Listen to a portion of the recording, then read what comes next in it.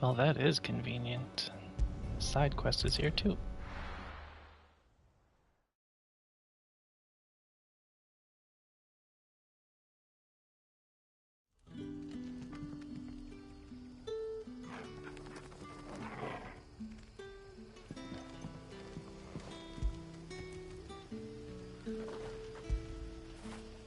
After it.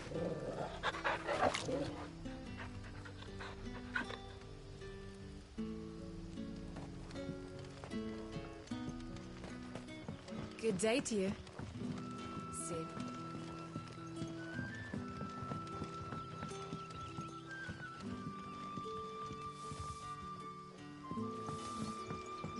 The crystals we get from the tailor will...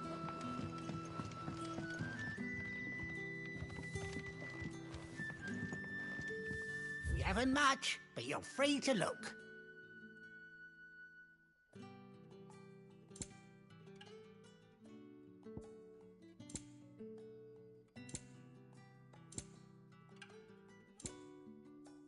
Good day.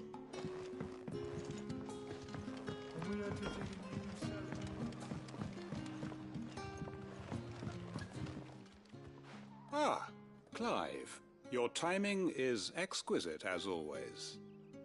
I have a concern which you may be able to assist me with. Go on. There are whisperings afoot of shadowy figures having been sighted outside the village. Rustlings in the undergrowth, suspicious noises. My people fear that they are being watched. It may be no more than a surfeit of nerves, understandable in the current climate, or it may be the prelude to something altogether more dangerous. Given what I hope you'll forgive me calling your nose for trouble, I wondered if you might investigate.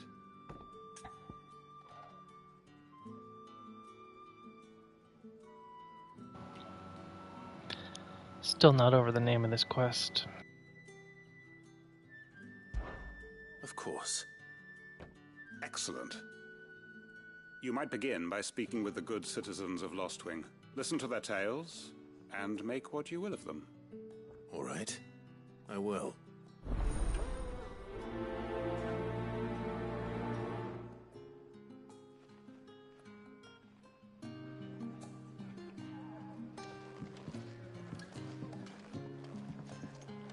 Right. Let's see what the people of the village have to say. I'd better find out if this is just nerves, or something we need to take more seriously.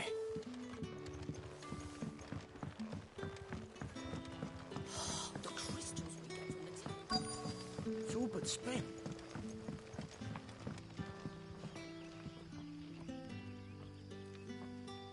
You alright, Sid? Something on your mind? There is actually. Can I ask you something? Quentin tells me people have mentioned shadowy figures out in the woods. Have you noticed anything unusual? Oh, that. No, sorry, can't help you. I heard the rumours, mind, from the lads working over at the vineyard, but none of them has seen anything either. All right. Thanks anyway.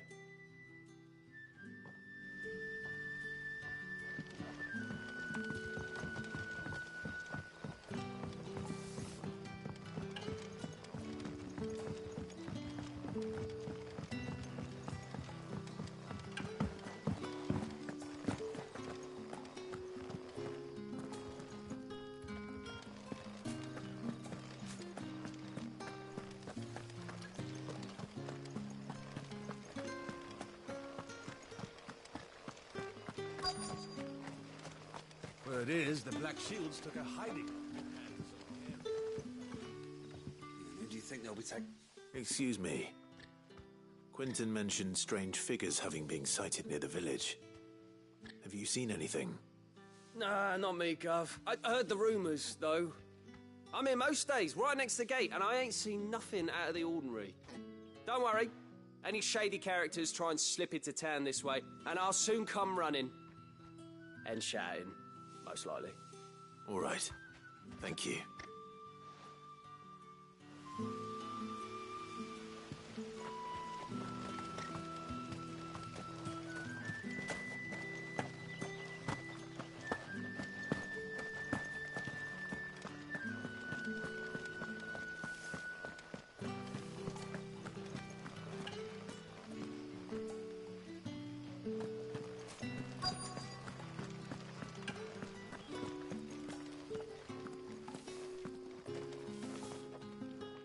have a moment?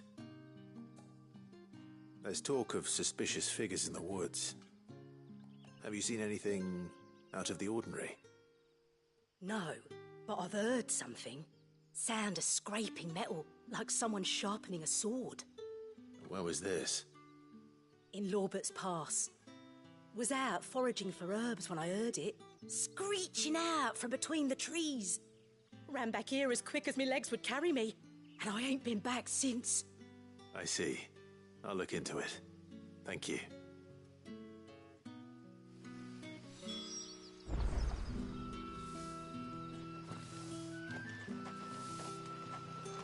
Seems Lorbert's Pass is our best bet then. What do you say, Torgal? Shall we go and investigate?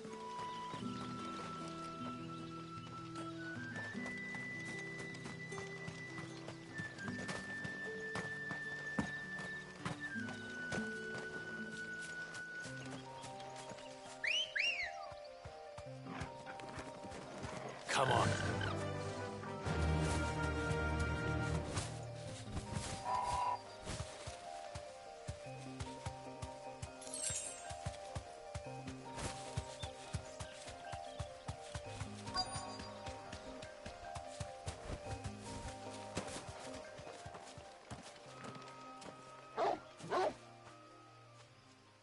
You there. Fuck! He's seen us. Get them before they escape! Black Shields. Here. What the hell are you doing here? What is it to you? Not that we give a damn. All that matters to us is that you don't leave here alive. Stay down!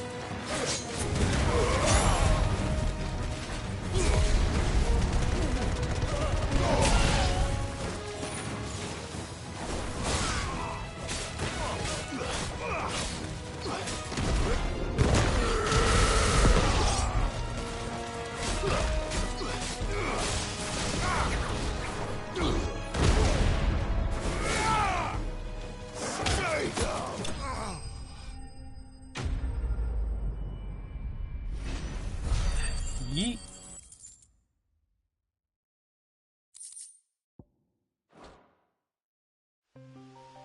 Why were they here? Were they planning an attack on Lostwing? I need to warn Quentin.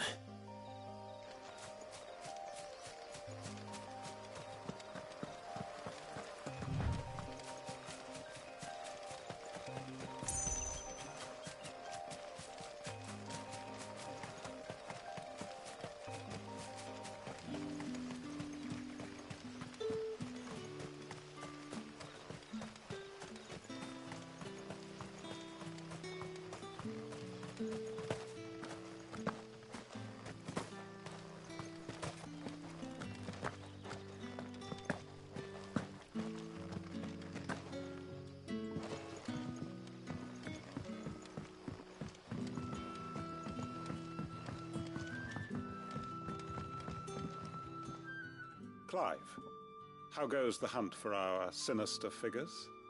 I found some black shields hiding near Lorbert's Pass. They're gone now. Black Shields. The Empress's former bloodhounds, though they serve another master now. One who means to root out and destroy both me and those I care for.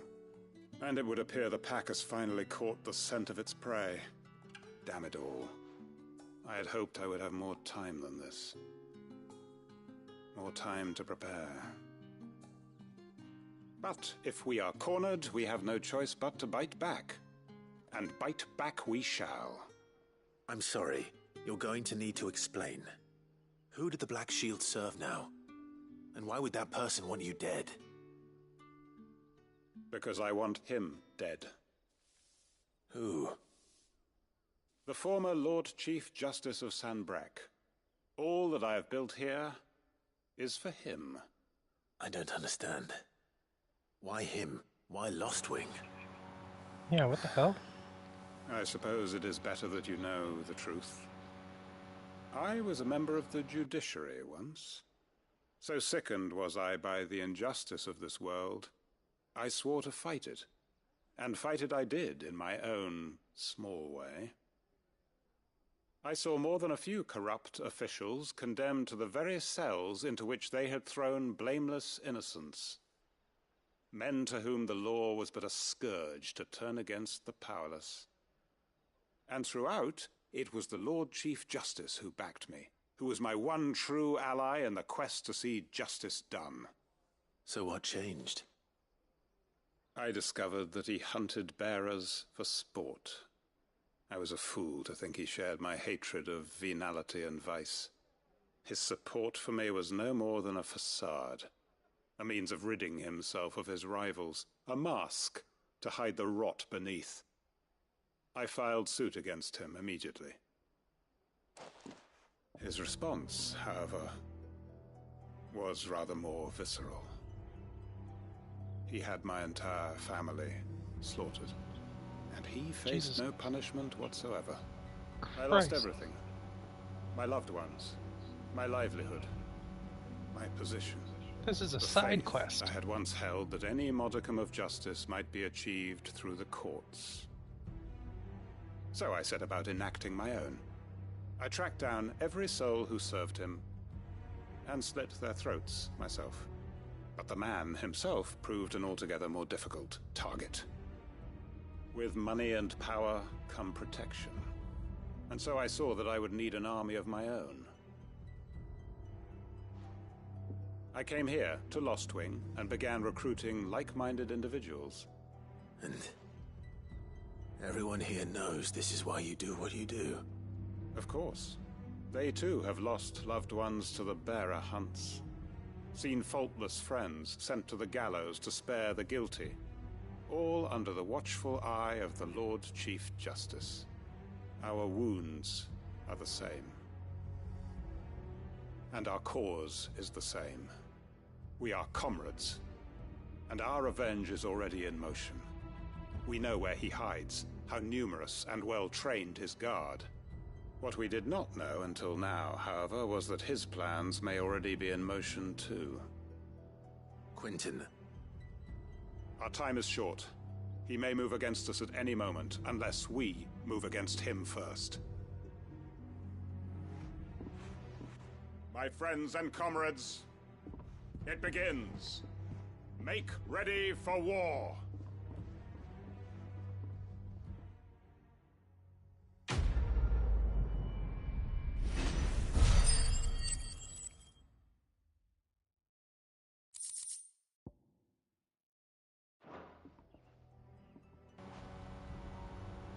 That's fucking wild. I'm not going to change his mind. Damn.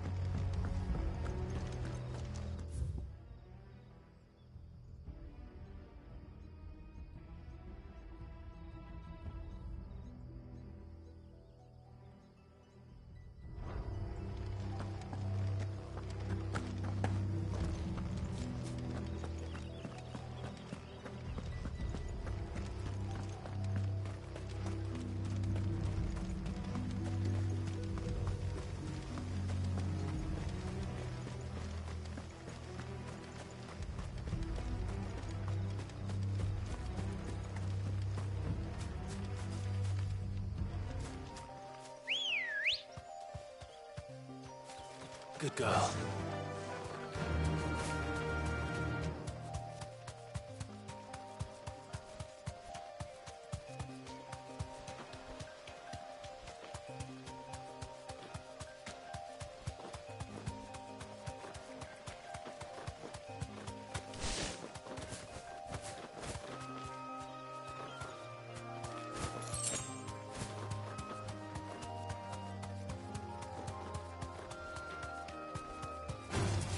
All right.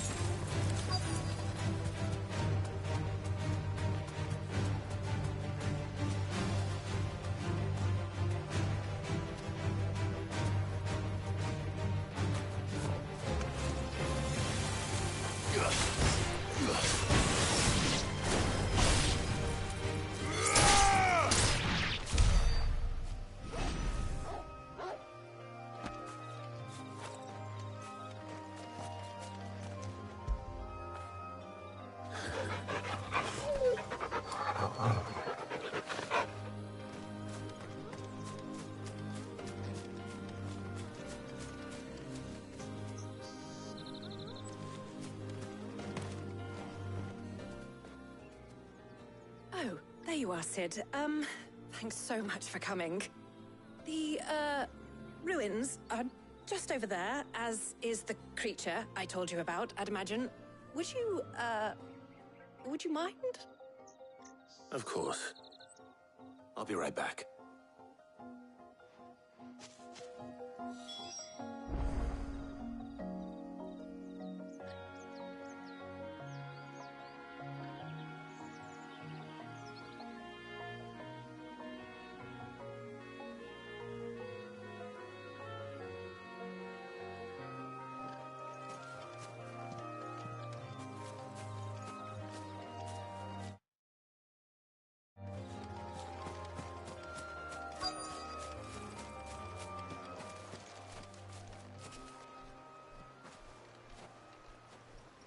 Anybody home?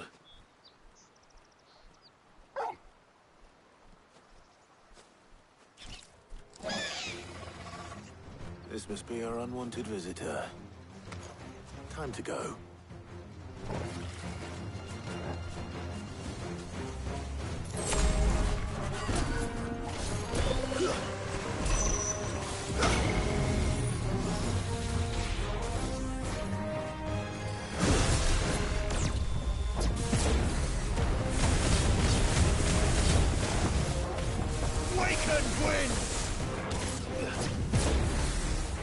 Too slow.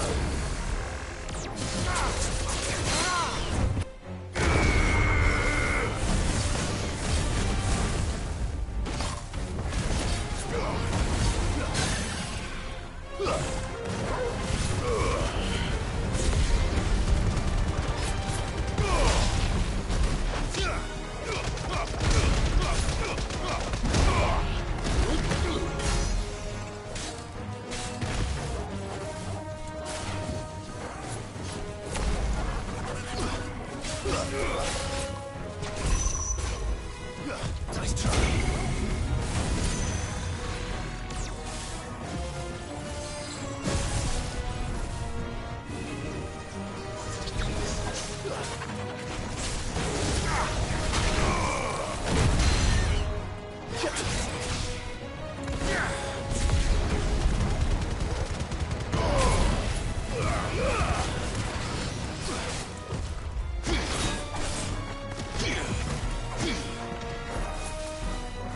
Too slow.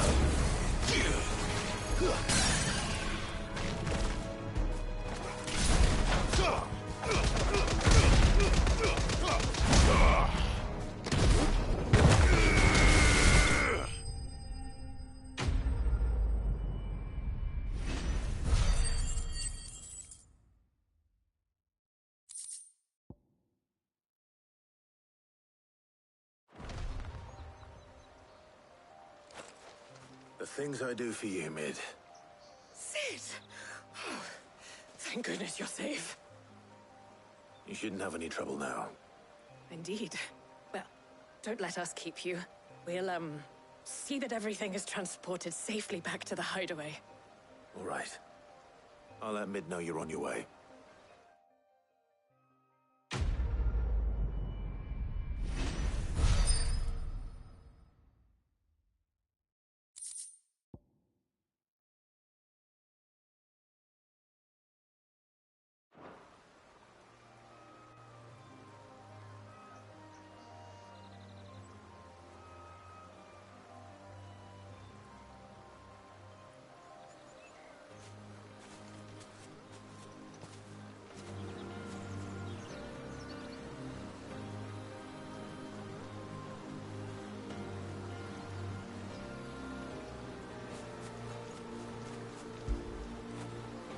Get it, boy.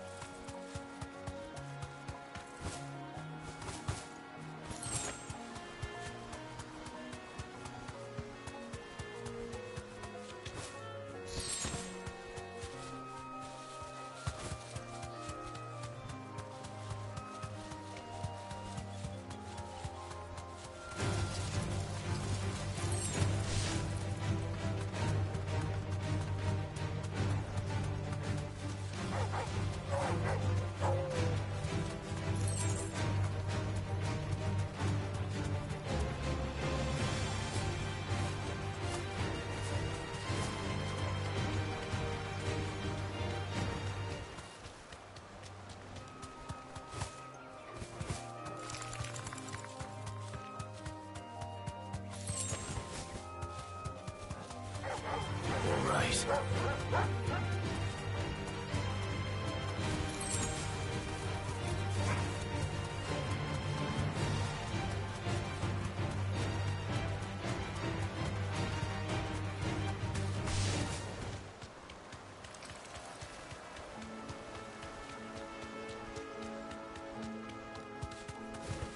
That's it.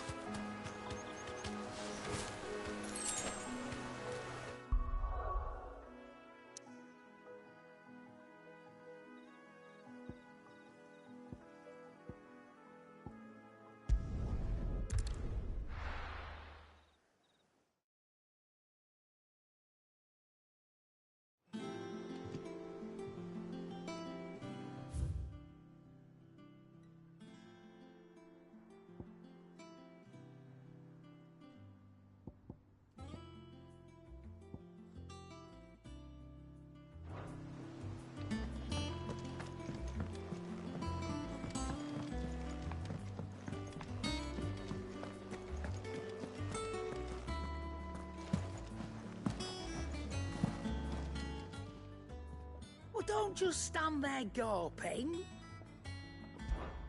Go on, then.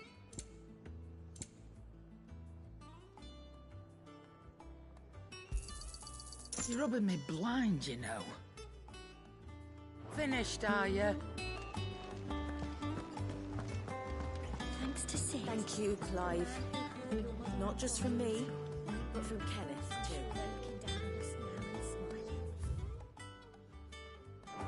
I'm smiling too.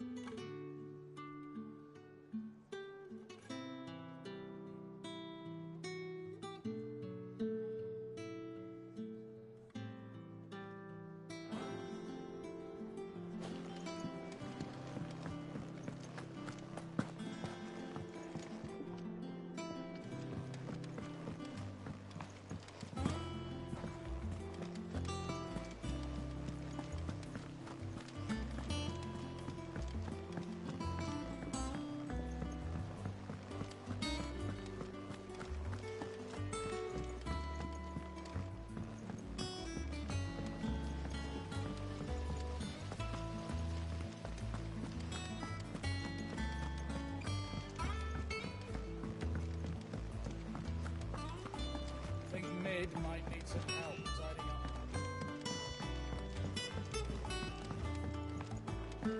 If I don't come up with something soon. Mid. Helena has recovered the material for the helm. She'll be along shortly. Excellent. Another job well done. And just one remaining. Right. Right, the shielding. This one's a bit of a bugger. How so? The plating's enough to stop the engines going pop, but those things will still be spitting out enough fire to set the rest of the ship ablaze. Which is why you need proper shielding. A prison for the dragon's breath that's blazing away inside. I thought a triple thick layer of tempered steel might do it. Or more of the stuff that the Fallen use, but they'd both be too heavy. The helm and the plating are bulky enough as it is. Add any more weight and the whole ship would be at the bottom of the briny before we'd even started. I need something light. But I've racked my brains and I just can't think what would do it. Well, if I were in need of obscure knowledge, I know whose counsel I would seek. Harpocrates. Tomes? Yeah, well, I'd thought of that, obviously. I've got all the details written down here. Can you take this to him, see what he makes of it? Right away.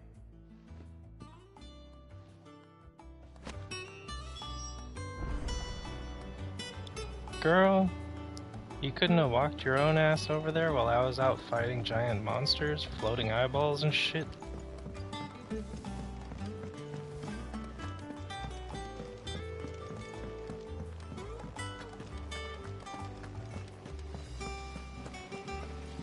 Fucking black shields, ambushing bearers, and insurrections.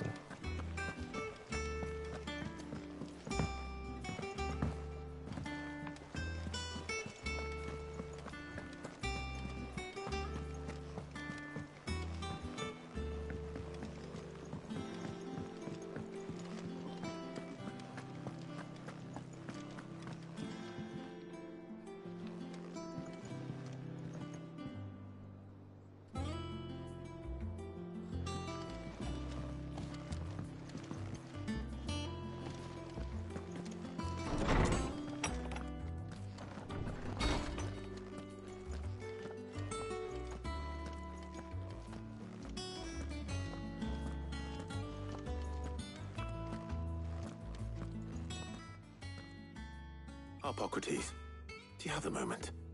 For you, Clive? Always. Well, actually, it's for Mid this time. Could you take a look at this?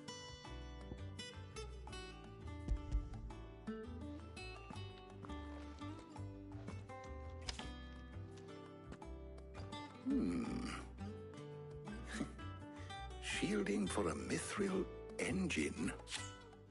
Whatever will that girl think of next? And what are these notes around the edges? She has some specific requirements for the materials. The shielding needs to be able to resist extreme heat on the inside, and yet remain cool enough on the outside not to set the ship alight, while also being light enough not to sink it. As you can imagine, she's struggling to find anything that meets her needs.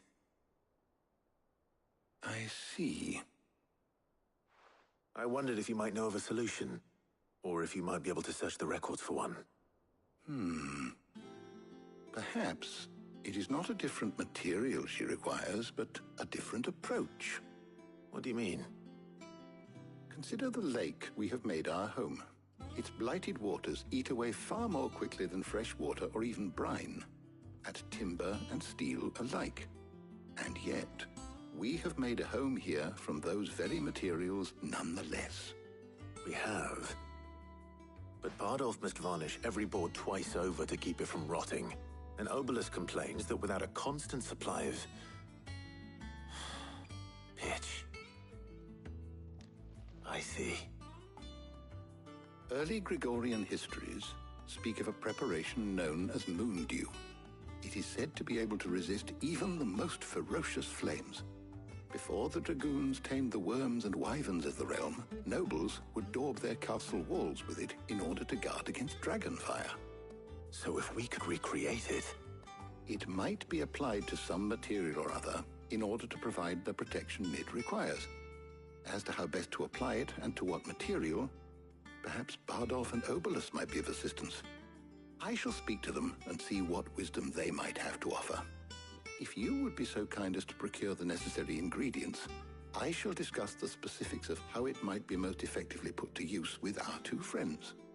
The knowledge of the past may yet prove useful to we of the modern era. Thank you, Hippocrates. And since you're asking others to help you, perhaps I should too.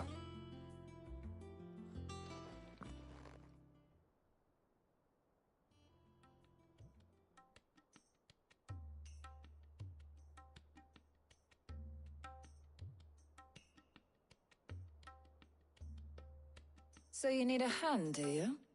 We do. I'll be heading to market for the ingredients we need. I could do with some help. And some company too. The other can assist me in researching how best to prepare the shielding itself. Can we count on your aid? Always. Well, if Jill's game. Thank you. I am sure either of these fine young minds would prove indispensable in my research. I leave the decision as to who will go with whom in your capable hands, Clive.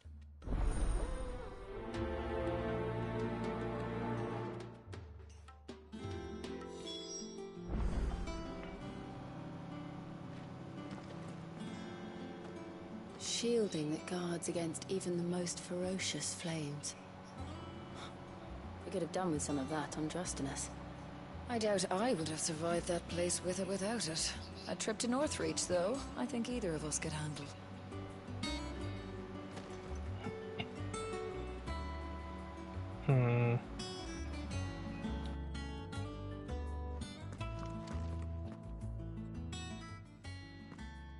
So, Clive, have you made your decision?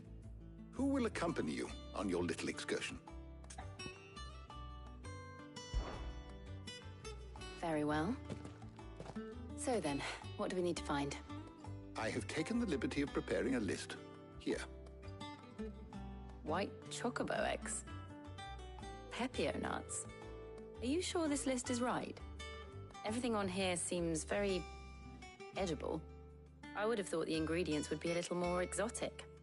Though these items may seem mundane, they have potent effects that are rarely exploited, effects for which they were once highly prized. So much so, in fact, that they were harvested almost to extinction, hence moon dews having fallen from favor. Now, of course, they can be obtained with ease. You should be able to find everything you need at the market in Northreach. Is that so?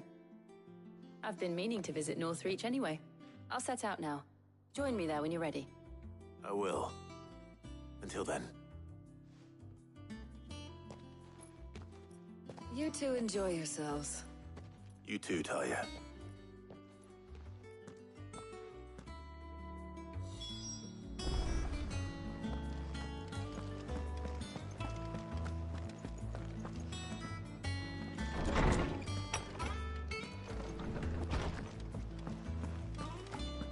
Thanks to Sid.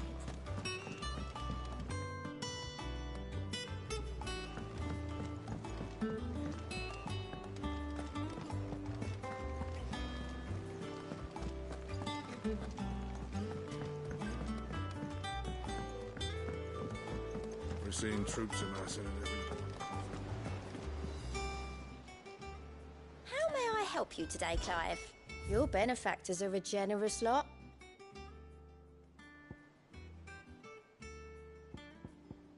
All done?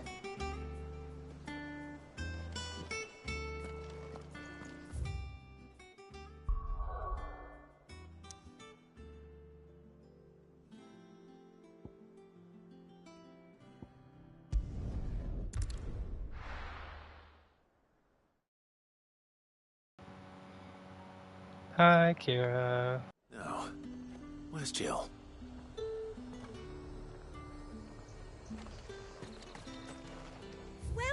Welcome.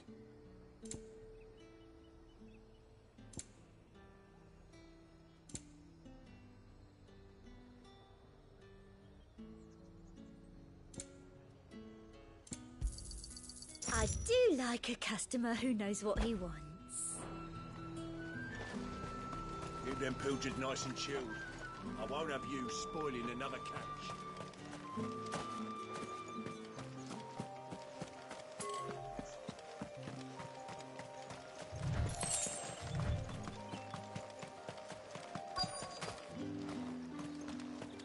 Are those Pepio nuts? How goes the hunt for ingredients? I've only just started. I'm sure everything we need is somewhere amongst all these stalls, though. Why don't we split up and see? We'll take a couple of ingredients each. All right. What am I looking for? How about you look for the Pepio nuts and some garlic? I'll find the other things we need. We can meet by the gate when we're finished.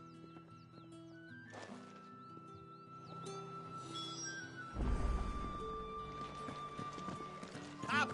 You'll not find a bruised pippin in the bushel. Fresh cuts. Come and get them before they're gone. What can I interest you in today? I trust it's all here. Keep fighting the good fight.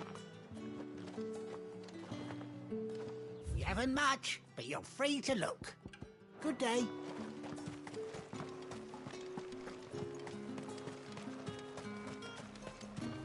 There's talk that the Glassgate flood has finally spring. Buy, sell, or be gone. And That's everything. Let's see how Jill's getting on.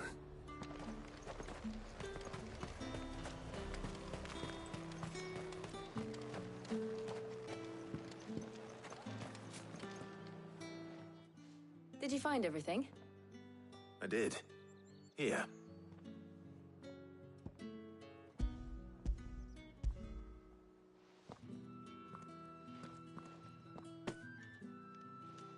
Garlic and Pepio nuts. Perfect.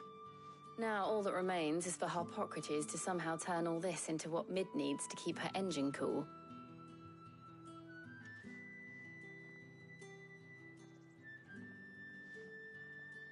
But before we head back, would you walk with me a while?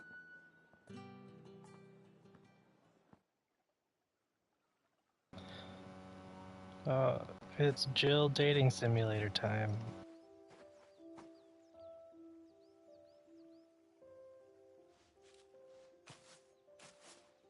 Thank you for asking me to help you today. It makes a nice change. It does.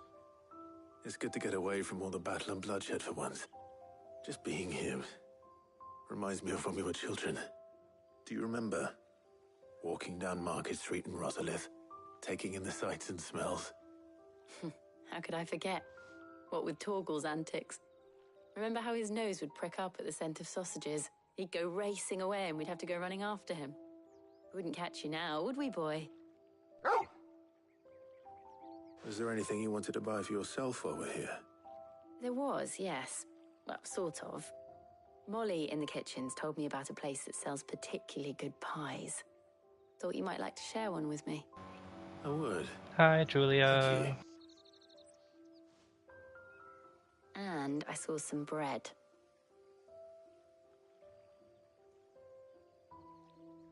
Big white cobs like the baker back in Rosalith used to make.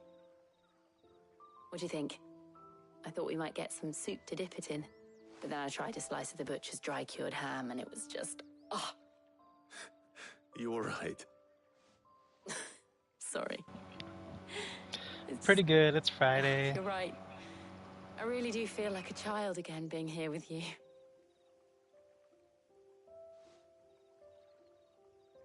Clive. Is it wrong of me to enjoy this? No, Jill. This is how life should be. And it's how our lives will be when our work is finally done. When we can live on our own terms. I hope so. Thank you, Clive.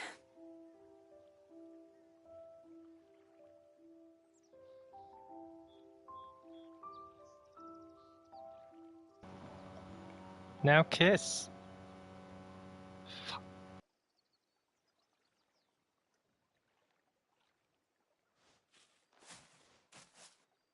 Well, I suppose we better be getting back. I need to give these ingredients to Harpocrates and Talia. I'll see you at the hideaway. Take care. I will. You too.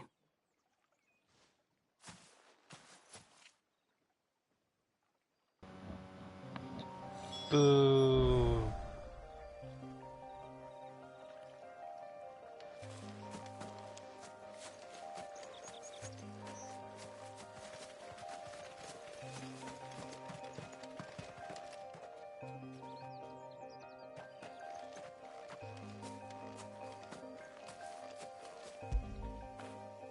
That'll feel good, boy.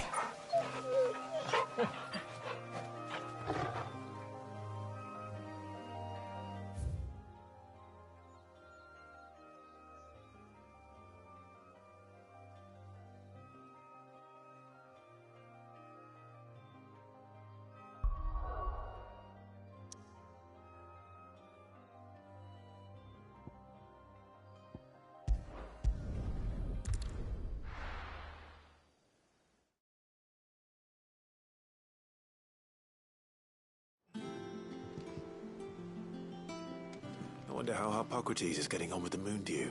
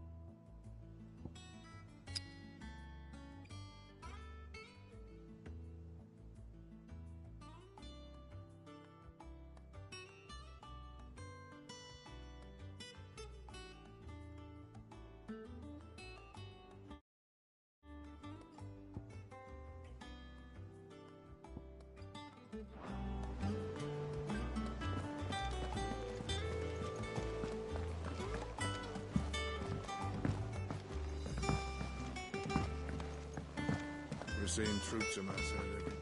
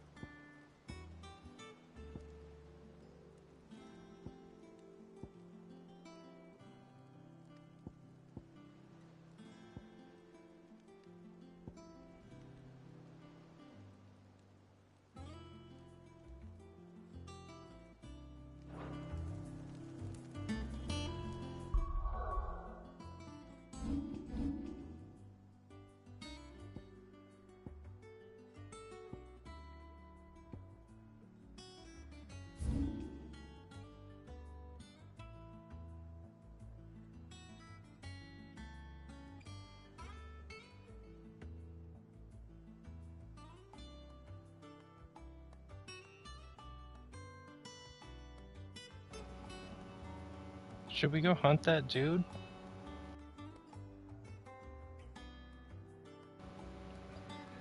I think he's probably up here somewhere.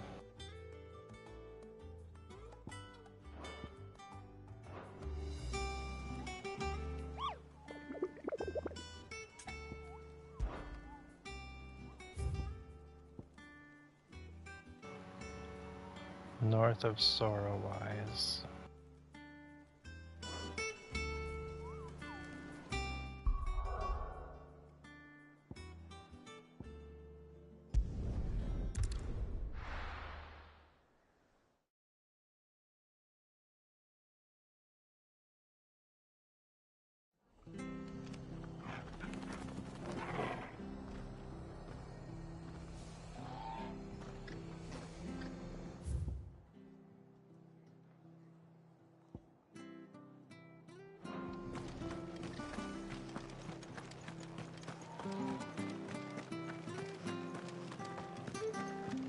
Thank you for sticking with us.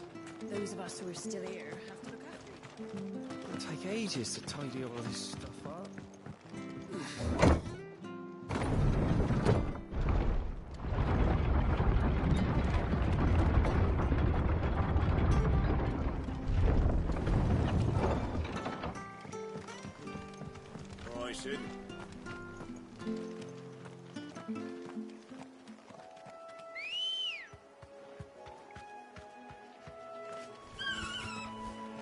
Ready, go? Faster!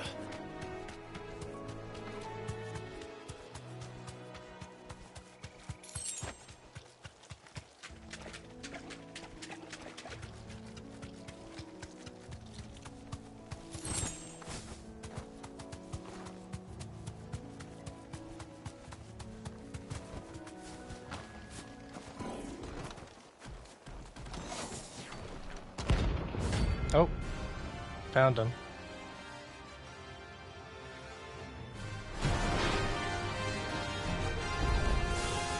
The hell is this thing doing out in the ruins? Nice try.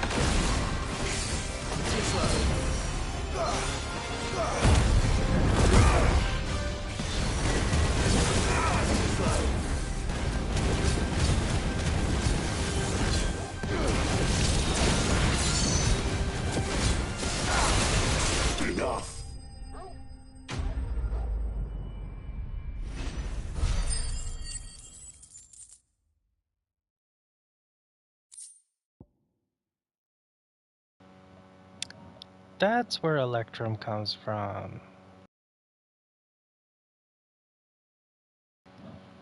Ah, I can go make some new shit. From the ruins it came, and to ruin it returns.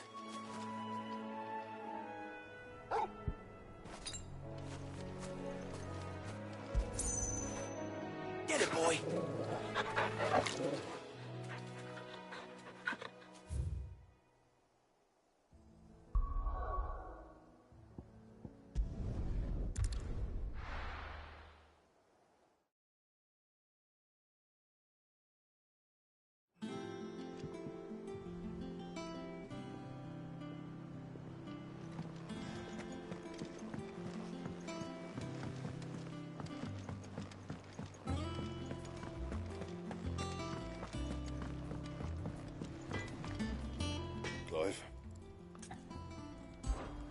So, will it be?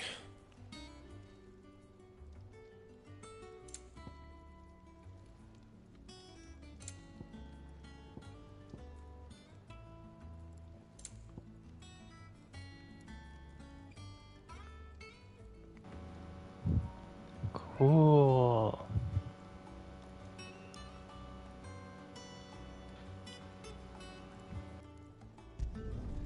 Should last you a good while.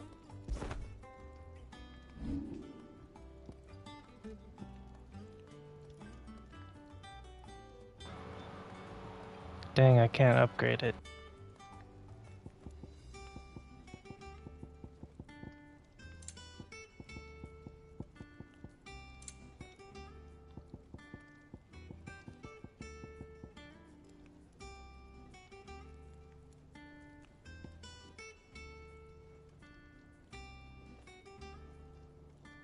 That it? Fine. He cracked the crystal too. You're joking.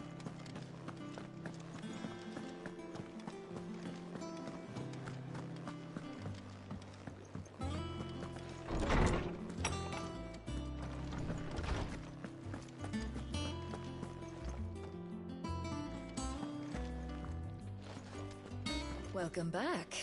I hope you two had fun while I was busy helping Harpocrates. Ah, Clive.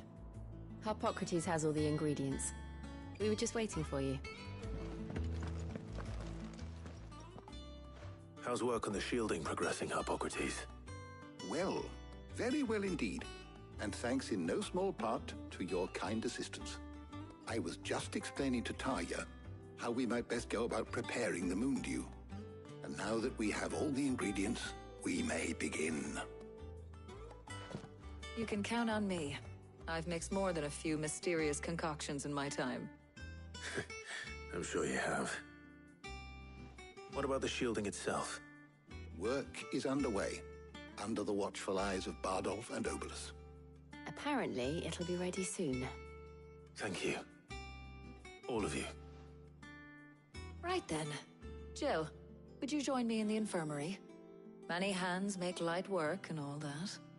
Of course.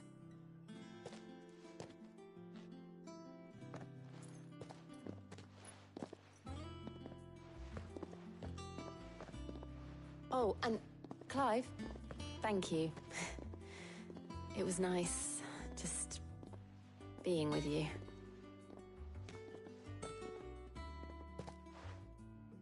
It appears our work here is almost at an end. A shame. I was enjoying playing the man of action for once. When both the shielding and the moon dew are ready, it will merely be a matter of applying the one to the other. Followed by a rigorous process of testing and retesting, of course. Perhaps someone ought to warn young Mid of that. Leave it to me. Thank you, Harpocrates.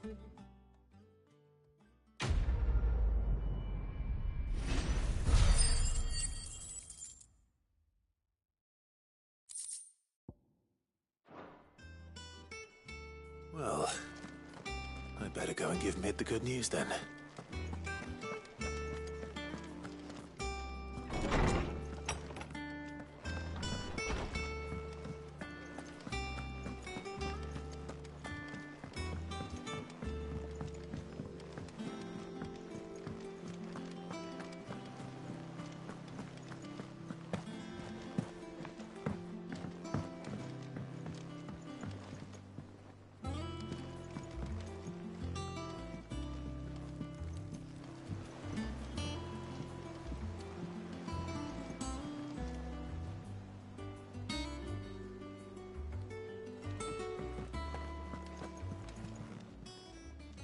How may I help you today, Clive? Come to claim your just desserts? All yours. Come again. I may have more for you.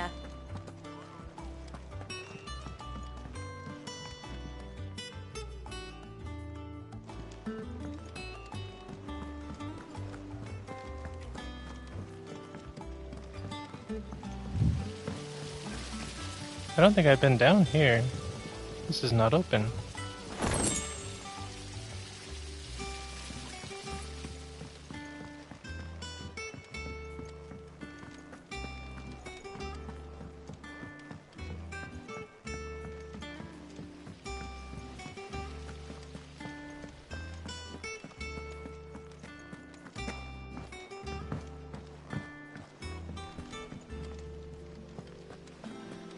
writers started reading books that don't have any pictures in. Why would anyone want to do that?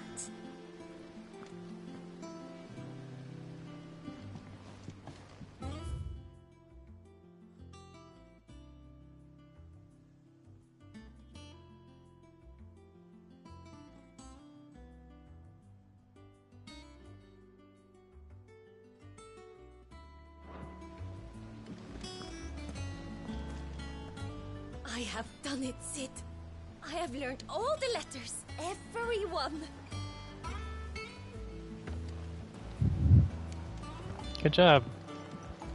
It hasn't been her usual self lately. I never see her with a smile.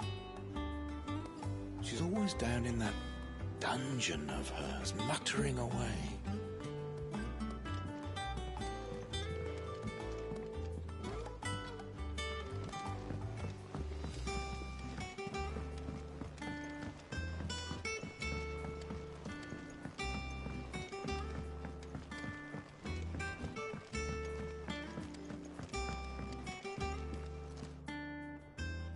Sorry to keep you waiting, Mid. But you'll be pleased to know that work on the shielding is underway. You found something for it? In a manner of speaking, Hippocrates knew of a substance that's highly resistant to heat. A coating that should provide the protection you need. He's supervising the construction and testing of the shielding as we speak. Brilliant! I knew you wouldn't let me down. Don't thank me. I'm just the errand boy. Right then, better start working out how to bolt all these bits together. To the Black Hammer!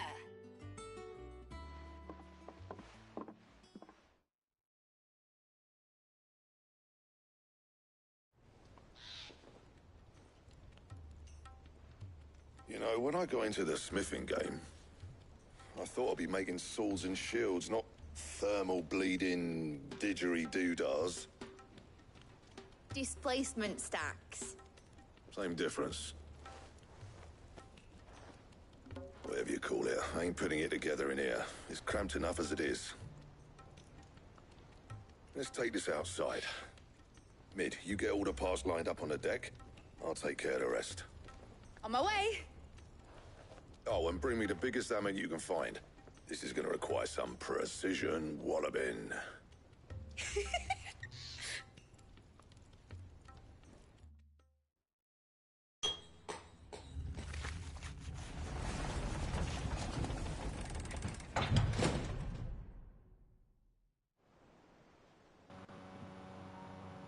Kinda scared.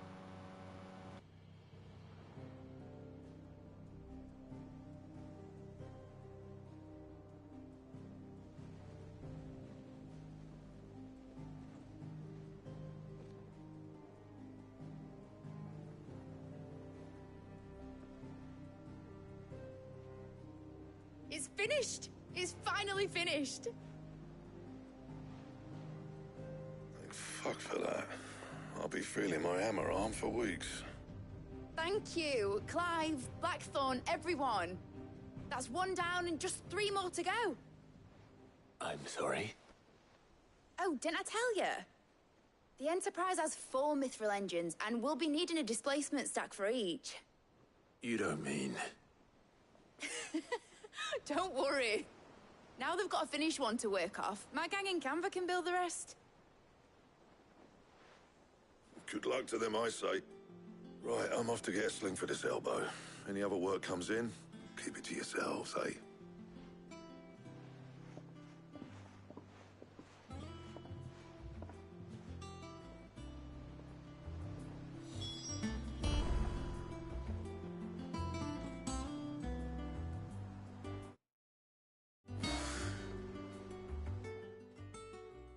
What's the matter? Nothing. Just daydreaming. Thinking about the Enterprise sailing off over the horizon to shores unknown. Searching for a land untouched by the Blight. Just like me and my dad planned. So if the worst came to the worst and every scrap of soil in the Twins turned black, we might still have a chance. That's what she was meant to be. You see, one last chance just in case we needed it. But now she's so close to being finished, I've realised I don't want it to be that.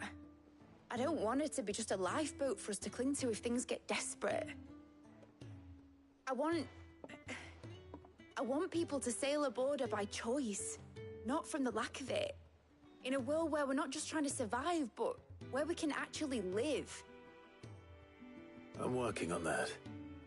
And I'll do everything I can to get you what you want. Don't you always? All right. My mind's made up. As soon as the Enterprise is fit to sail, I'm putting her under your command. Sod our plans, I'm trusting in yours. Are you sure about this?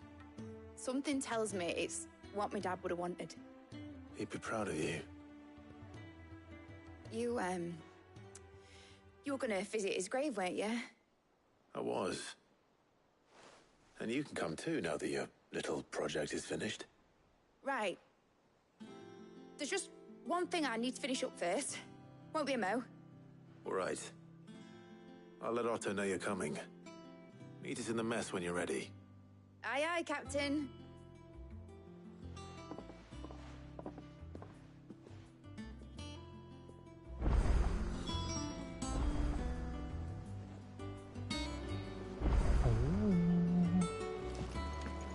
Is that the thing Tomes helped to build? Yeah. He said it was some sort of chimney stack. Must be quite a fireplace.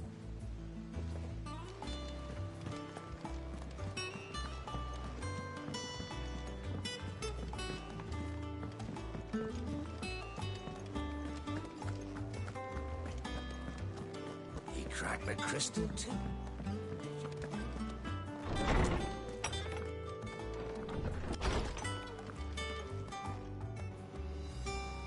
There's a quest in here? What the shit?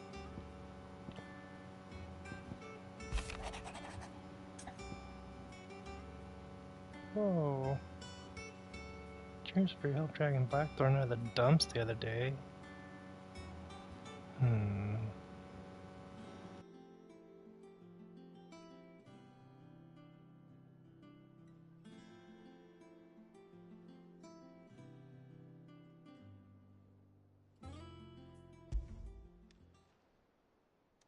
Hopefully it's nothing. But I should speak to Blackthorn just in case.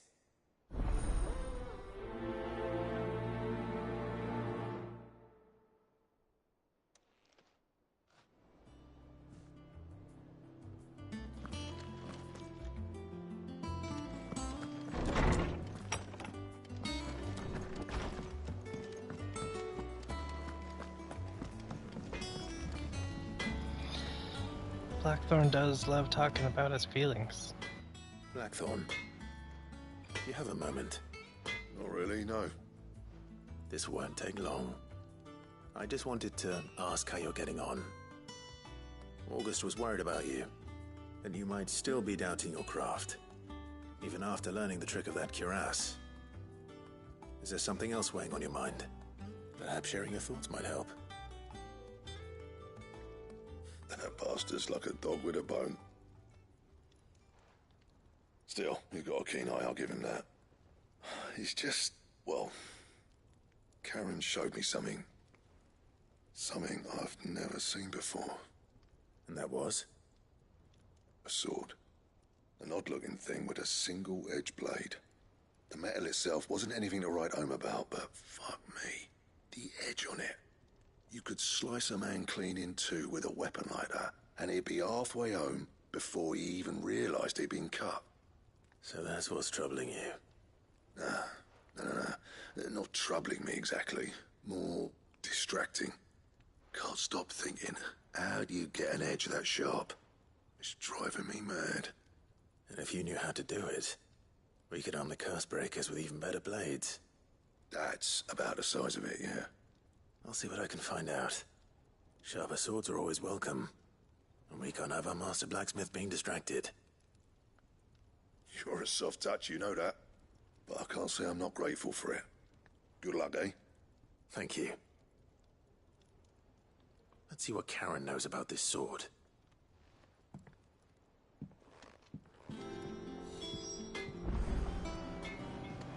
Is this the katana side quest?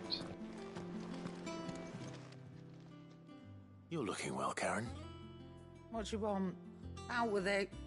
I want to know about the sword you showed Blackthorn. Single-edged and extremely sharp. Running around after him again, are you? I suppose I am, yes. But I need to help him find out how to work an edge like that. It's driving him to distraction. Little wonder, I suppose. There's not many like that make it as far as the twins, and those that do go straight into private collections. Which made it nice and easy finding a buyer. Can you tell me who bought it? Where is it now? You think I tell people who my clients are? Suppose you're not likely to go nicking him off me, are you now? Fine. If you stop mooning at me like that. Lord Ignac's the man you want. Dalmekian bloke. Collects weapons and the like. And he's got more money than sense, which is why he's one of my favourite clients. Reckon he'll still be at the inn in Dalamil, where I left him. Thank you, Karen. Oh, and he's a touch eccentric, if you take my meaning. I appreciate the warning.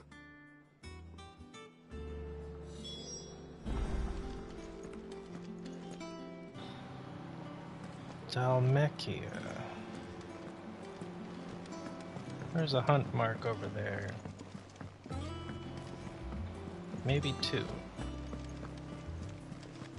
Is that the thing Tomes helped to build? Mid told me she was building a ship. Really? That's a ship. Let's sail it around the lake.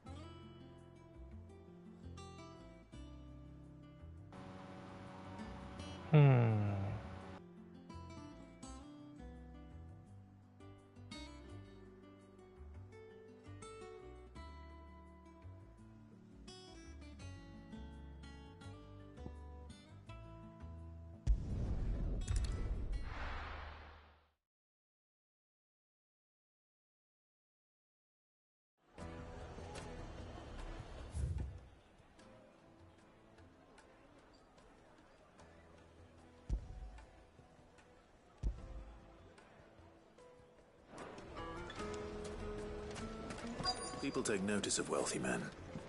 Shouldn't be too hard to track down Karen's collector. Spang is gone. The whole Mother Crystal gone. What are we gonna do? Calm yourself. We don't know for sure. It could have just been a tremor. Welcome. If you're hoping for a bed, I'm afraid you'll have to look elsewhere.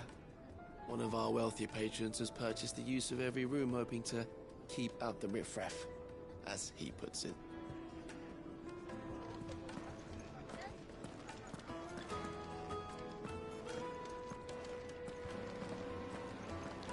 It's so pretty. And it's super fun. My reputation will be ruined! Ruined! Calm yourself, Lord Ignac, I beg of you, before you do yourself a mischief. Pardon the intrusion, but... Out! Get out! I paid for these rooms so I wouldn't be disturbed. Leave me be! Please, allow me to apologize. His lordship is going through a difficult time, and he's never been fond of guests arriving unannounced. Radim! Get rid of the filthy oaf this instant! Very good, Lord Ignac. Would you mind stepping outside for a moment?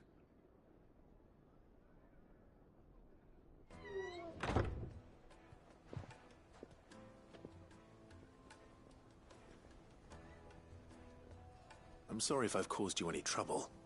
That? Oh, no. That's just how his lordship is. Though the morning's events have left him somewhat fractious. He has been dispossessed of his luggage, you see. The thieves also made away with a considerable amount of coin. Coin the innkeeper will soon be keen to collect. I don't suppose a certain blade was among the stolen items. A single-edged sword. It was purchased from a merchant friend of mine. Ah, you know Lady Karen. Yes, I'm afraid it was. Then I'll retrieve Lord Ignac's luggage. But I have one condition. You have but to state it. You are welcome to anything that is within my power to grant. I want an audience with Lord Ignac. A few minutes should be enough. Then I'll be on my way. A condition I would be a fool to refuse. Of course, you shall have your audience. I don't suppose you saw where the thieves went? I did not, no. Though some discreet inquiries made on his lordship's behalf mean that I know where you might find them. The bandit's bed. Every ill-gotten coin in Dalamon is said to pass through that disreputable corner of the Valcroy. A little on the That's where I'm nose. heading. I shall speak to Lord Ignac in your absence, and arrange for an audience upon your triumphant return. That will be very kind of you. Farewell. And best of luck.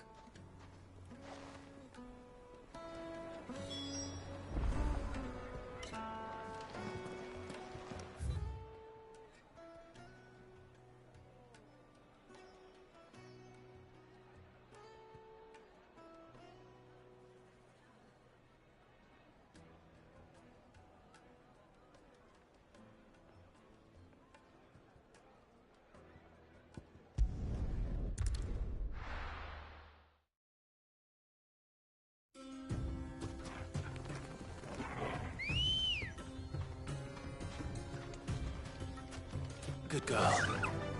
Yeah!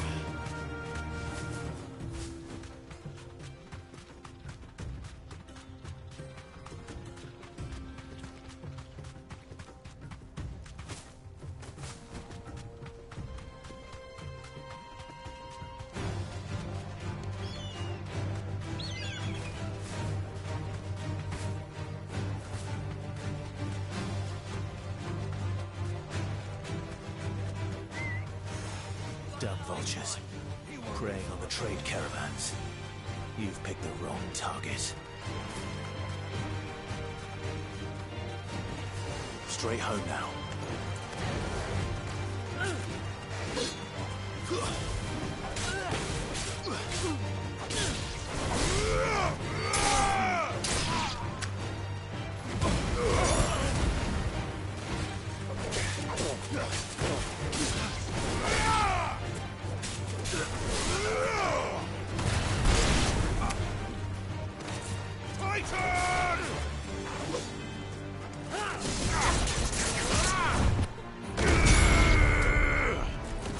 Stay down!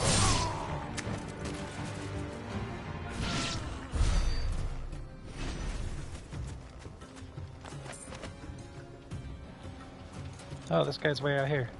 Good boy.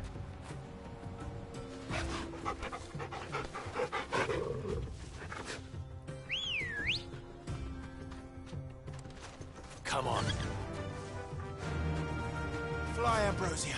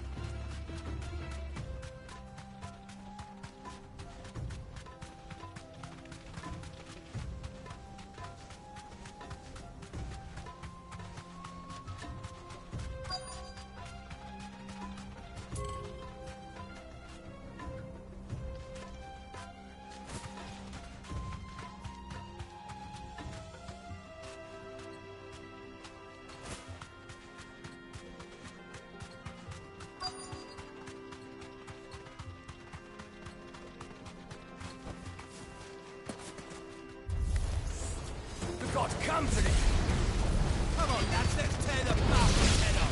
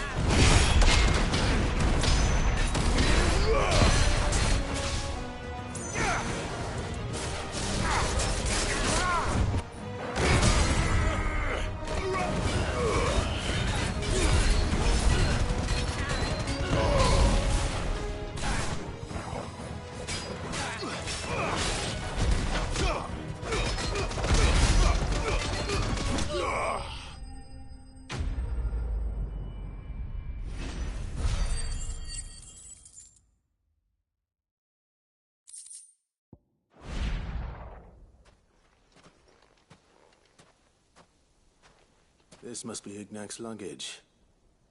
Nothing seems to be damaged. All right. Let's get it back to Dalamil.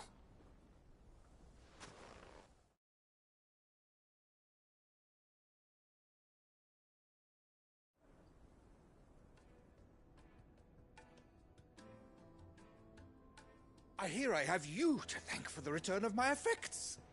What shall I call you, my good man? Wyvern. Glad to make your acquaintance. A formidable name indeed. Well, Wyvern, I appear to be in your debt. Redeem here tells me you wished for an audience. Is that all? A few moments of your time should suffice, yes. You're a peculiar fellow, Wyvern. All right, speak. Master Wyvern was wondering if you could tell him about a certain single-edged sword you recently acquired.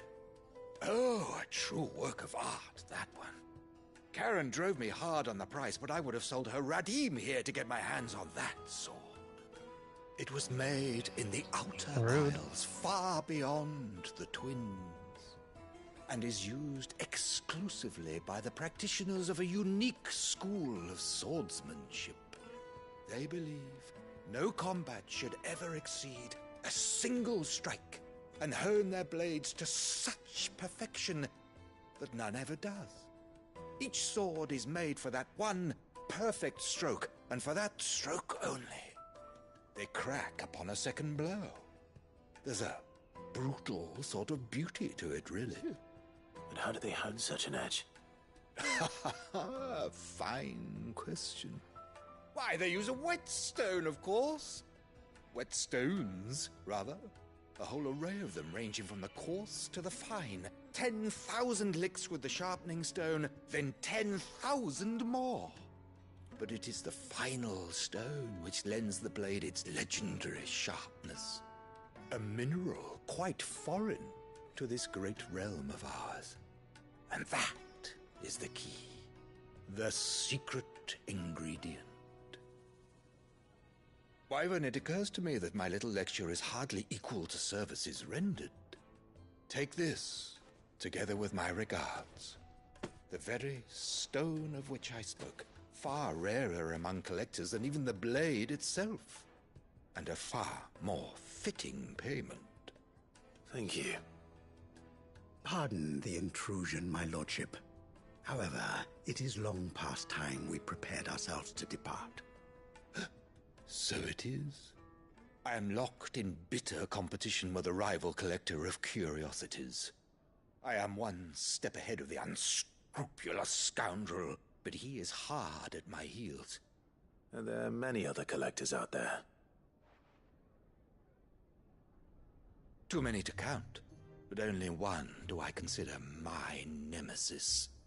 Lord Byron Rosfield. And is a perennial thorn in my side. Oh. I can imagine. Farewell, Wyvern. May our paths cross again. Radim, we mustn't dawdle.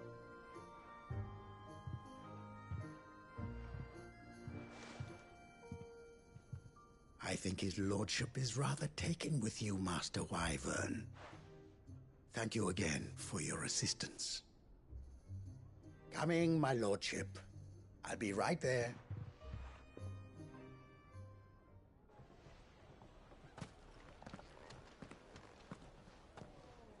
Trust Uncle Byron to find such an interesting rival. Now, I don't know how I didn't see that coming, honestly. Makes of this whetstone, shall we?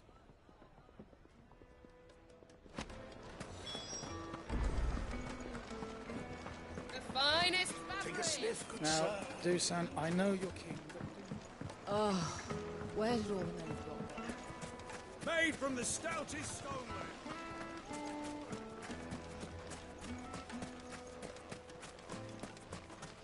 No, I'm telling you, it's gone.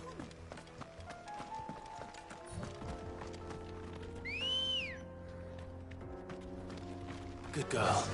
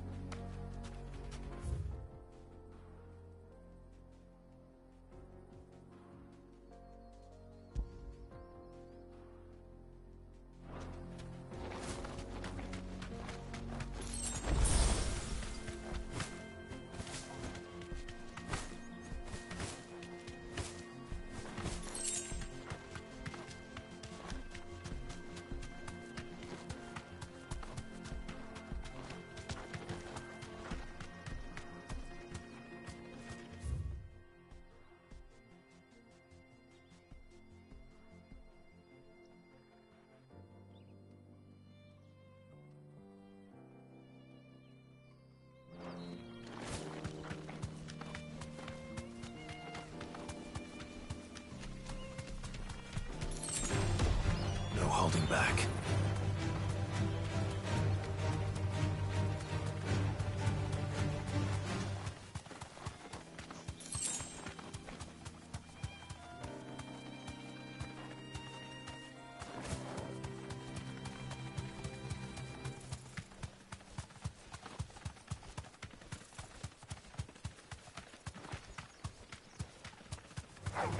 Time to fight.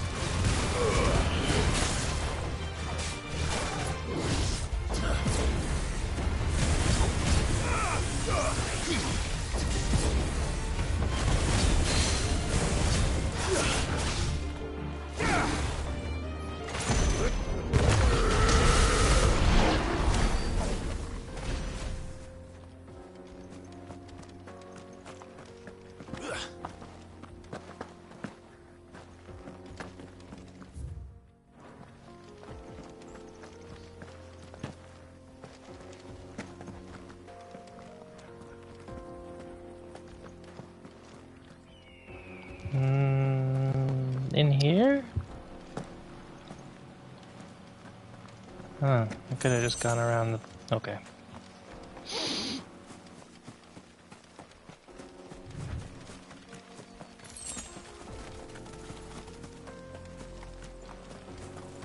Oh, those things.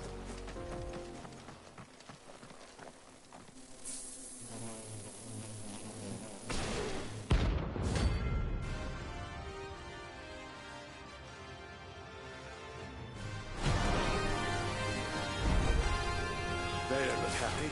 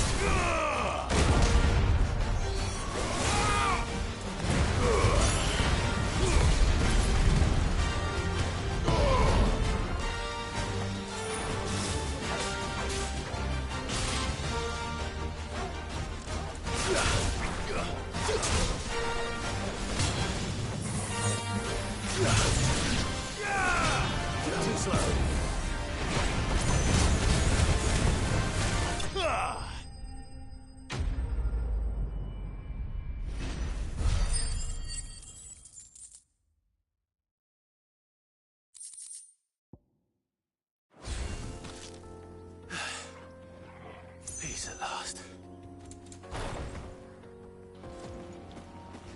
That was an annoying fight.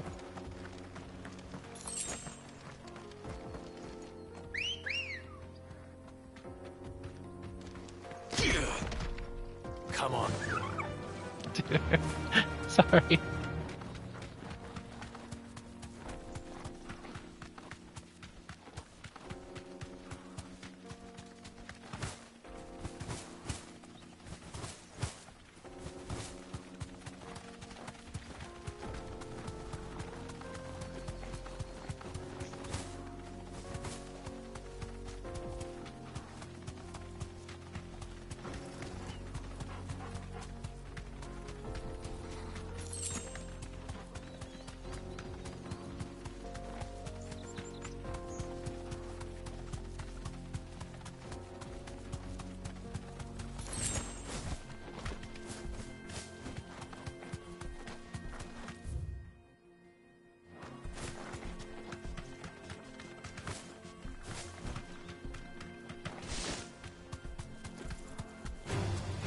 Enough of you, are there?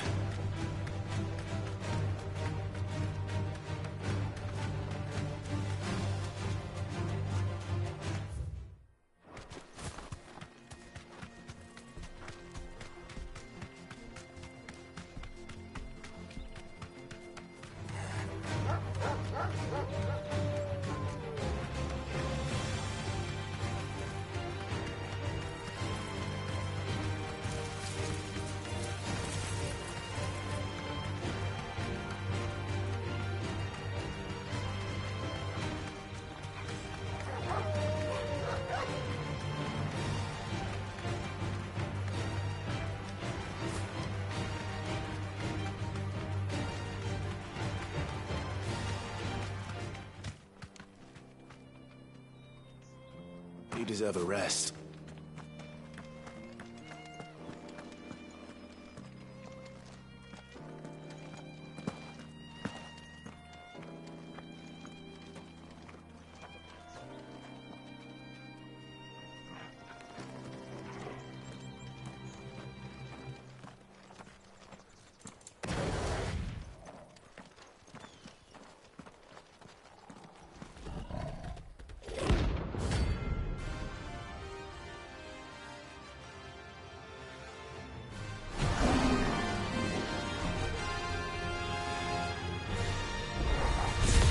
Playtime for the pack, is it? Let me introduce you to mine.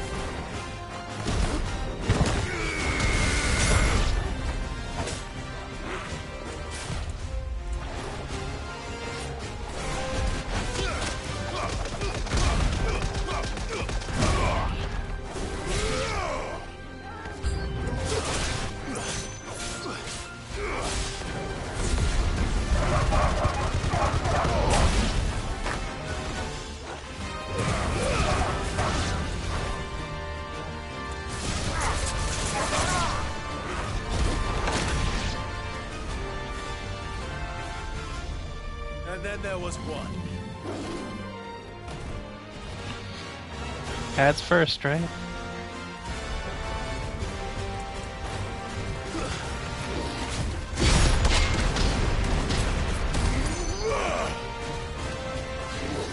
Nice try.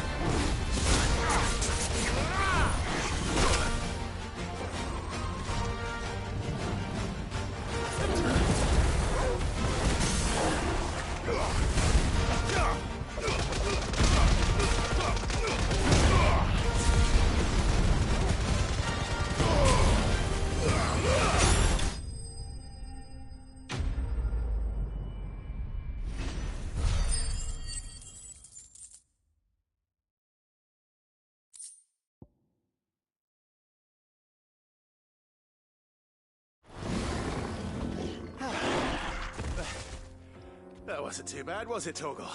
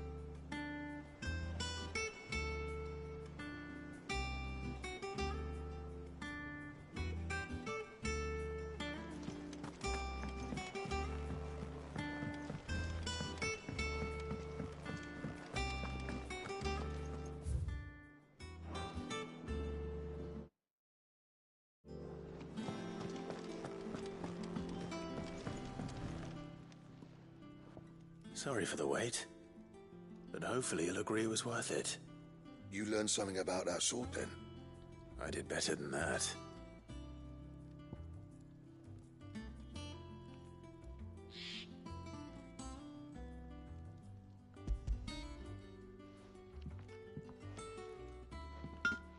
A whetstone? Yes, but not one you'll find anywhere in Valisthea.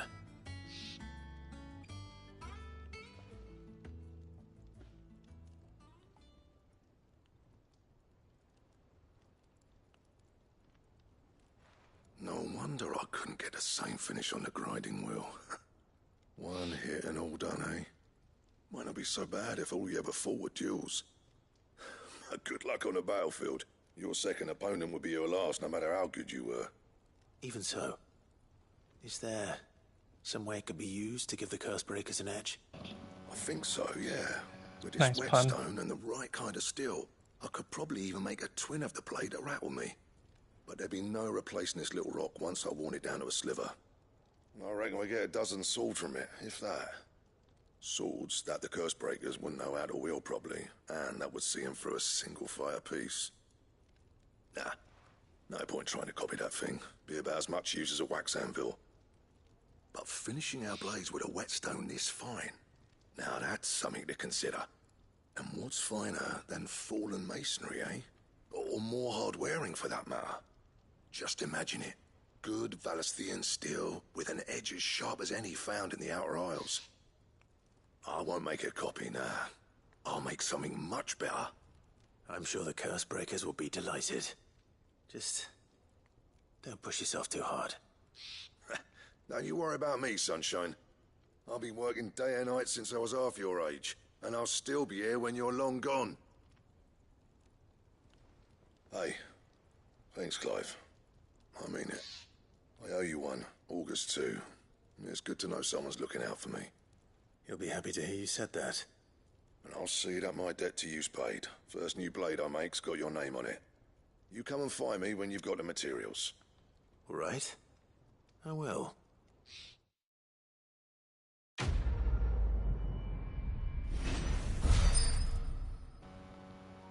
What are the materials?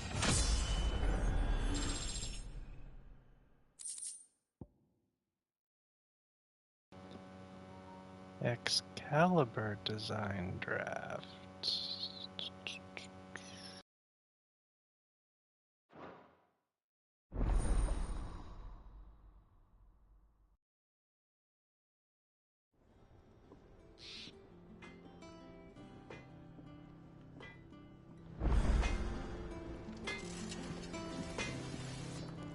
What do you need?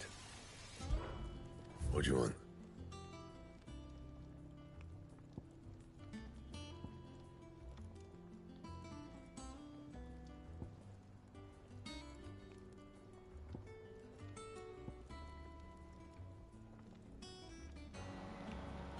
A bomb ember. Holy shit, 300 Wyrite.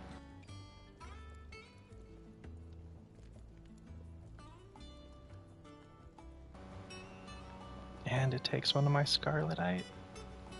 But I got the Grimalkin hide just now. Okay. Okay. That's... Jeez. Like a 5% bonus damage, 10% bonus stagger?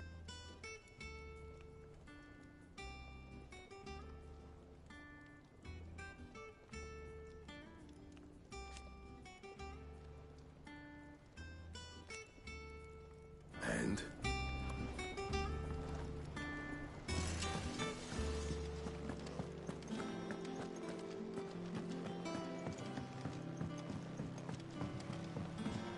Is there a bomb on the hunt board? Is that the thing Tomes helped to build? Mid told me she was building a ship.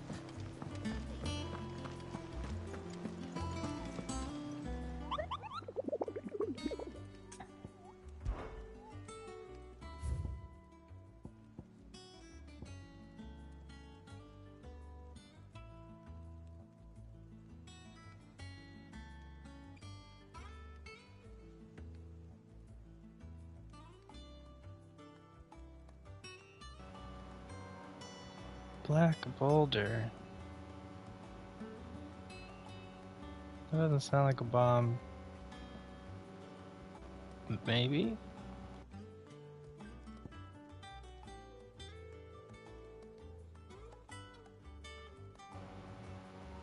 Opalescent ooze, definitely not a bomb. But this might be. The Velcroy?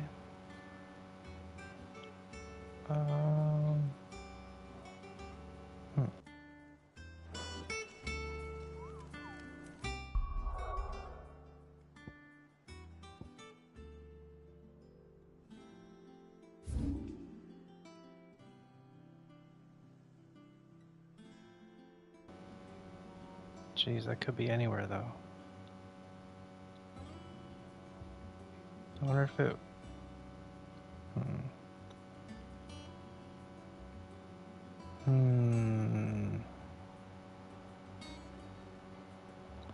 It didn't say southern or northern. I'm hoping it would specify if it was there.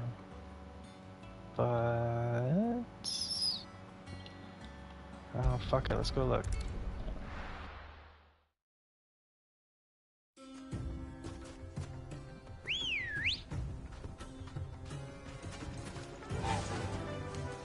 Faster!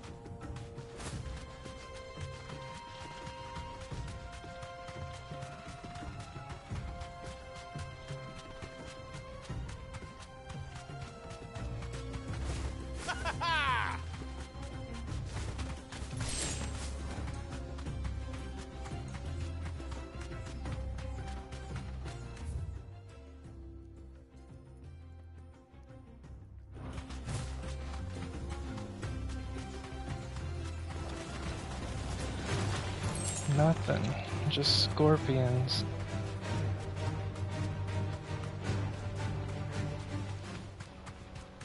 Scorpions and chocobos.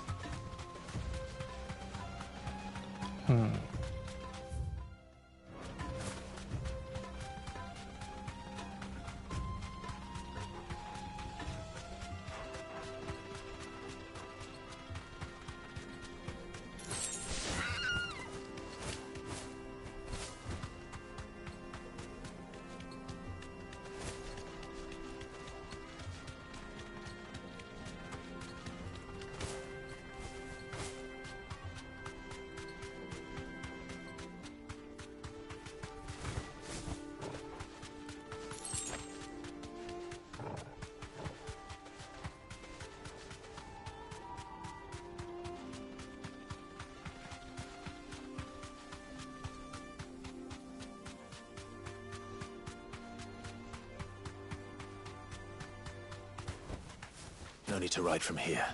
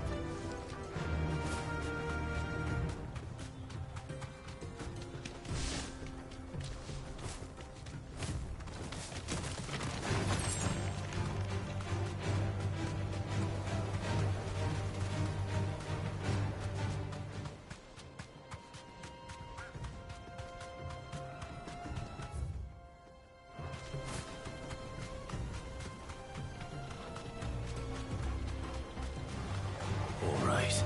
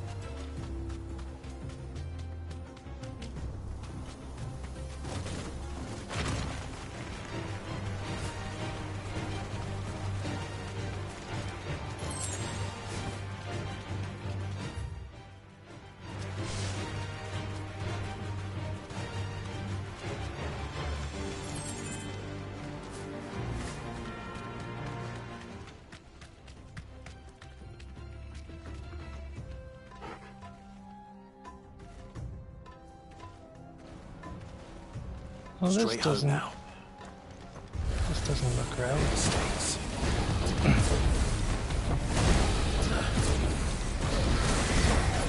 Nice try.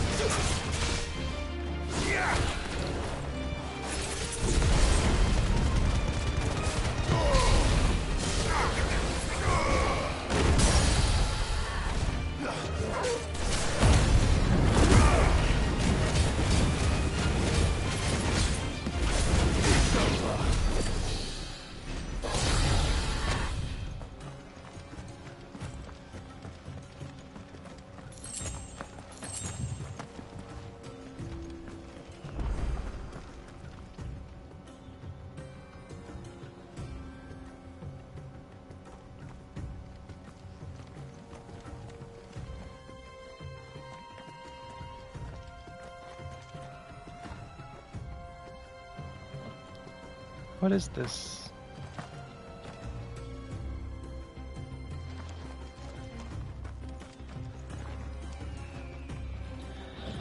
Not what I came out here.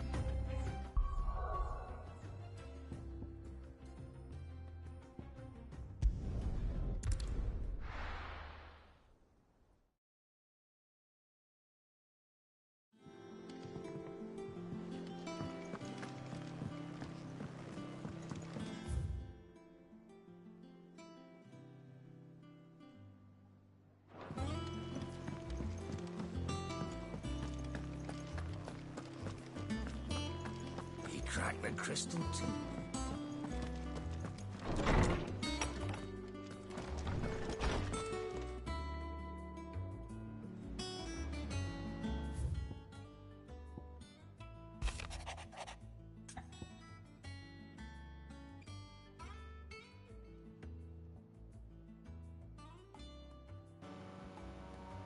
Oh no.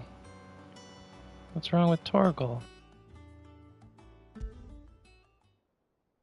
What could be wrong with Torgor? He seemed well enough when I last saw him.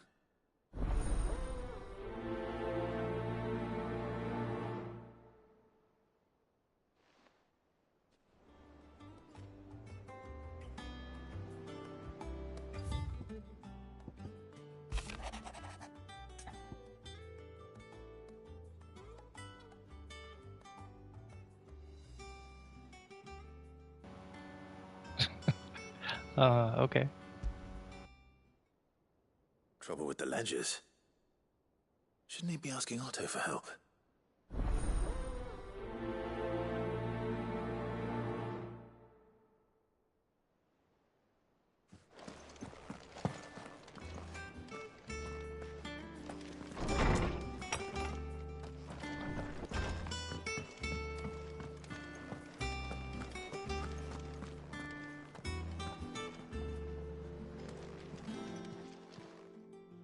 I got your note. You think something's wrong with Torgal? So you can read. Congratulations. But I didn't say I This was wrong bitch. with him. I said something weren't right. He's not been eating me treats. He used to love cracking the bones from Molly's boiled brown, but now he won't so much as look at them. Didn't like him. Which is why I'm of a mind that his mind's on something else. You've not been working him too hard, have you? No harder than usual. Is that it, boy? Do you need a rest? What was it you said he was? A frost wolf? That's what the lawsman seems to think. Then maybe this all has something to do with whatever it is that's woken inside him. I suppose things have been different since Rosalith. Perhaps Hippocrates knows something. Instead of everything, you mean? Perhaps. Maybe I should quit taking my Frostwolf to the fucking desert.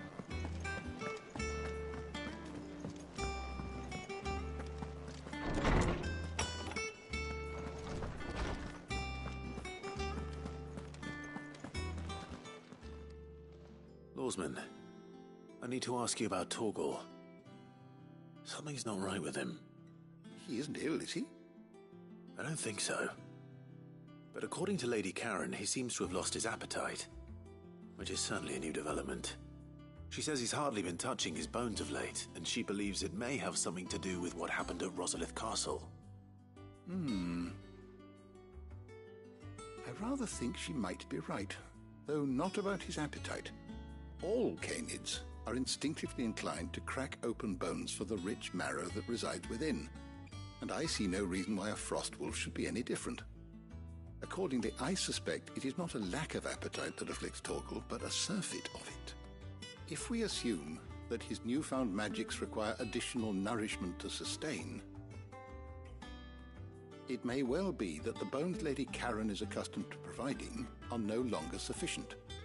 Frostwolves, after all, habitually prey upon far larger animals, whose bones may yield altogether different nutrients. As to where one might find a suitable substitute, some antelopes that graze the meadows of eastern Rosaria have been known to grow to a size more than double that of their lesser cousins. I don't recall ever seeing any that large. And little wonder. The oldest and largest such creatures rarely leave the safety of the highlands for fear of predators. The last elder antelope sighting I recall hearing about took place near Cressida, and that was long before the village was abandoned. Even so, it seems like a good place to start. Good hunting, Clive.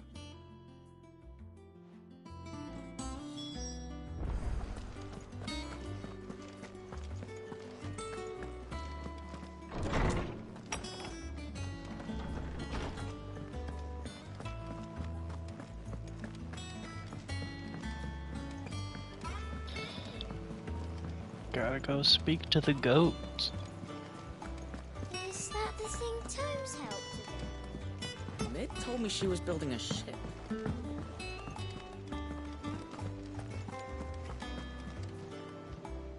Clive, did you get my letter?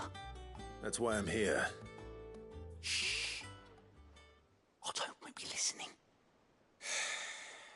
Is this better? A little. Listen. I've some bad news. It turns out the hideaway may be slightly behind in its payment to certain lenders, and it may be my fault. But I swear to the goddess, I thought I had the numbers square. Sadly, that square turned out to be more of a circle. 0, you might say. I can straighten it out, I swear, but it's going to take some time, and I'm going to need help keeping it from Otto. Bit late for that, I'd say. There you are! What a Rip. surprise! So let me get this straight. You forget to pay our lenders what they're due, and instead of coming straight to me, you get Clive to come to you. And I will dig you out of the hole you've dug for yourself. Clive, the man in charge of the place you've been cheerfully trying to bankrupt. And you thought this was a cunning plan. Why? Well, who needs paying? Oh, just Martha. And the dame. And, well, Lady Karen. But only 500 talents. We owe 3 of our most trusted friends 5 million gil. Each. 5 million each. Alright, this guy walks the plank. The money we used to rebuild the hideaway, you see, and well, I must have made some sort of oversight. Those ledgers were my responsibility, and it was my decision to entrust them to you. This is my fault. Do we have that much to hand? I can always ask my uncle. No, we don't. And no, you won't. We've lightened Lord Rosfield's purse enough. After the king's ransom we had off him, he deserves better than to see our begging bowl. Besides, we'll need to learn to stand on our own if we're gonna make this work. All right. But that doesn't mean you have to shoulder the burden yourself. Is there anything I can do to help? There might be. How'd you fancy taking these to Martha and the dame? Rocks. Rocks, he says. Worth 1,000 talents apiece, these are. A little something Sid and I set aside for when times got lean. And I reckon 15 million in overdue debt probably qualifies. I just hope our associates' eyes are a bit more discerning than yours. I'm sure there will be. Should be me making the rounds, really. But you know how it is with this place. Orders to bark, arses to wipe, and all that. I know. Which is why I don't mind going in your place. Go. Do you know why I only gave Master Clive here 2 star rubies? Because you'd rather Lady Karen killed me. Because I'd rather Lady Karen killed you. Yes. Well... Damn it. I suppose this is goodbye, then. Don't worry. I'm sure Karen will understand. Really? Do you think so? No. No. I don't. Not at all.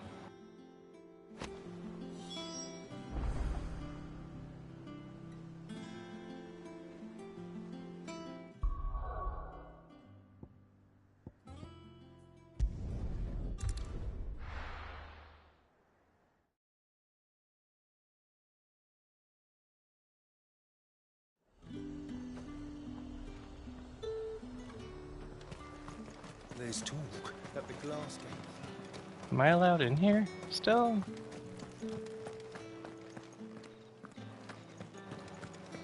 Cool, see ya. Did you hear? The gates to heaven. I want to see you again. What am I going to do without sweet water and oil of talc? Still no caravan from the Dominion's perfumeries yet, then?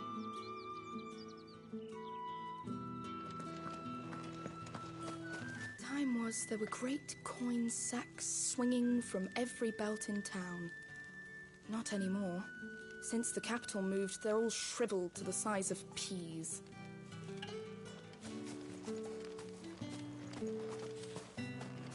Seeing as business is scarce these days, the Dame decided we should all learn to read. I only wish she had some smaller books. My arms ache something fierce.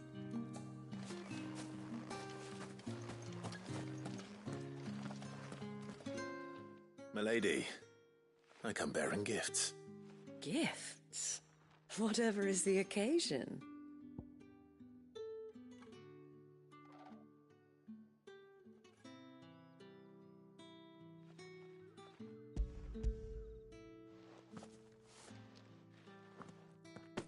Oh my. Clive, you really have outdone yourself.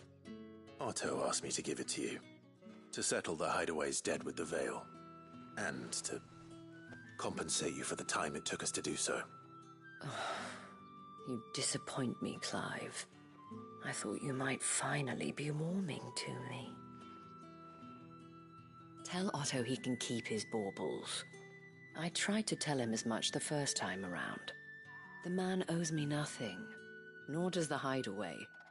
My contribution to the restoration effort was made freely and willingly. It was the least I could do. You once told me Sid did you a kindness. I'd like to do the same. Please, accept it. For my sake. And for Otto's. For all of us. For all you've done. It is rather fetching, isn't it? Very well. Otto is lucky to have you, Clive. I doubt anything could ever replace his son. But you and the others at the Hideaway are the closest thing he has to family. Otto had a son. Long ago, yes. Sid told me Otto lost him when he was just a boy, and blamed himself for not being able to stop it. I don't know how it happened, whether there was anything he could have done, but it was clear that it weighed heavily on him. I didn't know. How could you have? I doubt anyone did. Besides Sid, I've never met a man more keen to bear his sorrows in stoic silence. An ill habit, given that both have always been surrounded by friends desperate to help them. I'm beginning to see that.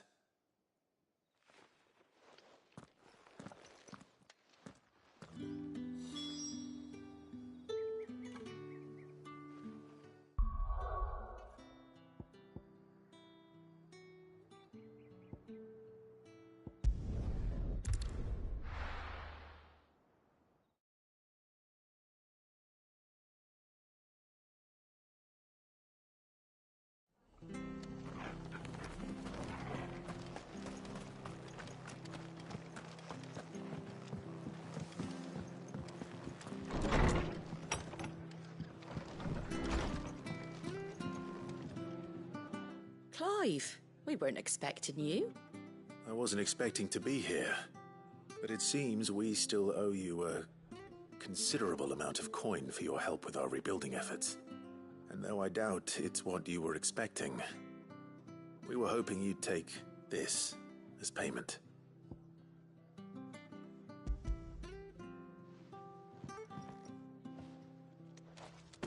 A star ruby? I can't accept this. It's worth at least twice what you owe me. More if you can find yourself the right buyer. Think of the difference as interest. Interest? If word got out I charged that much, no one would ever borrow from me again. Anyway, why are you the one here asking me about this? I'd have expected Otto. Bit much sending the Lord Marquis out to settle your debts, isn't it? The old goat working himself to death again? Something like that. Most days I think he's the only reason the hideaway's still standing. Same as always, eh?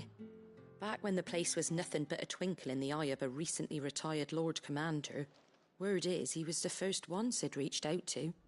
Probably knew that without his strong arm and level head, the idea would never get off the ground. Sid may have been the face of the hideaway, but Otto's always been the backbone. And when Sid passed away, we were all worried that would be the end of it. That Otto would just give up. His death was hard on everyone. But it must have hit Otto hardest of all. But he didn't give up, did he? Quite the opposite, in fact.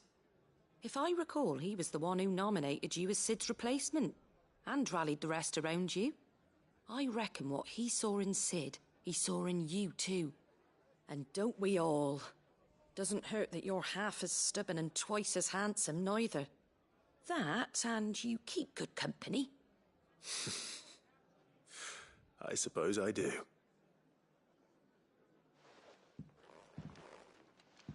Goat will want to know the stones were delivered, if he's still with us.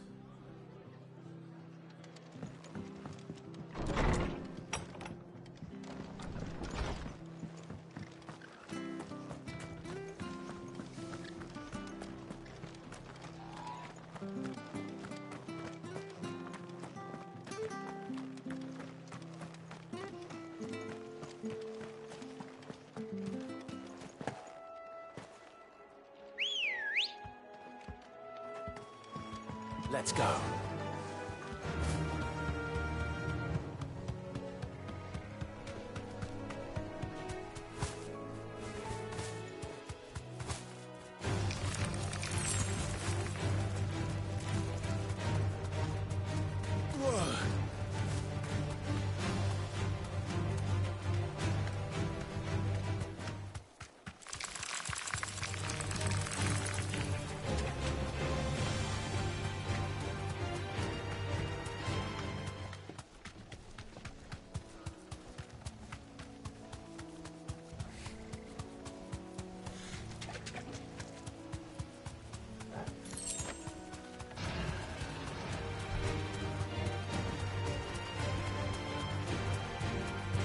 It's certainly quiet.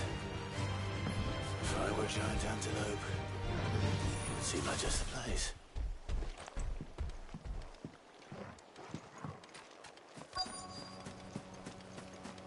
Come on, Torgo, let's go get you some big-ass bones. I doubt we'll find one bigger than that. You hungry, Torgal?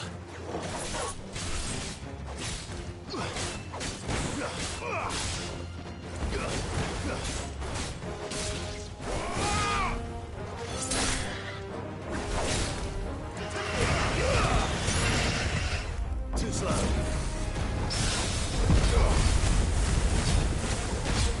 Garuda!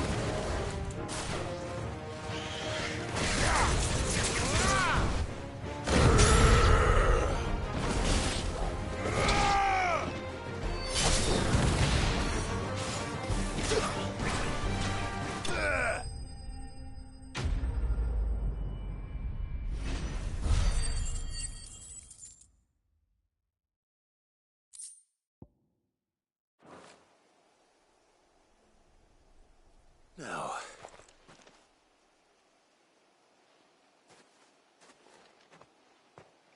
will it be enough, I wonder?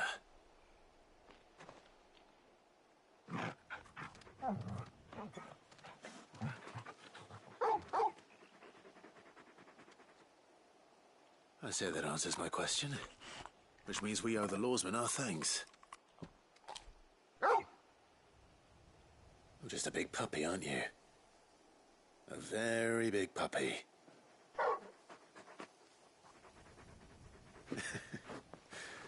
You do know you can take that with you, Torgal. Lady Karen will be relieved to hear you've got your appetite back. Come on, boy.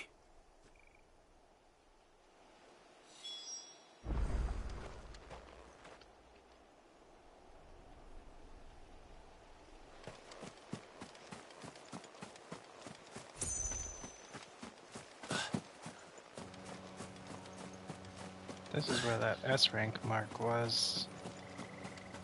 I don't suppose he's back.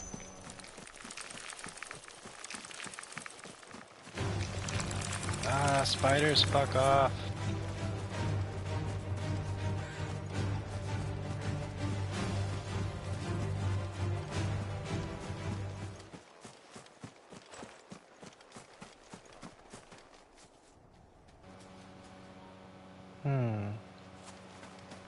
Some dragons have moved in.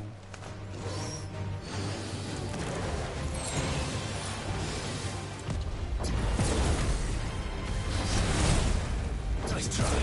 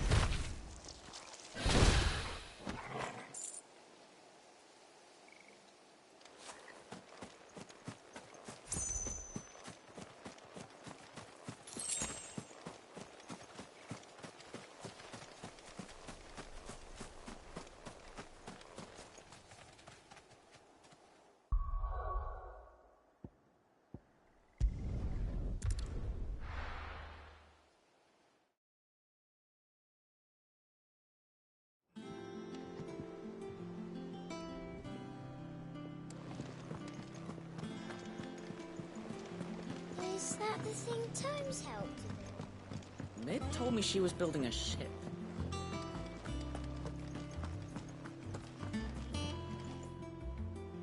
Goat. Still alive, I see. So Lady Karen accepted the ruby. Ah, about that. I tried my best, but she was just too stubborn to take it. She threw it right back in my face, in fact, and told me I could stick my stupid stone where the sun don't shine. Karen refused payment. I hope it wasn't something I said. I'm sure you were as tactful as ever. Let me see what I can do. Oh, wonderful. I hope you have better luck than I did.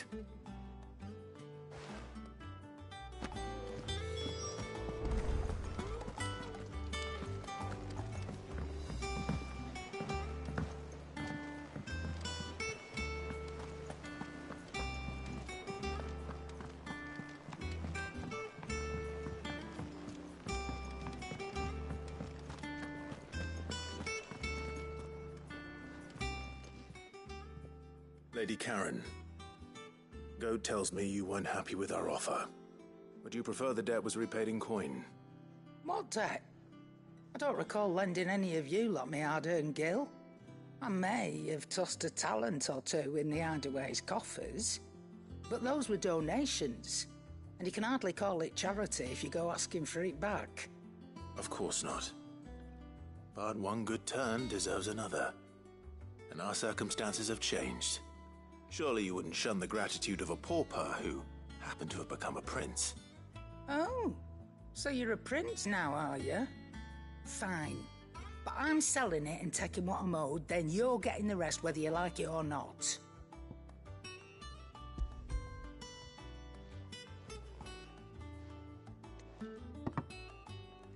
Where'd you even get this? A decent trader might nab 1,000 talents for a star ruby. A canny one, meanwhile, might claim it were nicked from the belt of Sid the Outlaw himself and ask twice as much. Might be I already have a buyer in mind. Might be you even know her.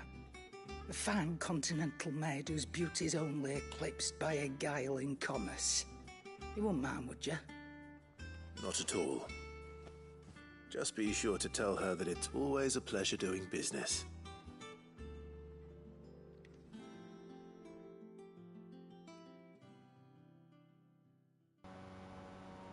Who?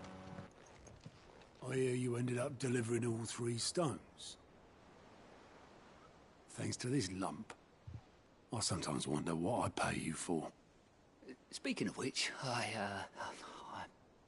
I still haven't been paid last month's wages.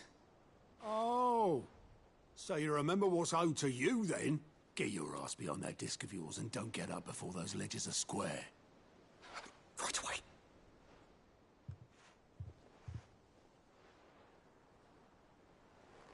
I've seen that before.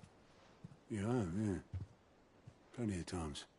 It was the only goblet Sid ever used. Either out of habit, or because the filthy sod couldn't be bothered to find a clean one. I knew so little about him.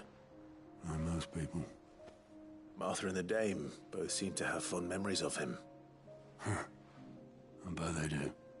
How long did you know Sid before he... Before he died. 20 summers, give or take. Back in the day, I was a purser on a trade ship, which is where I met him. He bought passage to... I forget where. But having nothing better to do on the long nights, we sat up drinking island rum till the morning bell dragged me back to my duties. Quit my post not long after that. On account of making a fine maiden's belly fat. But me and Sid stayed close, promising we'd one day sail the seas again. That was before fate stepped in and said she was having none of it. The magic woke inside my son soon after his first name day, and there was no hiding his knack. Couldn't you and your family have... My family were the ones who summoned the constable, wanted the monster taken away. I couldn't turn my back on him, forget what I felt, and I couldn't for the life of me understand how they could. Luckily, Sid was of the same mind as me. It was him who stood beside me when all I wanted was to tear the whole world down. Him who cried for me when I had no tears left of my own. Him who swore he'd do everything he could to stop it from happening again. And he was true to his word, too. Left the Royal Army once and for all. His ranks, his ribbons, gone. Just like that. Threw away everything he had. All to right a wrong that no one else had the courage to face. I knew then I'd follow that man to the ends of the earth.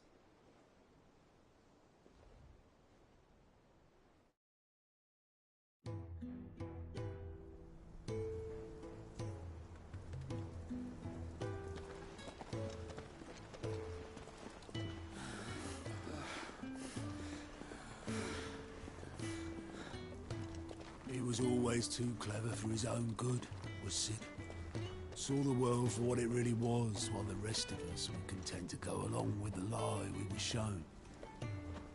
And it can't have been easy, bearing that burden alone.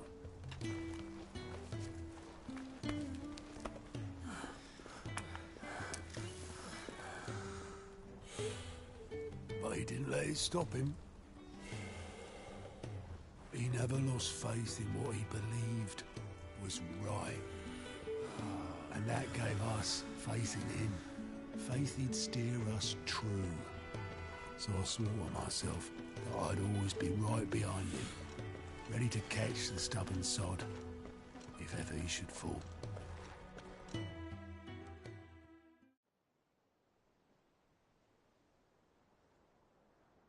But I couldn't even do that.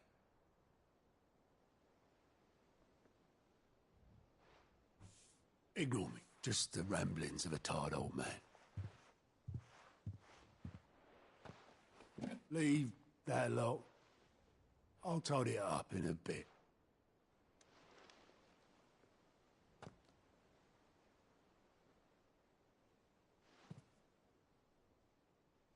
This is Sid's handwriting.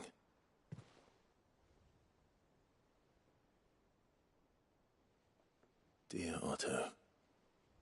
I may be drunk, but I wanted you to know this place would be fucked without you. Love you, you grumpy old sod.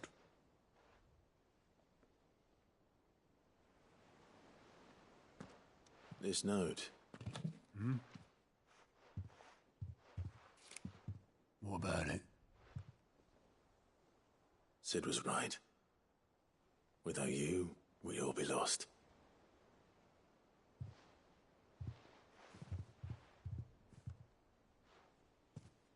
He should have bloody well said so then. Just once. Before he went. But then, why would he? Him, or anyone? I'd only have told him to piss off.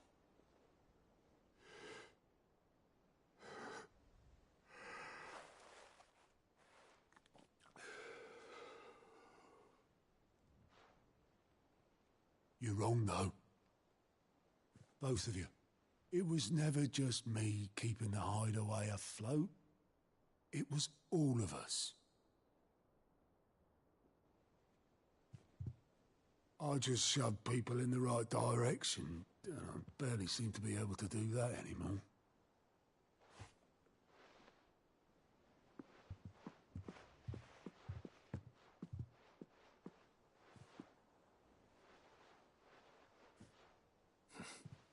Would you rather goat were at the helm? Well, maybe I've got a few more years left in me. I'm going to hold you to that, Otto.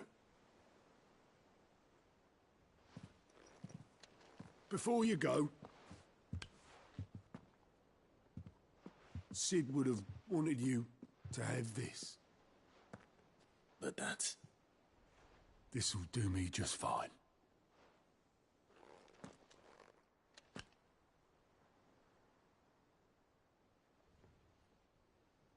Thanks for the ray of sunshine. I'll see if I can't pay you back. Already have.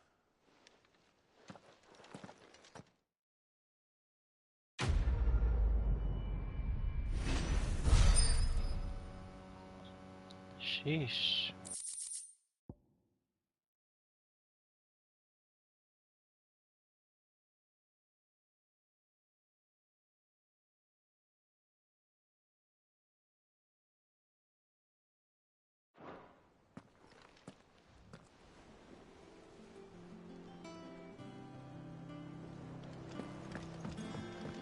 Mid told me she was building a ship. Is that the thing Tomes helped?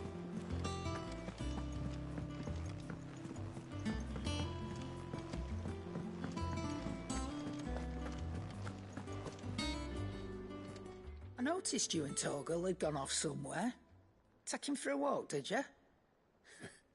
You could say that.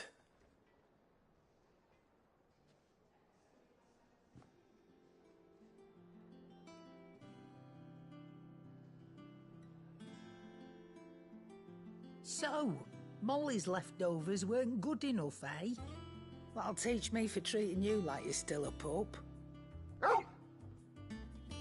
All right, no need to shout. Now we know what you're after, I can see about getting some in. Speaking of which, I brought one for later. Can I leave it with you?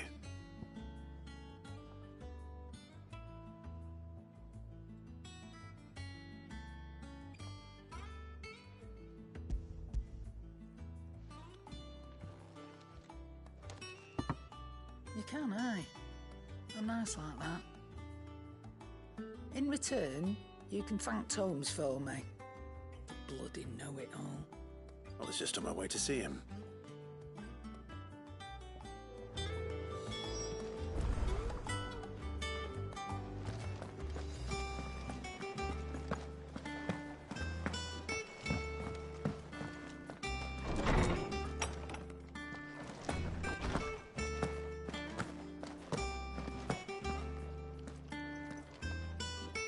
Ah, Clive. Were you able to locate your quarry? We were indeed, Lawsman.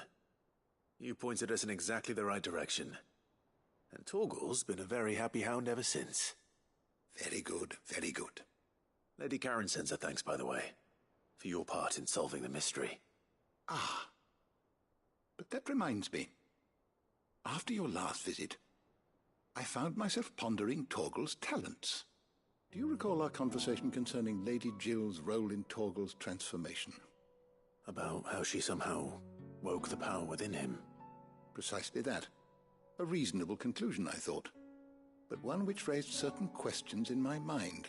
You see, the Fenrir of legend served Shiva and Shiva alone. And while the powers attributed to him are certainly impressive, the records imply they are somewhat different in nature to those you described Torgal as having used. What are you suggesting? That Torgal may be the beneficiary of more than one icon's power. Consider that in addition to Lady Jill, he has served as a loyal companion to you, your brother, and even the late Cid. In short, the icons hitherto near at hand, or should I say at paw, have been diverse and plenty, and that number has only grown as the realm's dominance have fallen to your sword. One can but speculate as to how all of this has affected Torgal. He has seemed more fierce of late. And if I'm not mistaken, he will grow fiercer still. We are fortunate indeed to be able to count him amongst our allies and not our adversaries. Oh, he's more than an ally. He's a friend.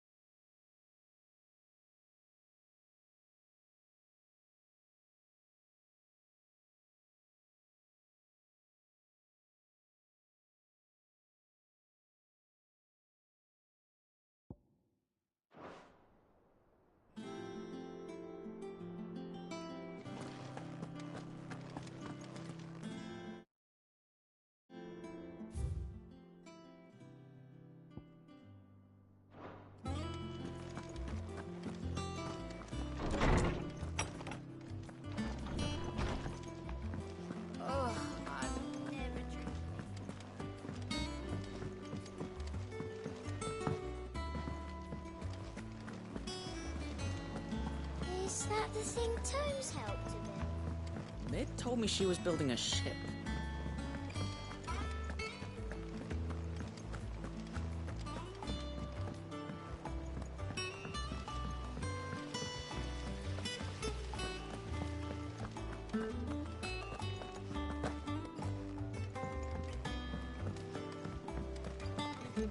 Think Mid might need some help.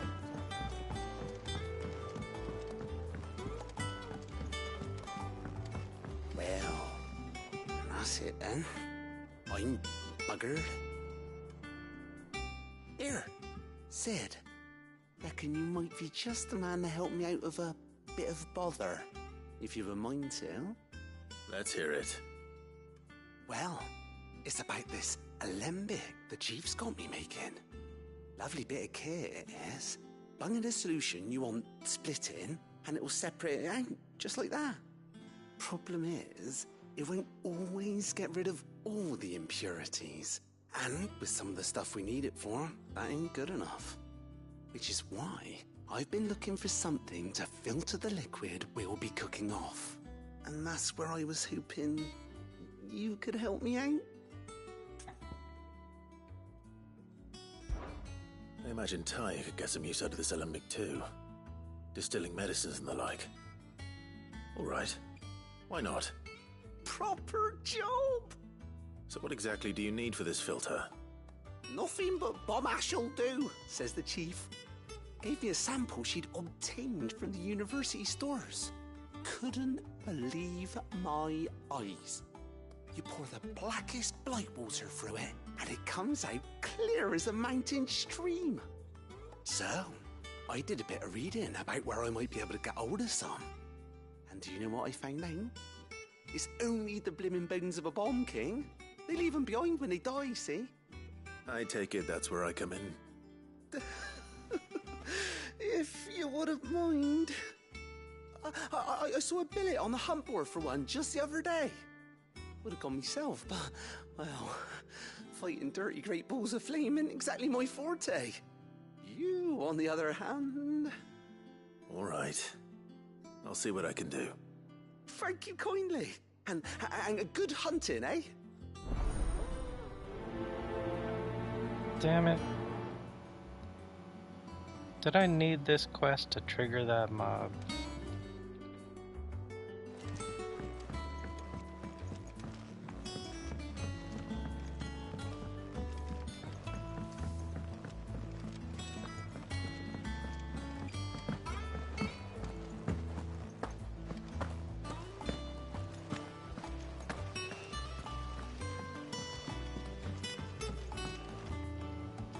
Are they still working in here?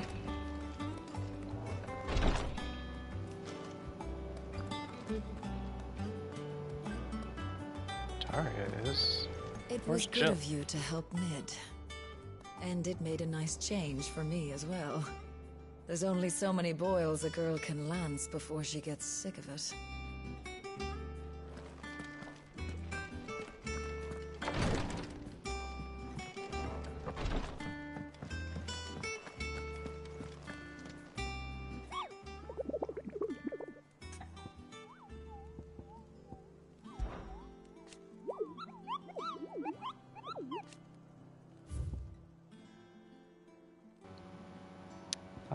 Nope. This one's different. Okay.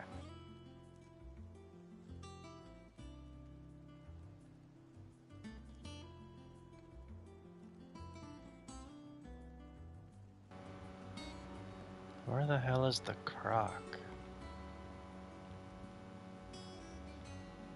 Sandbreck.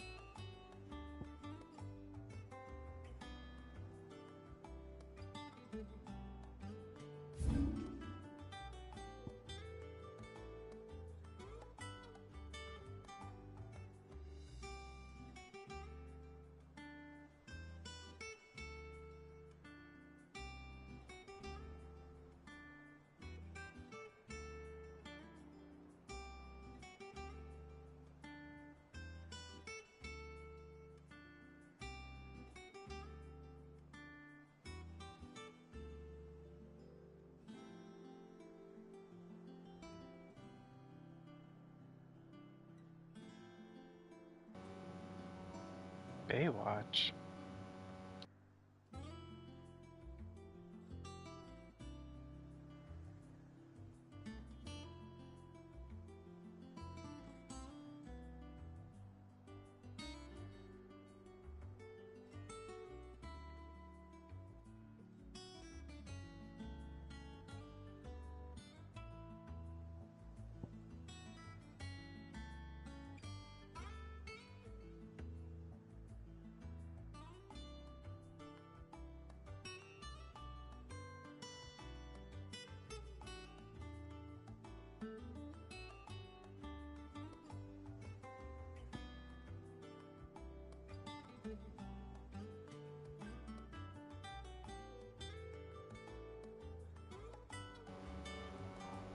Maybe here.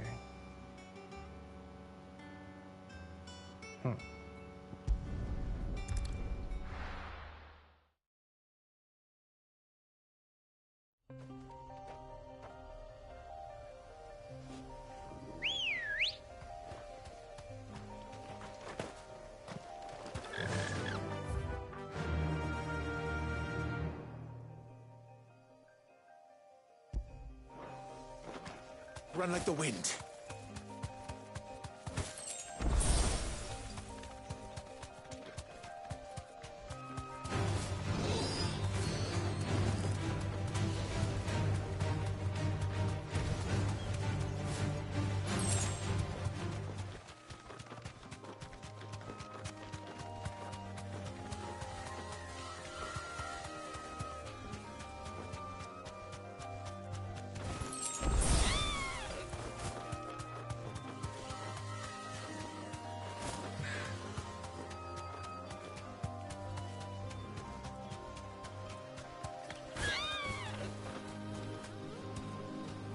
Jeez, sorry.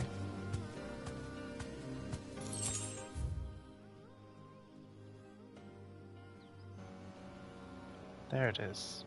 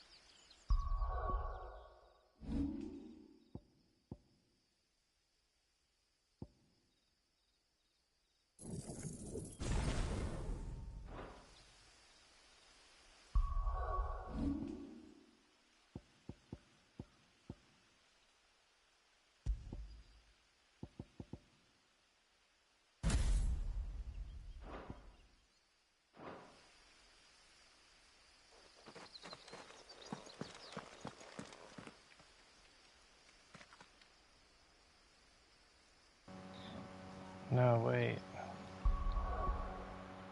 Wait. Reset. Whatever. This one.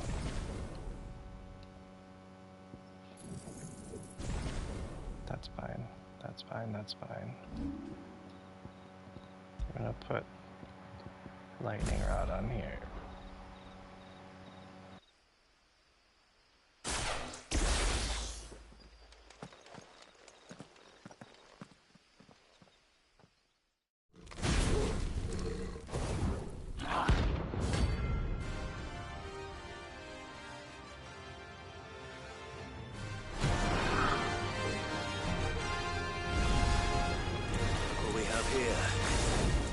Your Majesty.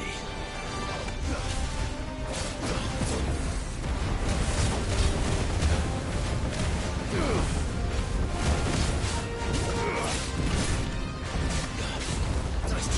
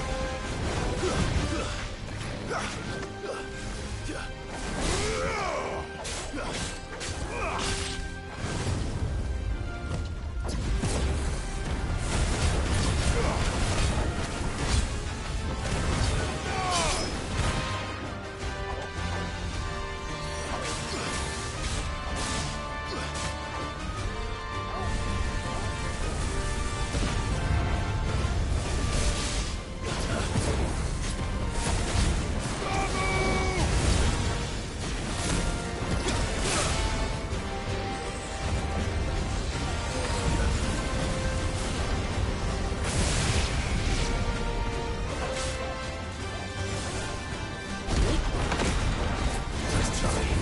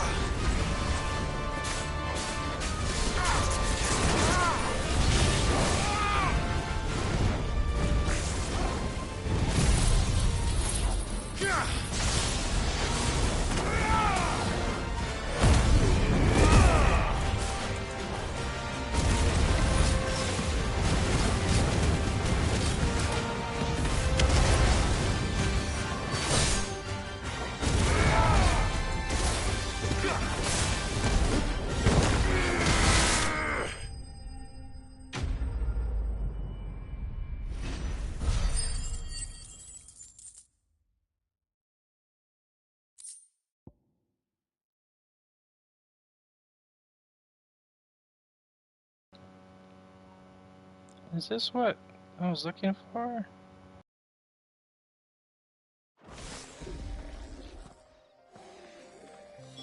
Your reign is over.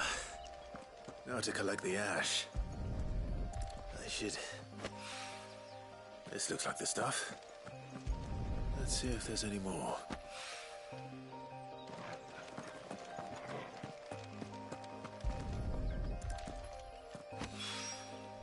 That should do it. If the wine needs more than this, he can fetch it himself.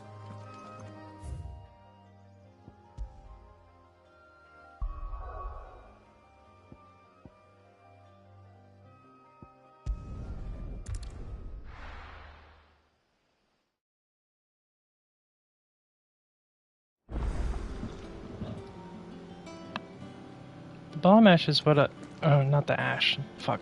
The ember is what I needed for Excalibur, right? Mid told me she was building a ship.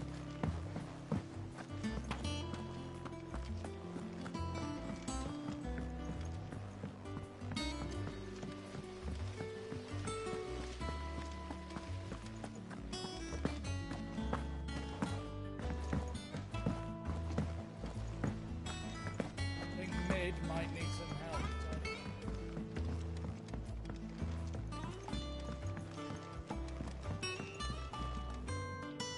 All right there, Sid? How's that hunt for the bomb ash going? I have it here.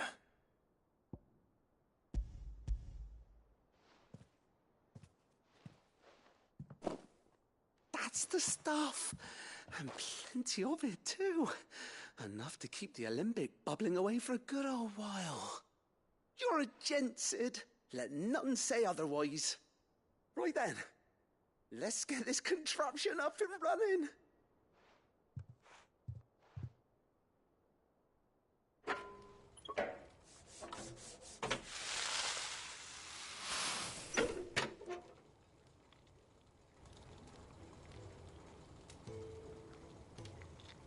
There we have it. The Telemon Alembic. And it works just like the chief said it would. Very impressive. Says the man who cut down a burning boulder. Speaking of which, I still haven't returned the favor. There's no need. The good it will do for the hideaway is reward enough. Don't be silly. Why don't you let me take a look at that bag of yours? The one you keep your potions in. Reckon I could work some magic on that. What kind of magic? Well, we happen to have isolated a substance in our test run of the Alembic that I reckon will make even the toughest lever supple as anything. Thought we might use it to breathe new life into old boots and the like.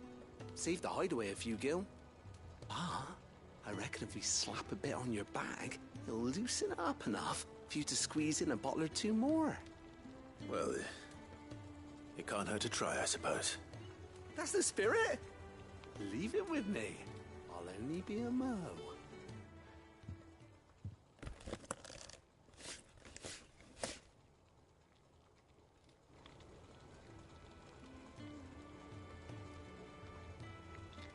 Well, what do you reckon?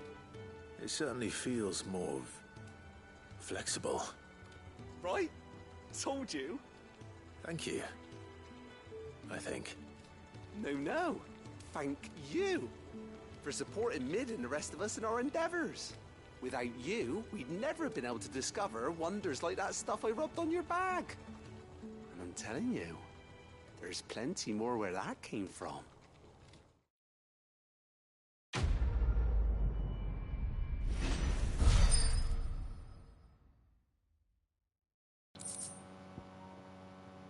Cool.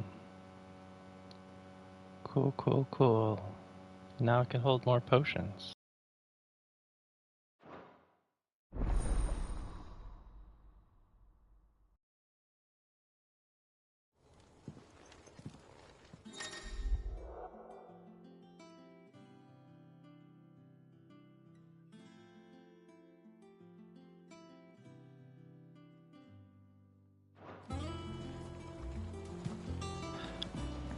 Worth.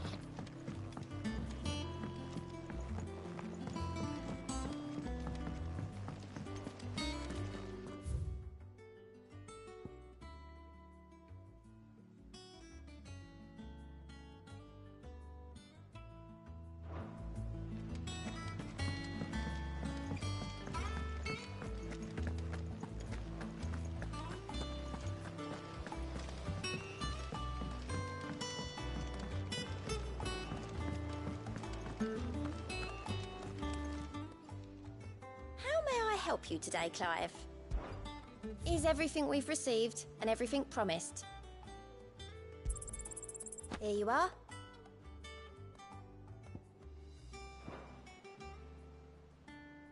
Best of luck out there, Sid.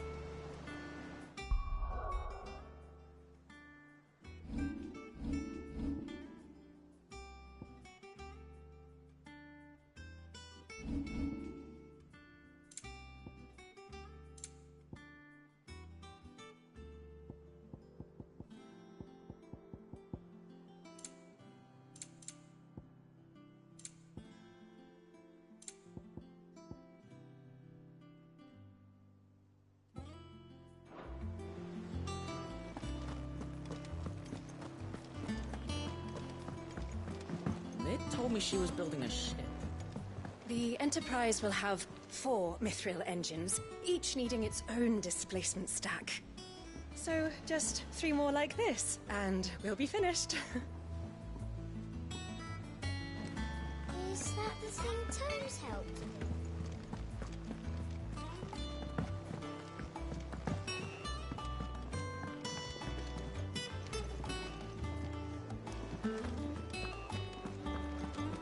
Sorry. Clive? What do you want? There it is. Okay. Should last you a good while.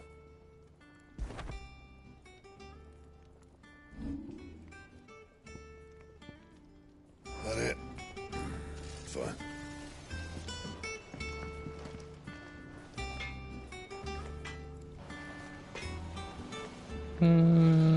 Pretty cool looking.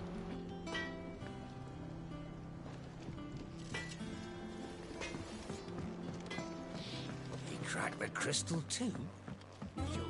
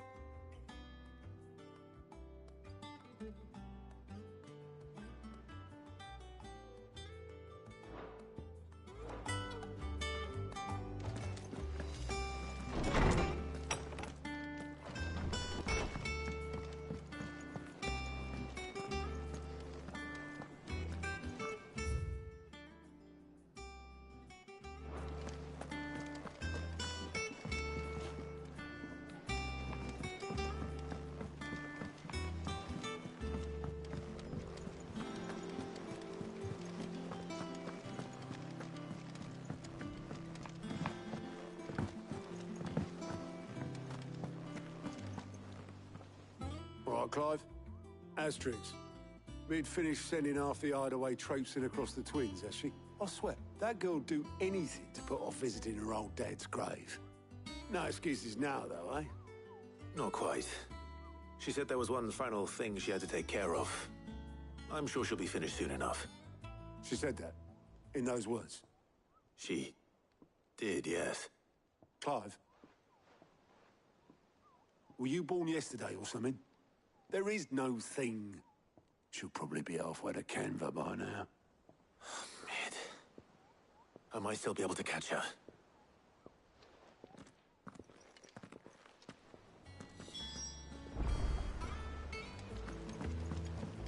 Mid told me she was building a ship. Is that the thing Tomes helped with? Obolus, have you seen Mid? Yep. In a boat, going that way. Then I'm too late. You in a hurry at all, are you? I offered to take her across, but she wouldn't wait. Just paid for a dinghy and rowed off. Oars going like the clappers. Got some life in her, ain't she? But anyway, I was on my way up to see you, as it happens. Got a letter for you. Urgent, by the sound of it. One of your uncle's men said I was to hand it to you in person, post-bleeding haste. And you're here now. Thank you, Obelith. Don't mention it. What tidings, Uncle?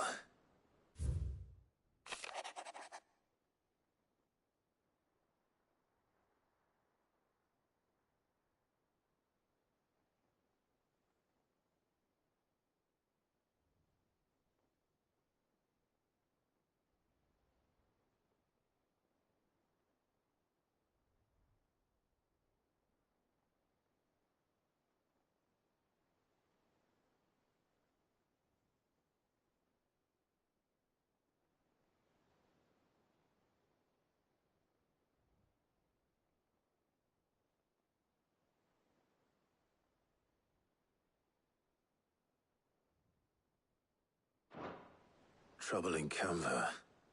Well, I'll need someone to keep an eye on Mid.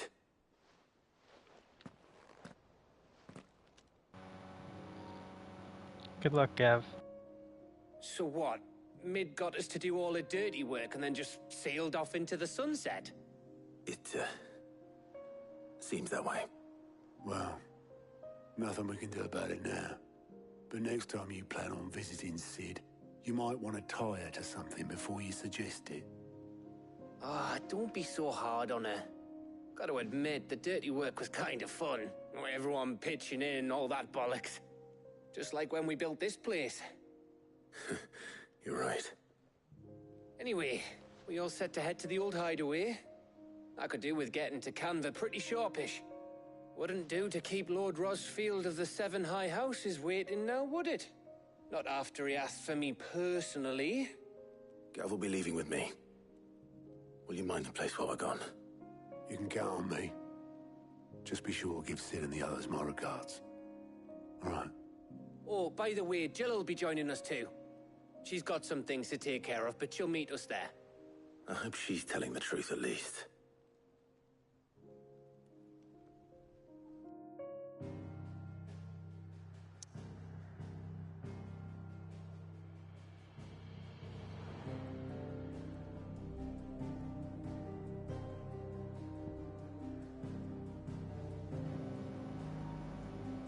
They're doing that thing again.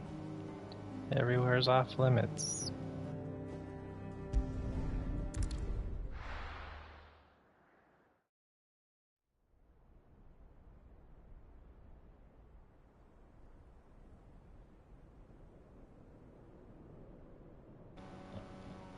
Damn railroading DMs.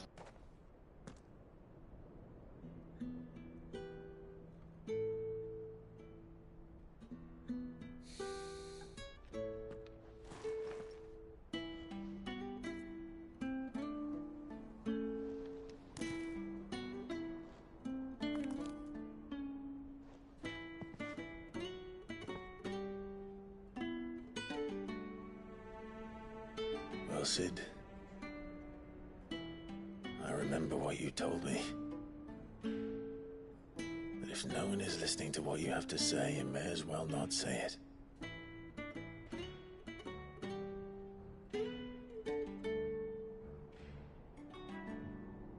But I will say this, old friend. Hugo Cooker is gone. His shadow looms over us no longer. It's a pity the Phoenix can't be in two places at once. If he'd have been with us, maybe he could have done something for the Lost. Not even the Phoenix can bring people back from the dead. Life has a beginning and an end. So we must live while we have the chance. And not as slaves to the crystals, but as free men. May we join you?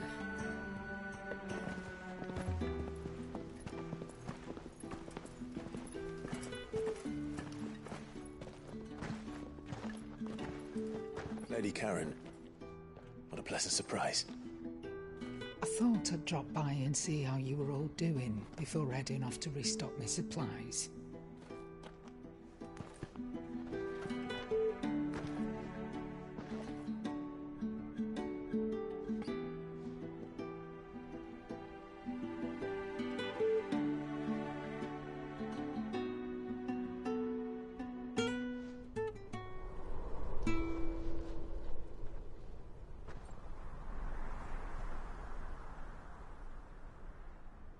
It wasn't the most scenic view back then, but it were never as bad as this.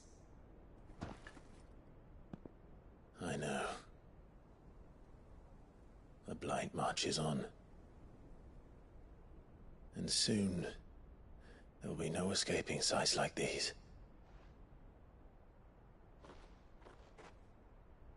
So our mission remains unchanged. We cannot stop until every Mother Crystal is gone, and their thirst for ether with them. The only one that remains in Storm is Drake's tail in the Crystalline Dominion. Our next target. We're going to Twinside. It's the capital of the Empire these days. I wouldn't like to think how tightly guarded they've got the place. Not that that'll stop you, but we do well to scout it out before you go charging in. We would indeed. If you're off to the Dominion, you can take this great lump with you. Goods. Oh, I am sorry. Have you forgotten you're the most wanted man in the Twins? I thought you might like to disguise yourselves as the attendants of a travelling trader, assuming you've no better ideas. You wanted to buy yourself some tools, didn't you? Well, now's your chance. You're letting me go? With them? Oh, thanks, Nan! Stop that! You'll break me bones, you great galoot!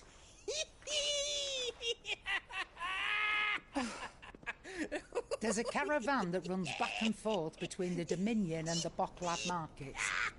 It's managed by the Merchants Guild. Just show them Goots' traders pass, and you'll be on your way. It'll be a damn sight less risky than footing it the length of the Crystal Road. That's for sure. Thank you, Karen. And glad to have you with us, Goots. Okay then. I'll get me things, and I'll meet yous there. See yous down in Bocklad. Get off! Me poor fingers! Jill, you're with me. Understood. And Gav? Already on my way, Captain. Be careful. Aren't I always?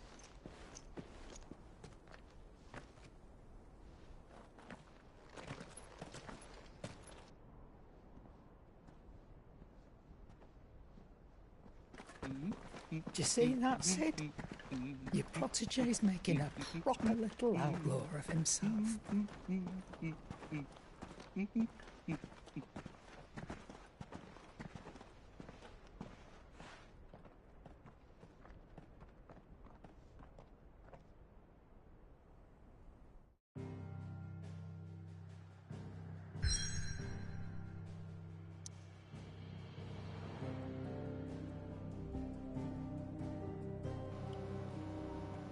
We better not do anything bad to Gav.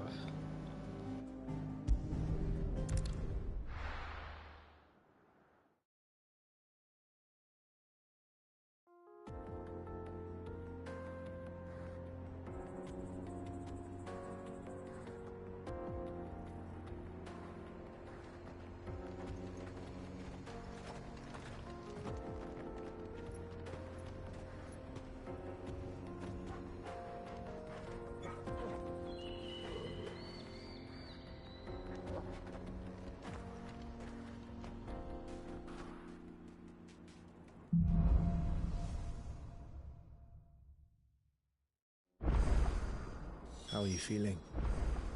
Better. Thanks to Taya. I'm glad to hear it. And Torgal helped too. And you, boy.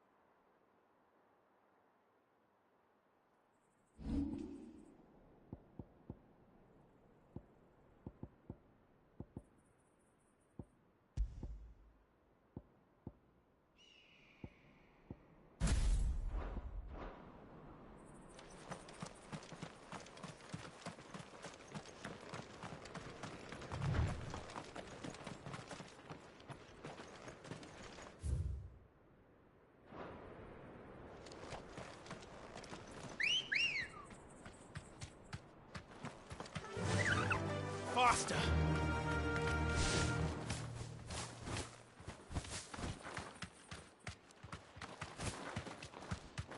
This used to be a trade route for merchants crossing the Scars, till the Republic laid a new road wide enough to let wagons pass, and all official traffic moved there.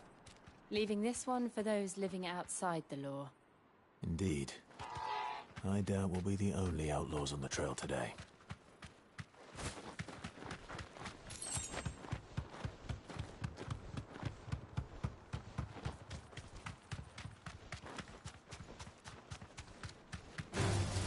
Time to fight. You deserve a rest.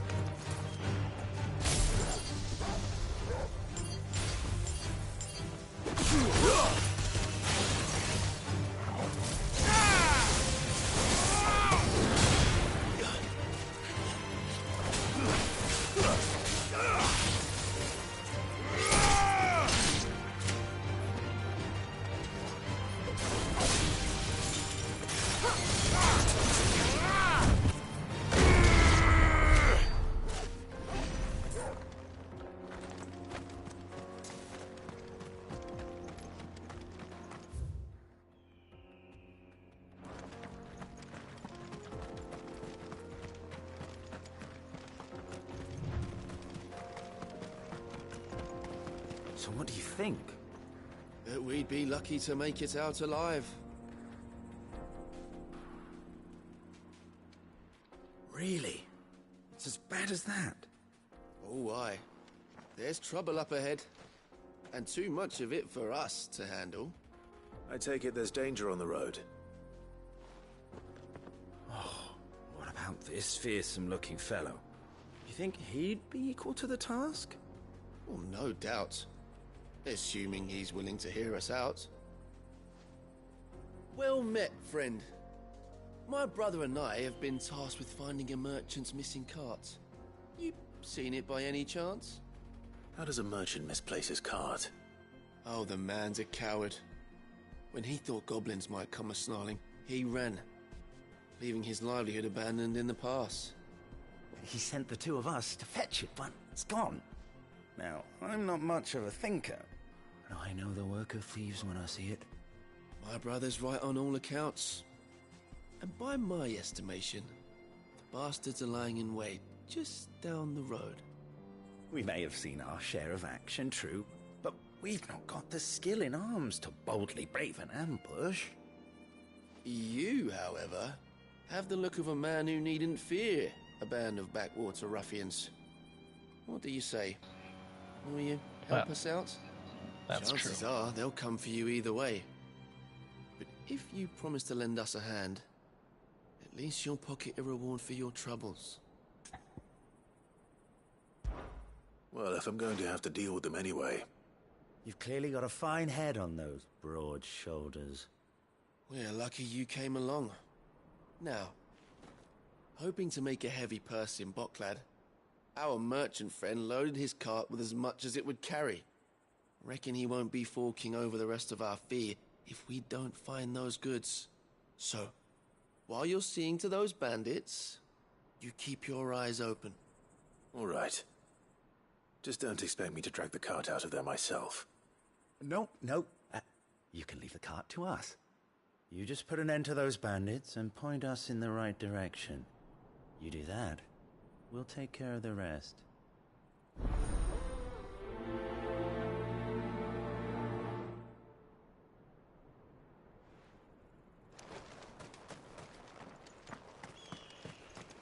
I'm not sure I trust those two.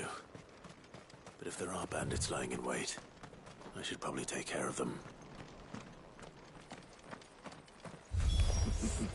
Look lively, you lot. We've got guests. These must be our bandits.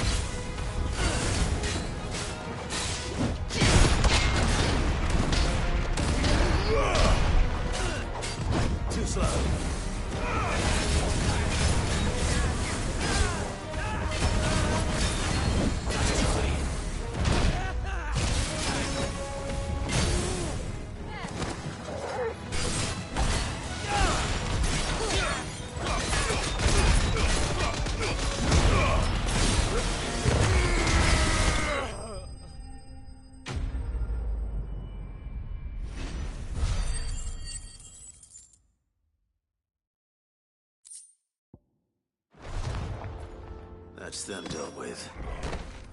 Now, where's that cart?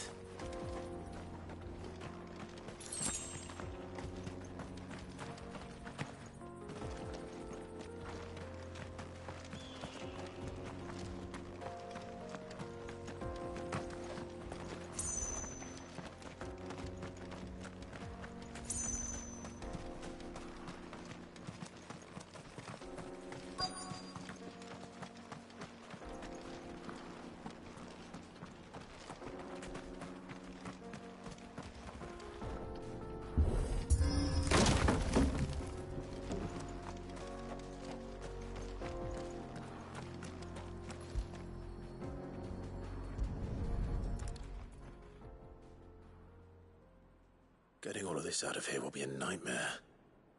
Seems we've found ourselves the right man for the job, wouldn't you say? Found the cart and didn't leave a single bastard breathing. Our merchant friend will be delighted. And how exactly will he be getting his goods out of here? You leave that to us. After all, it'd be wrong to make such a fine warrior haul cabbages to market. You've done your part. And that's all you need to worry about. Here. Dudes are shady as hell. It's been a pleasure. Now piss off. There's no need to be so rude, brother. What if we want his help again next time?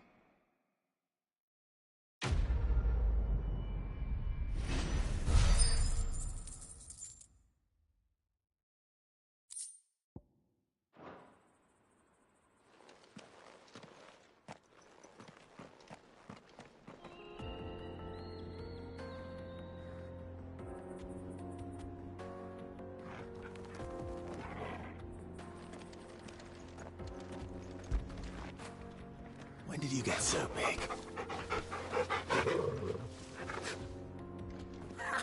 You've had your reward and you're not getting any more. Now piss off.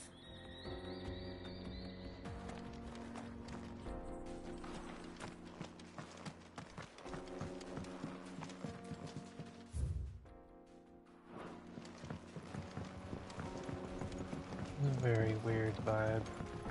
I see the Dalmex lag behind Rosaria when it comes to bridge building. The fallen ruin should hold, at least. The path continues on the other side.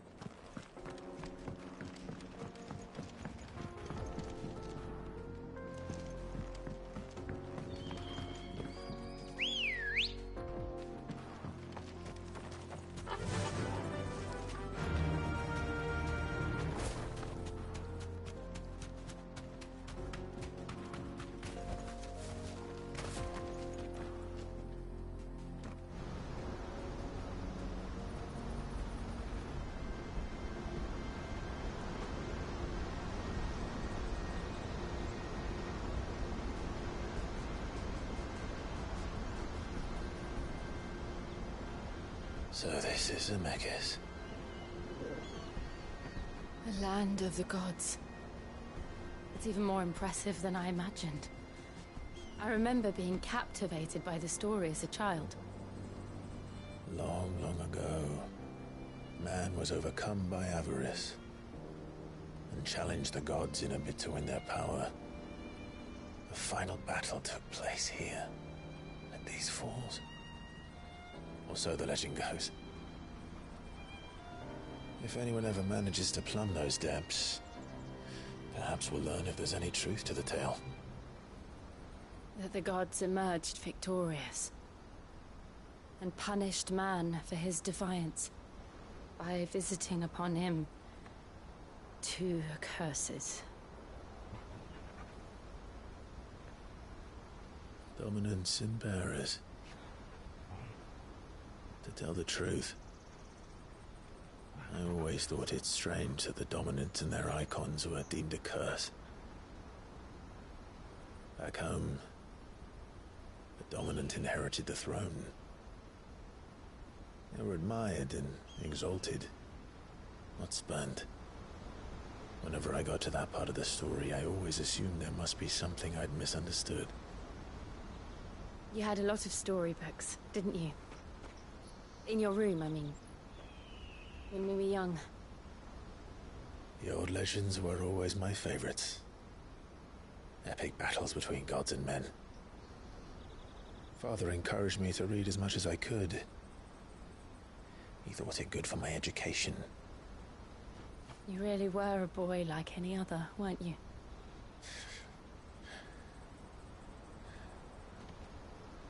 Just look at this place. It's enough to make you believe the legends are true. I know.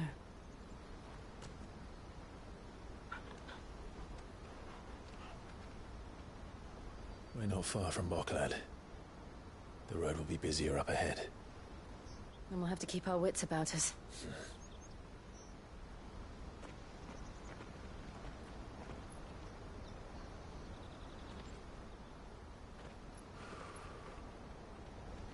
Clive? Something wrong? Nothing. It's nothing.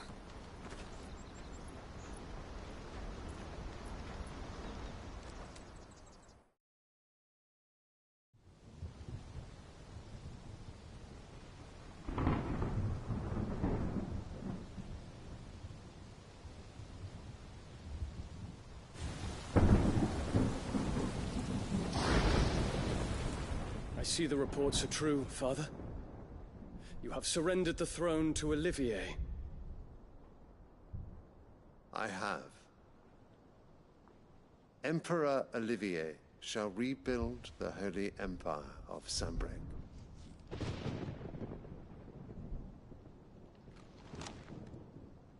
How is he to rule an empire? He is but a boy. I shall advise him until he comes of age. Father, please. Or for as long as I am able. The empire we seek to build needs young blood to rule it, and I can think of none better suited to the task.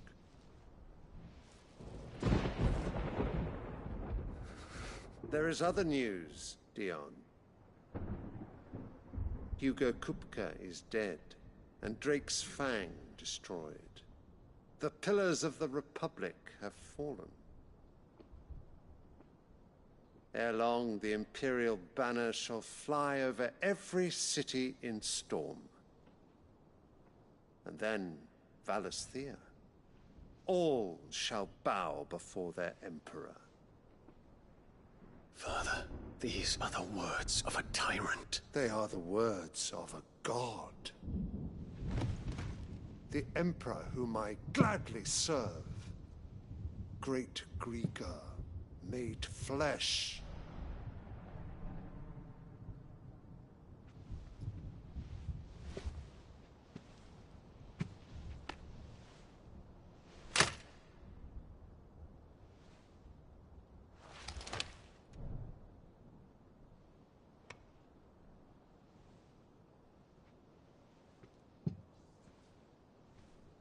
Return to your camp, Dion, and ready your forces.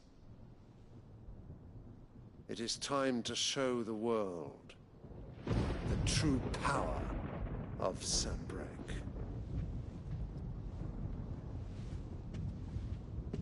Father. I find you much changed. Is this truly the path you wish to tread? Or are these the ambitions of another? Of Ultima, perhaps? What nonsense is this?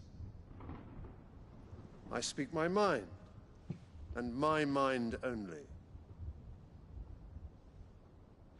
Though I do owe Annabella thanks for reminding me of certain truths regarding the nature of nations, of rulers, and of the divine. You would trust the words of this traitress? Bitch. She betrayed her country. She slew Bitch. her husband. Bitch. You have ever been an invaluable servant to Sanbreque, Prince Dion. I trust you will continue to serve your Emperor in the wars to come. Canker! Silence! Bitch. Insolent wretch! You will bend the knee. All else is heresy. Sire, forgive me. This audience is over. Come, your Radiance. The Rowena Syndicate awaits your pleasure. Oh, not another meeting with silly old men. They're so boring. I'm hungry, Father. Can't we have luncheon instead?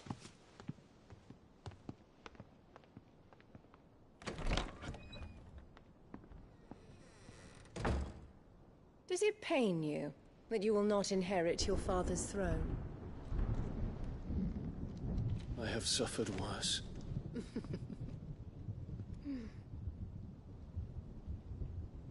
Count your blessings, Dion. For a base-born child to be chosen by Bahamut is miracle enough. You have risen high on his wings, but you shall rise no higher, lest your impure blood stain the throne. What do you know of my blood?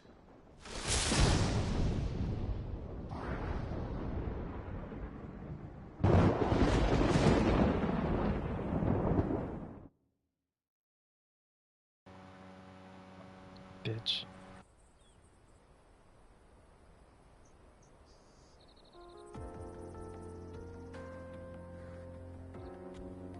The Boklab markets are to the north.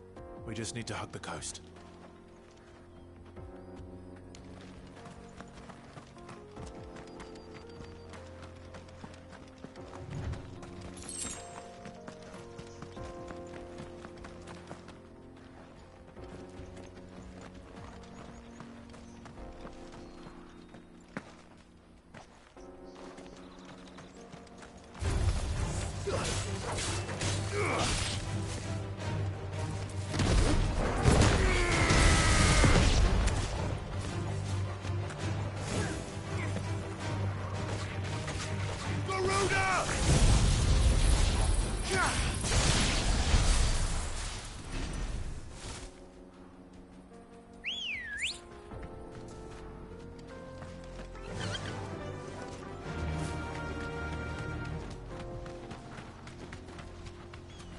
Infiltrating the Dominion won't be easy with the Imperials on high alert.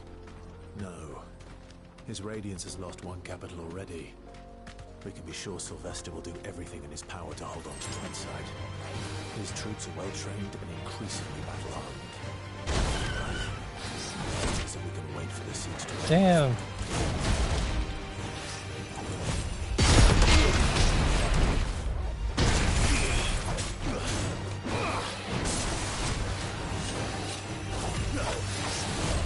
Too slow.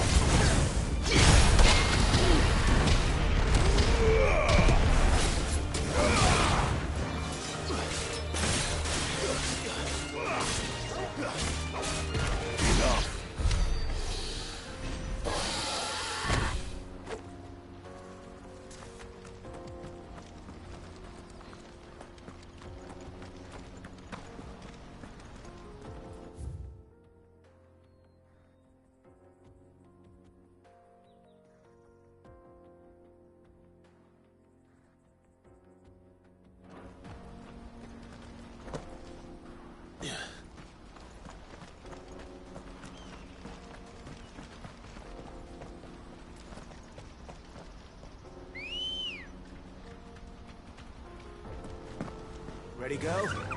Faster!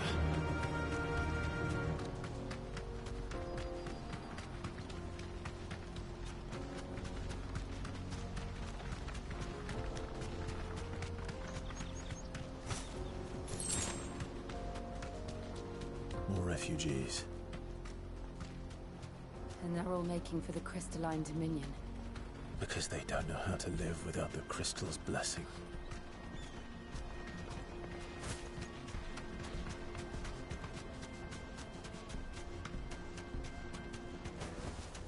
That'll do, girl.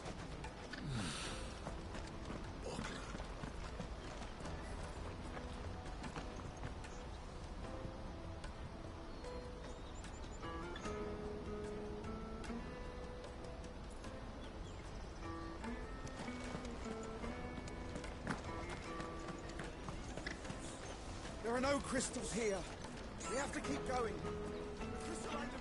This is where we're supposed to meet Goots, isn't it? That's right. He said he'd wait for us here after replenishing his supplies. I dare say he'll have finished by now. Porter for hire. Hurry, man. I must leave for the Dominion Thursday.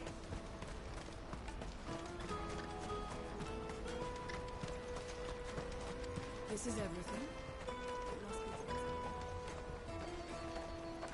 Let me carry your goods. I'm cheap. And nasty. Peaches and pears.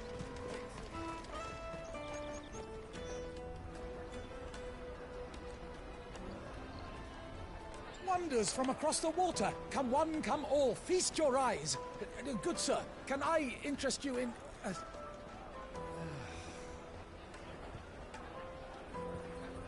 How much? For a measly crust of bread? You won't find any cheaper. Not nowadays. But you're more than welcome to look.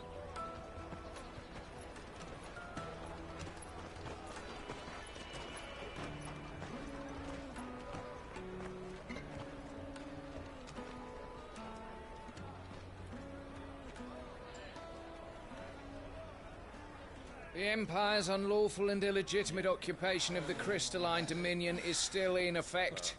Only those whose business in Twinside has been officially approved by the Republican Army will be permitted to cross the border. All who seek entry are to form a line and ready their documents for inspection. Looks like we aren't the only ones who are eager to leave. And they're checking everyone. Can't you make an Not for the likes of you. We won't get through without that pass. Let's go and find Good, shall we?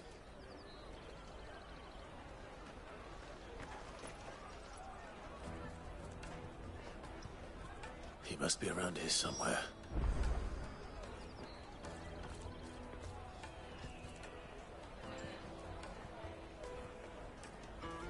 Come and taste my peaches. They're sweet as nectar. I'll take the large one. An excellent choice, my lord. Ah, Good. There you are.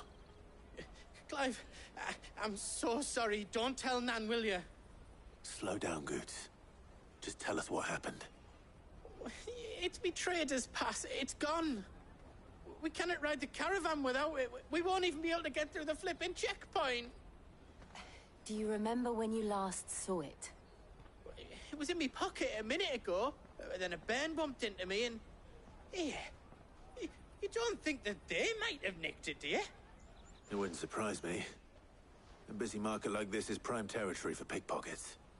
So, to get the pass back, we need to find this child. Where would we even start? I know where! I've got a pal in Bocklad who might be able to help us. No one knows more about what goes on round here than she does. Where do we find her? She's the owner of the Crimson Caravans, up that way. Sign's got a red chocobo on it. No time like the present. You two go on ahead. I'm gonna check the rest of my stuff, make sure naught else is missing. All right. We'll meet you there.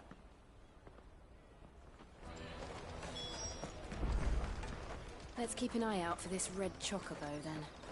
And the other on our purses. Next to the checkpoint. Not the red chocobo.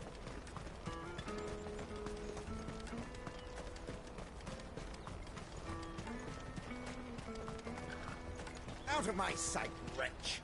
I've no use for a branded who can't even fill my cup.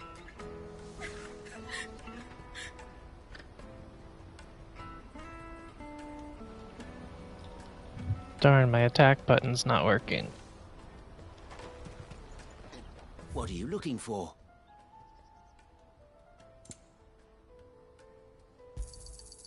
Many thanks. You've a discerning eye. Farewell.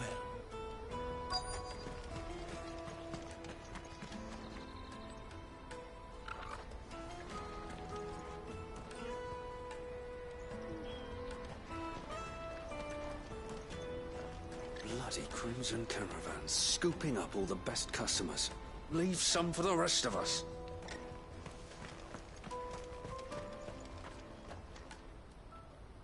Looking to hire a coach? It's 10 million for a two-birder to the Crystalline Dominion. Take it or leave it. Oh, we're not here for that. Then I bid you good day. Oh, wait! Don't go, El. He's me mate. As I live and breathe. Goots, what are you doing back in Boklad?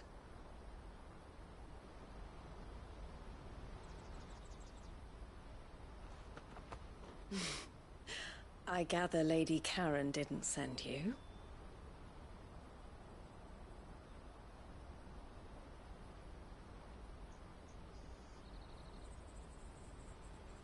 So what trouble have you got yourself into this time?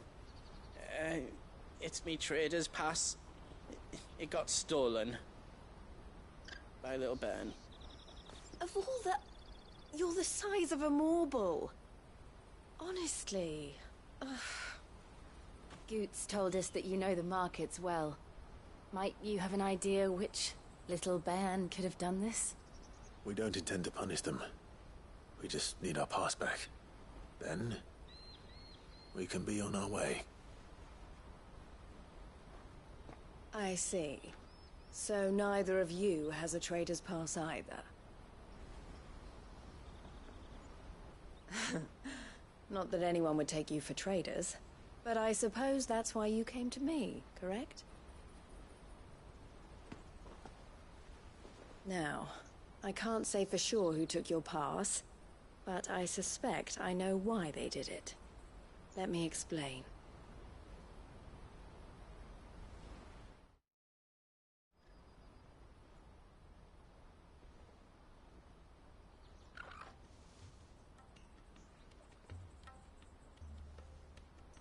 Ever since the Fist marched on the Dominion, the Republic has been clamping down on any commerce that might aid the Empire more than it does us.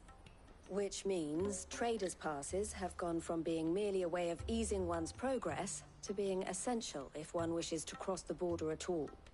And with demand outstripping supply, they've become a precious commodity, leading some to seek to acquire them by less than legitimate means. So the children are stealing passes to sell on the black market? Yes and no. Passes are inscribed with the names of their owners, and yet none of the victims' names have appeared on the register of those passing through the checkpoint. Which means? That someone is doctoring the stolen passes. The same someone who is encouraging the children to steal them. And the same someone who has Goots' pass, no doubt. Whoever they are, they're ruining the livelihoods of honest merchants, which is why we've decided to take a stand. Will you stand with us? You want to get your pass back, and we want to ensure that no more are stolen. Catch whoever's behind it all, and two birds shall be slain with a single stone. Is there any other way of getting to the Crystalline Dominion, Goots? They won't let you in if you're not with the caravan. It's that, I don't know, try swimming across the strait. but the guards will definitely spot you if you try and do that. Like, we don't want to get spotted, right? So either we find the people who took the pass, or give up all hope of entering the Dominion. All right. We'll help. Thank you kindly. But I don't know your name. Eloise at your service. Clive. A pleasure doing business with you, Clive.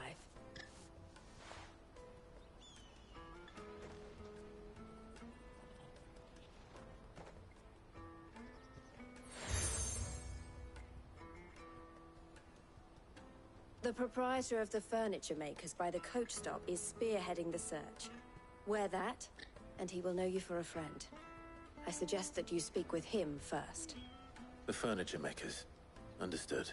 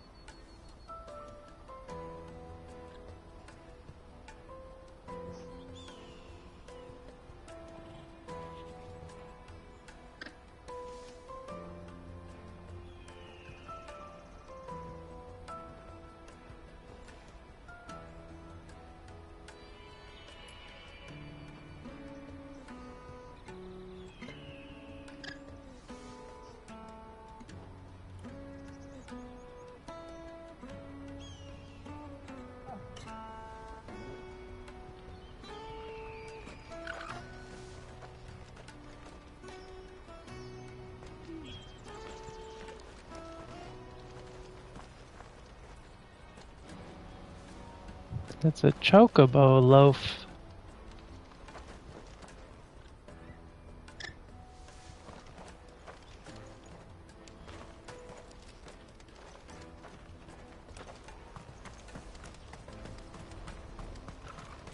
Out of my sight, wretch!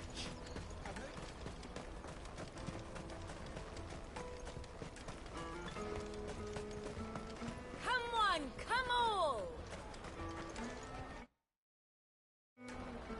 Jug of snake spit for the road?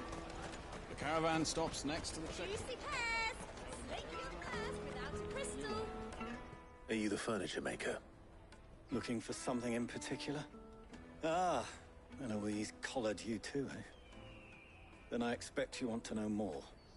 She told me you were leading the hunt for the pickpockets. What have you learned? For one, that they're targeting the traders carrying the biggest packs. Harder to watch your back, see? And less chance of the mark giving chase if they're spotted. Not that they'd be likely to catch them. Those imps know every inch of this warren like the backs of their hands. Their eyes must have lit up when they saw Goots. The fishmonger round by the gate's been trying to track down the children involved. You should go and have a word with her. Thank you. We will.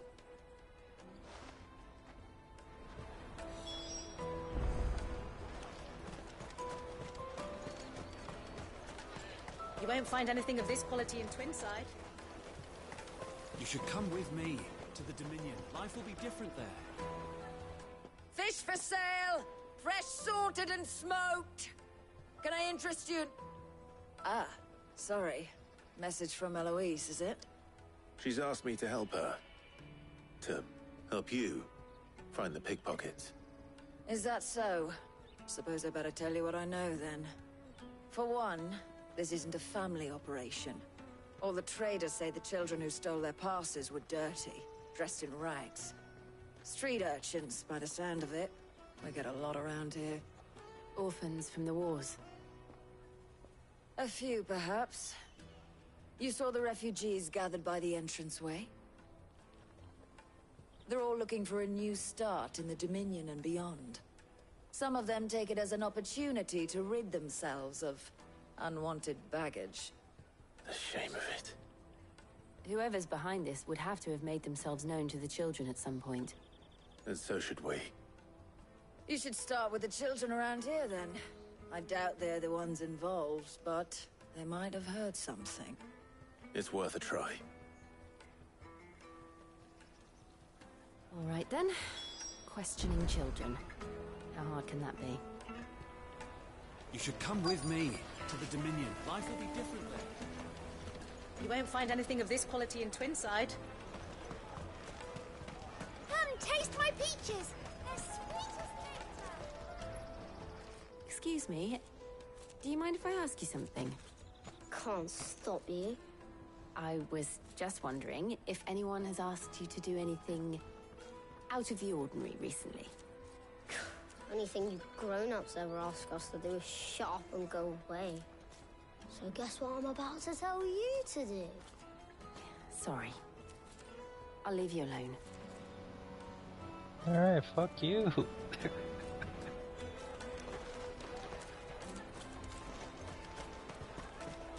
I'll take the large one.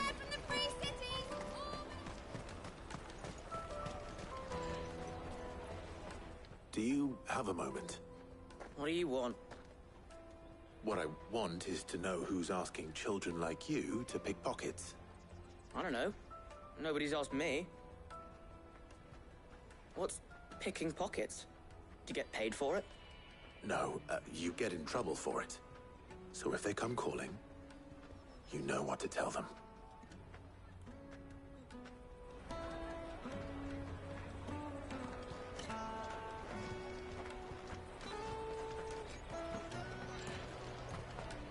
The caravan stops next to the checkpoint.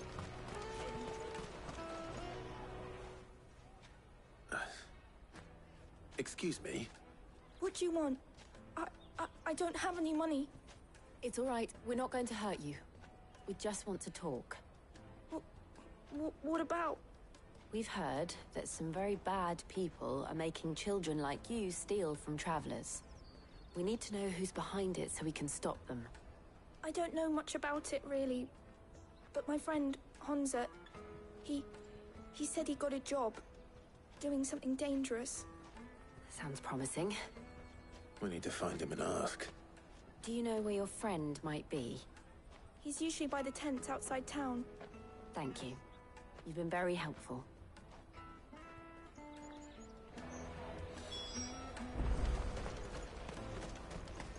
Come on, come on!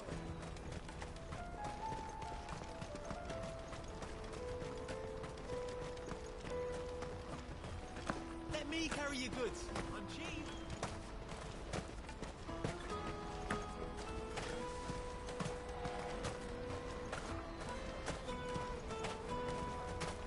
She must have meant the refugee camp. Let's hope he's still nearby. Daddy!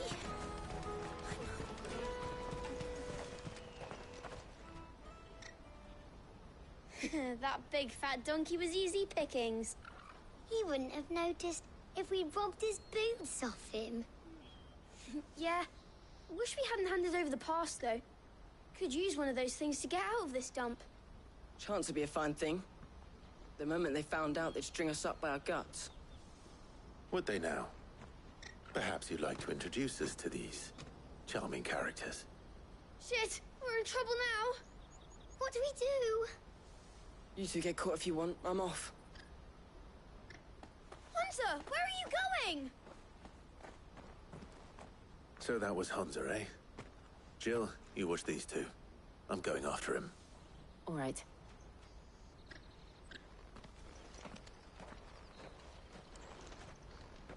He can't have gone far. I need to find him before his employers do. Daddy! I'm hungry.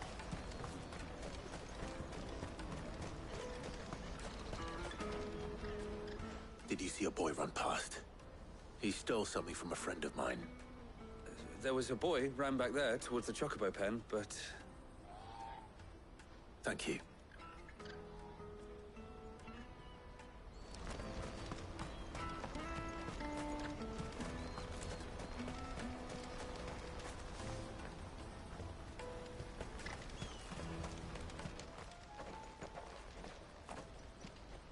Shit. Cornered. It's all right, Hansa. I'm not going to hurt you. I just want to ask you some questions. Fine.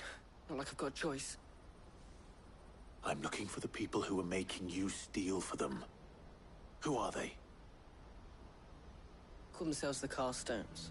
They said they'd give me a good gill if I did what they told me. I knew they were bad, but bread doesn't come for free. Didn't come at all half the time, before I started buzzing for them. You know, if I didn't do it, they'd just pick on someone else. Someone they could push around easier. Hansa. You found him then? Jill. Where are the other two? Eloise is watching over them. She sent Goots and I to look for you. You're... him! I haven't got your pass anymore, if that's what you're after. I gave it to the Carstones. Whatever you do to me, I can't get it back. Not that I go against them anyway. If it weren't for their gill, me and my mates would have starved.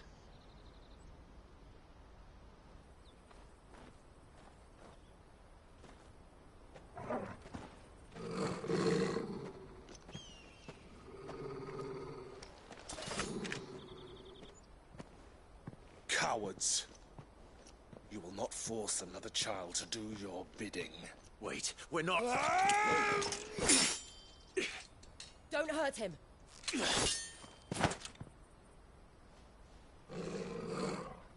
You're making a mistake. We're on the same side. Like hell we are.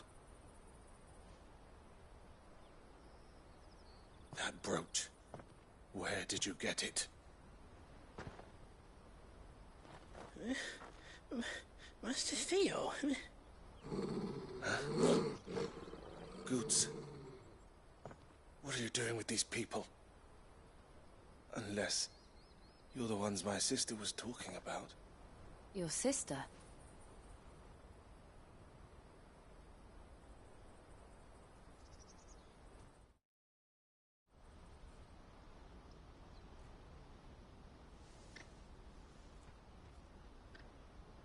Eloise didn't tell us she had a brother. And why would she? I'm just her back and a blade. Theodore, at your service. Sorry about before. Theodore, what do you know of the Cast Stones? Vultures who have made Boklad their hunting ground. They prey on the desperate, stealing from those with gil and bullying those without it into joining their flock. I'd been looking into their activities in hope of sparing the refugees any further hardship. But it seems they've already stooped even lower than I'd feared. Hansa's a good lad. Don't blame him for what they've made him do.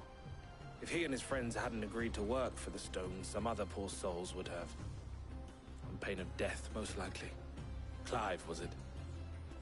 And my sisters asked you to help put an end to the pickpocketing. Then we all want the same thing.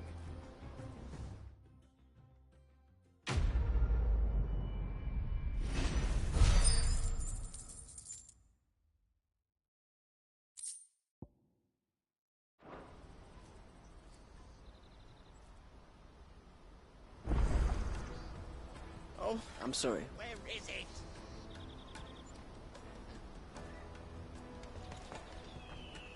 So, what's the plan? What else? We find the Carstones, and we crush them. You get your trader's pass back, and I make Boklad a safe place again. All right then. All right then. Hansa, where are they camped? Don't worry. They'll never know you told us. Couldn't if I wanted to. They always come to town to collect the passes. Meet us outside the gate. I tried following them once, but they spotted me halfway down the trail. Said they'd string me up. We'll try it this time. Which way were they going? Back down the road towards Lateney's Cleft. To Lateney's Cleft, then.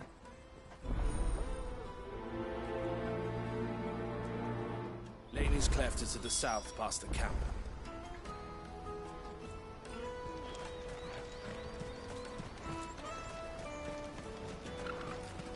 Let me pet the chocobos. That's that then.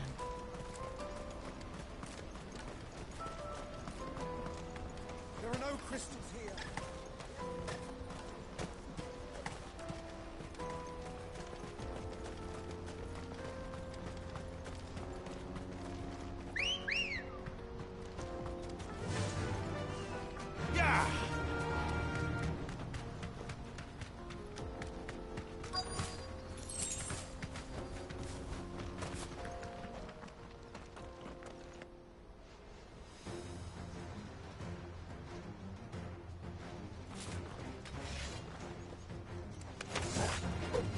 That's the one who's been sticking his nose in our business. You should have minded your own.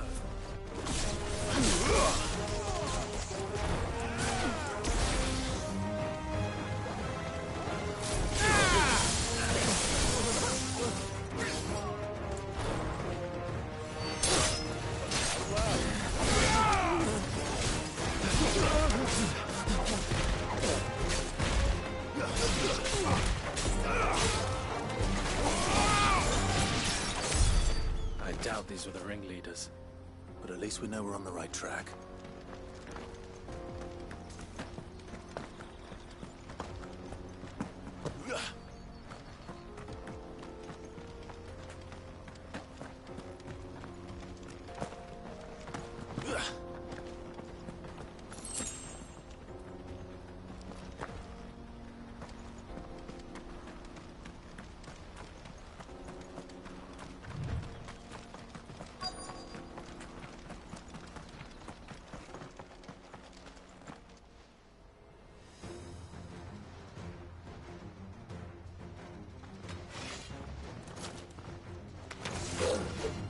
We've got company! A lot of them.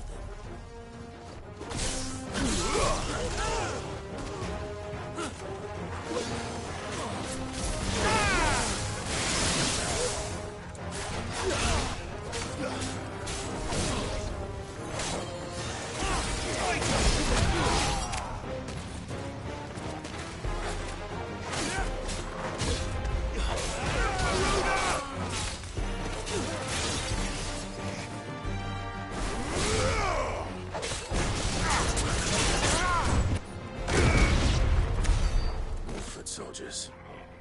Fewer now.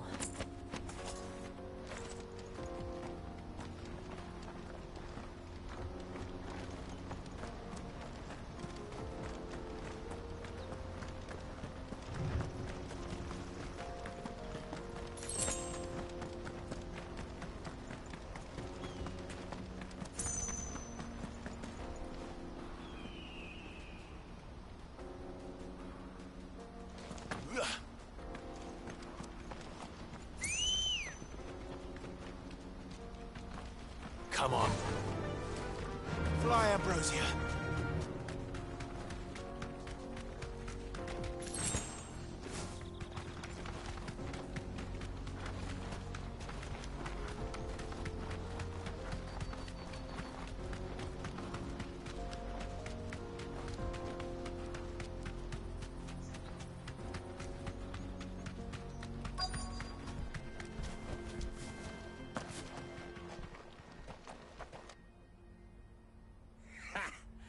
Not a bad haul today, eh? Aye.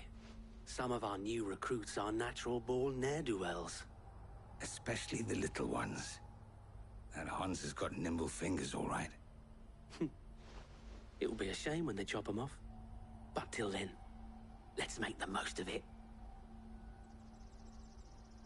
Scum. The leaders of the cast stones, I take it. They don't deserve any mercy, Clive. I wasn't planning on showing them any. We're ready when you are, Theodore. Oh, I'm ready.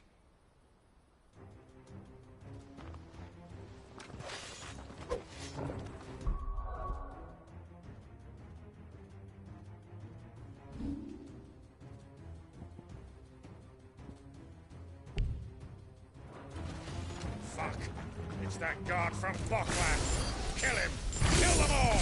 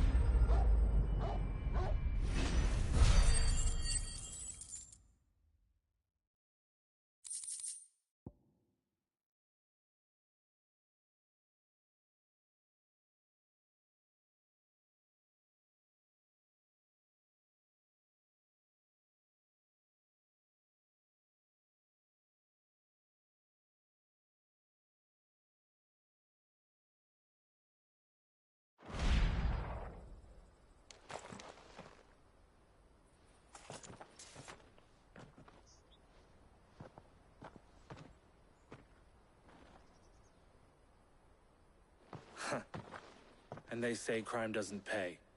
Gold chains, rings, purses. And traders' passes.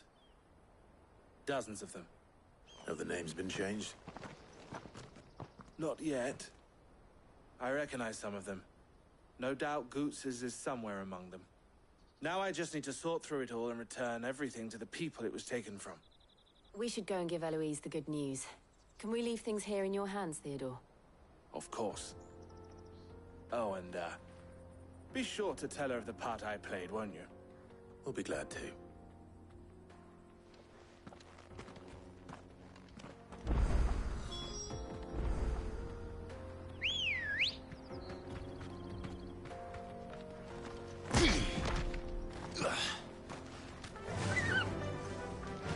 Faster!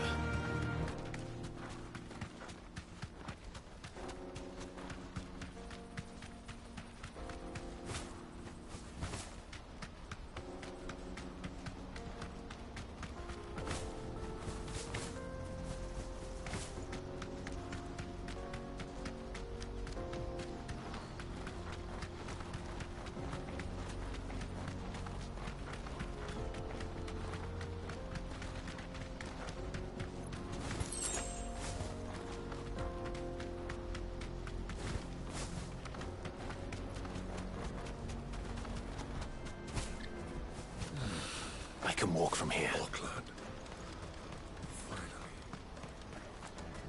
Daddy, I'm hungry. That's that then.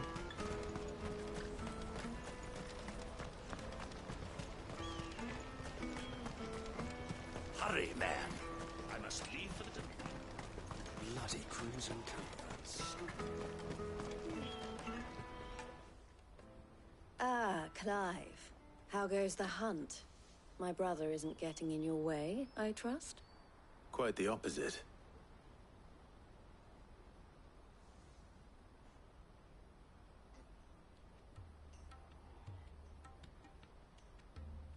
So it was the cast stones who were behind it all.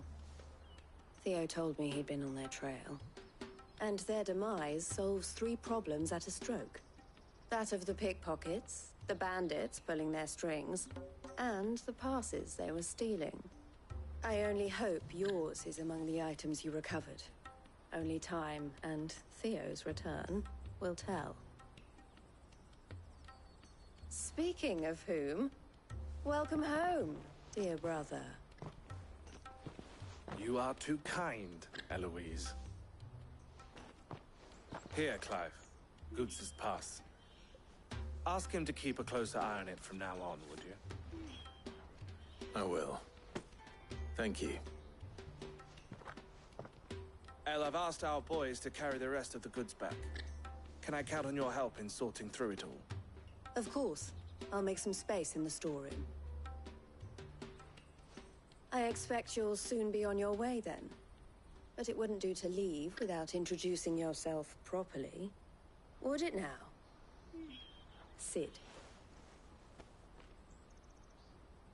Don't look so shocked. We're on the same side. I don't understand.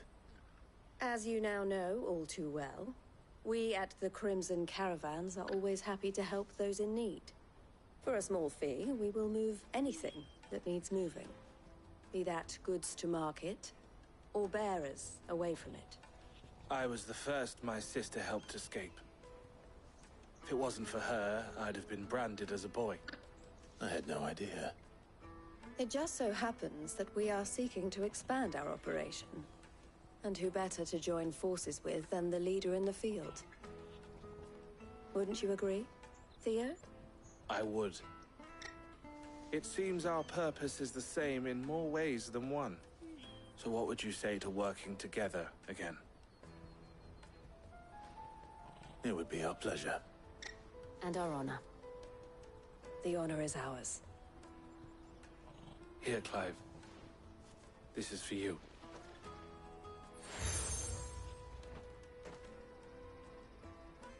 What is it? Elle has friends in high places, while I have associates in, lower ones. That mark is proof that you're a friend to us both.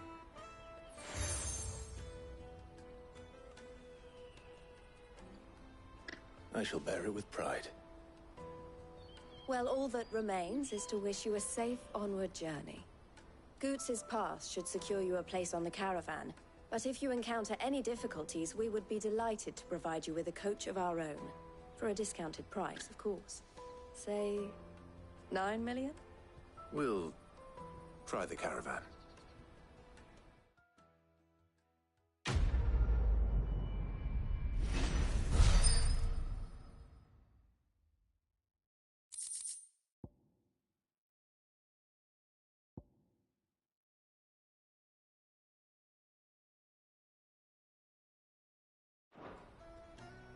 Right then.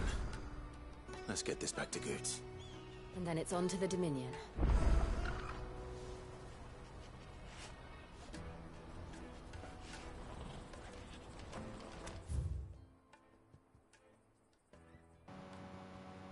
Three side quests?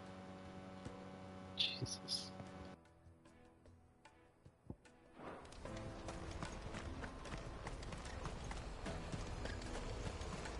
Let me carry your goods. Pardon me, but would you happen...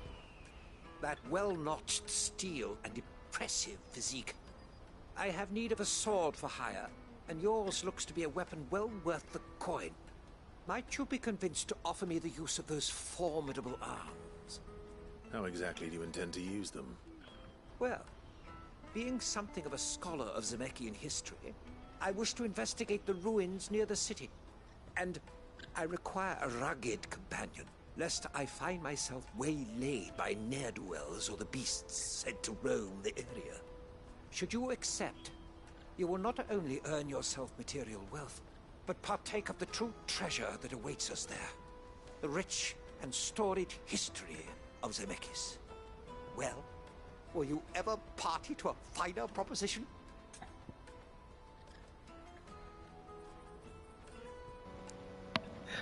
Offer him the use of your formidable arms. My arms are yours. Wonderful! Then come. We must away. But where are we going? Along the old Zemeckis Road, and from there, onward to discovery. Quickly! There is not a moment to lose. Wait. Good luck with your ne'er-do-wells.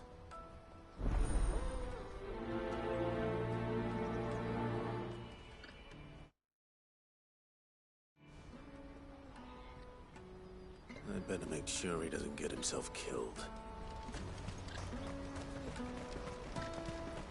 Water for hire. Best service. I see you've been of some assistance to Eloise. Perhaps you can extend me the same kindness? Perhaps. What would I be doing? Finding someone. You see, I've been having trouble with thieves, and despite the many pains I've taken, I can't stop them from rummaging through my packs. I was griping about my lot to a friend of mine a few days back, and he offered to track the culprits down. Now, Joseph's a sellsword, and a good one at that. But he's been gone days, and I'm beginning to fear the worst. Oh, he did, girl. Any idea where his search for the thieves might have taken him? The old Zemeckis Road, perhaps? He doubted they would be fool enough to linger here in Boklad. Joseph's lived a hard life. Made him grey long before his time. I just pray he hasn't been killed over a few sacks of grain. I can't imagine there are too many grey-haired sellswords around. Hopefully someone will have seen him.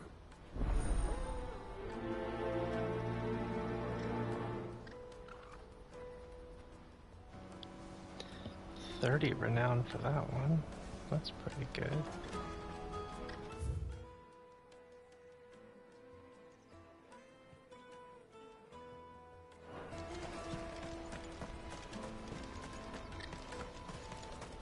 Hurry, man. I must leave for the Bloody crimson coat.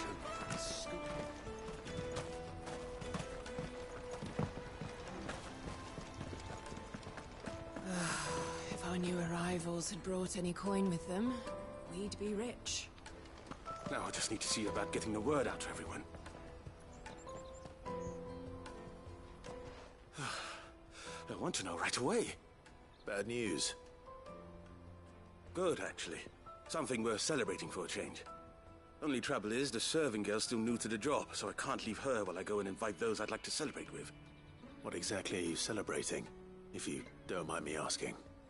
I've come by a particularly fine bottle of red. A Gotan 66, no less. Gotan Rouge is the only good thing to have ever come out of the Empire. And most wouldn't part with a 66 if you held a knife to their throats. So I've heard. Oh, so you know of it then? Clearly you're a gentleman of taste. A gentleman who might sympathize with my predicament, perhaps? Would you pass the good news to a few friends of mine?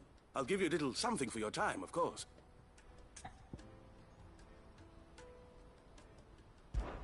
Sounds simple enough.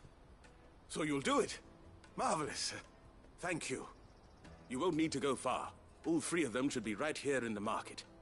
There's Aldrich the porter, Milan the butcher, and Bolek, a guard over at the north gate. Three of the finest fellows in Boklad, if you ask me.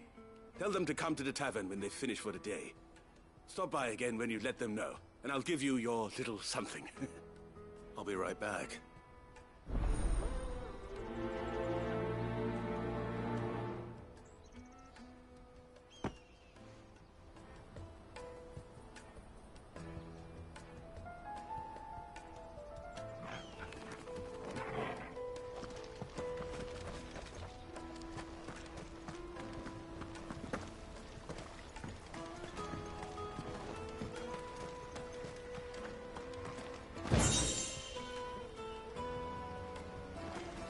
Nice.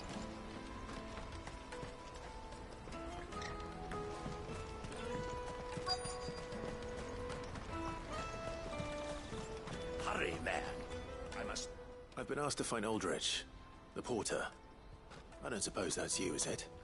That's me right enough. You need something delivered? The innkeeper sent me.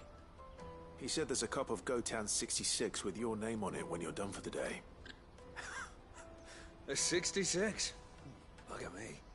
If he's just got hold of it now, it must have been in the crates he had me carry down from Sambrek. From the Empire to Boklad.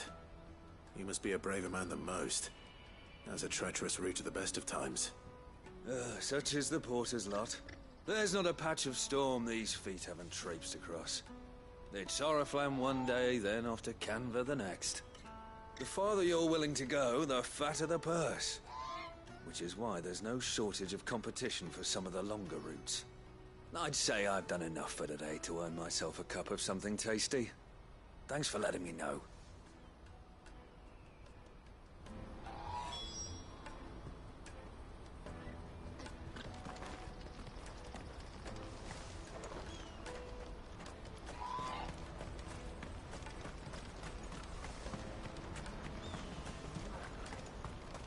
What's that then? There are no crystals here. Going. What do you want? I've no coin on me. Just information. Has a sellsword passed through here? Grey hair. Now you mention it, there was a young man with salt in his mane sneaking around out there a while back. Which way did he go? How am I supposed to know? Buggered off down the road, I expect. Now why don't you do the same and leave me be?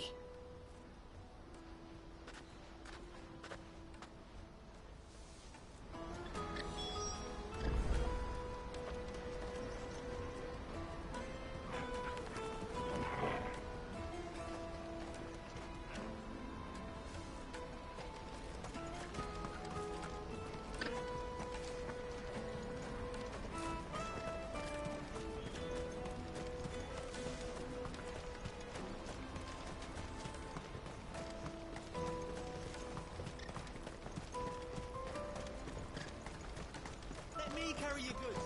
I'm cheap. Peaches and pears.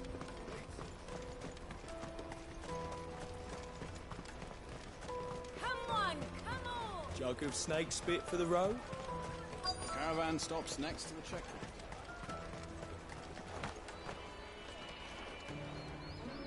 Are you Milan, the butcher? That's me. What can I do for you? The innkeeper's just had a special delivery. He thought you might like to join him for a cup of wine after you pack up for the day. He knows me only too well. And I've got a ham here that will go handsomely with a nice drop. Wine and ham to spare. Barclad clearly isn't suffering then. Comes with being the place everyone has to pass through to get to everywhere else. Those who travel the Crystal Road bring all manner of goods with them. We get meat from San Brec, herbs from Rosaria. Why, sometimes we even see curiosities from across the Narrow. My old man knew what he was about when he set up shop here all those years ago. Anyway, thanks for the good news. Oh, you know what? Maybe I'll shut up shop early. Wouldn't want to keep our friend waiting.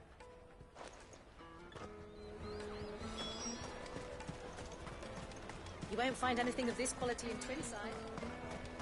Tight-fisted.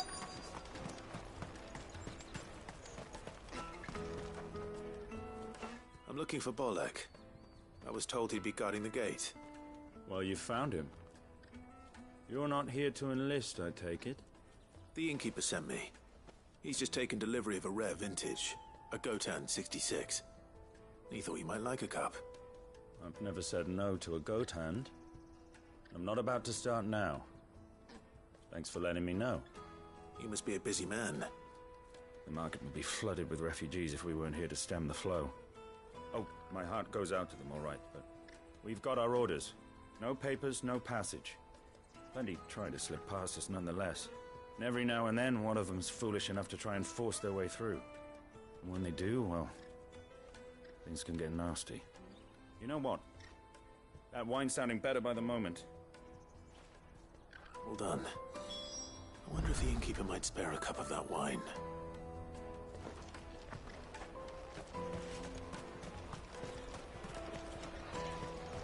Come, taste my peaches. They're sweet. You won't find anything of this quality in Twinside.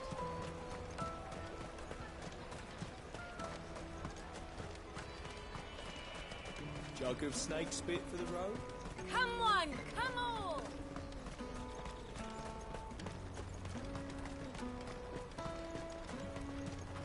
Out of my sight, wretch!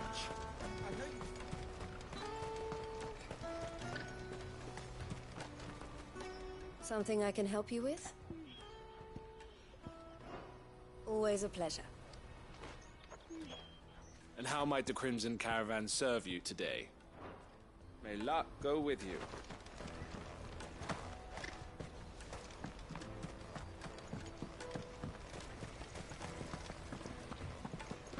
If our new arrivals had brought any coin with them. I spoke to your friends.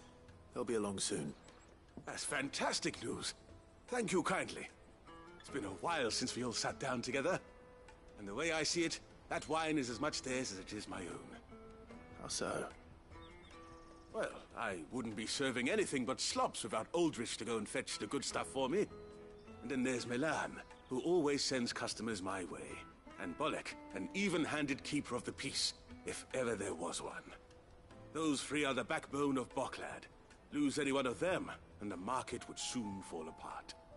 And without the market, I wouldn't have a single customer. I'd say that's worth a bottle of 66, wouldn't you? And more besides. Everyone needs a shoulder to lean on. Be they world-weary innkeepers or brooding swordsmen. Right, I'd better prepare for my guest's arrival. I hear you had me carrying a bottle of Gotan 66. If I'd have known, I would have sold the thing and lived like a lord. I'll settle for a cup, though, if you're in a sharing mood. A Gotan 66. Just as well I had something special of my own set aside. A bottle between the four of us might not be enough to drown our sorrows, but it can't hurt. Here they are, the three pillars of Boklad. Sit yourselves down, gentlemen. The woes of the world may be monstrous in many, but there's nothing like a few good friends to keep the misery at bay. Never a truer word spoken.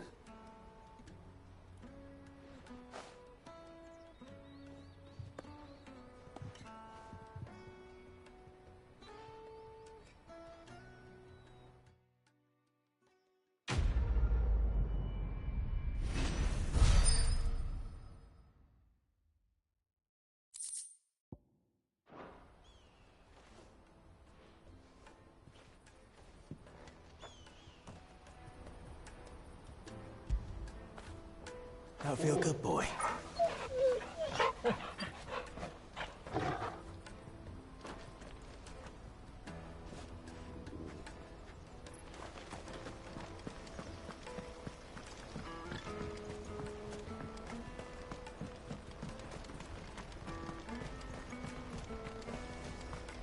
Hurry, man. I must leave for the Dominion.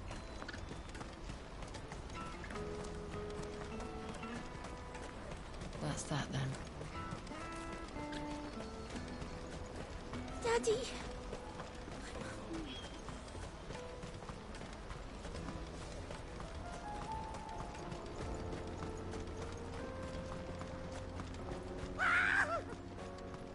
Why am I not surprised? You'll have a real coin if you know what's good for you.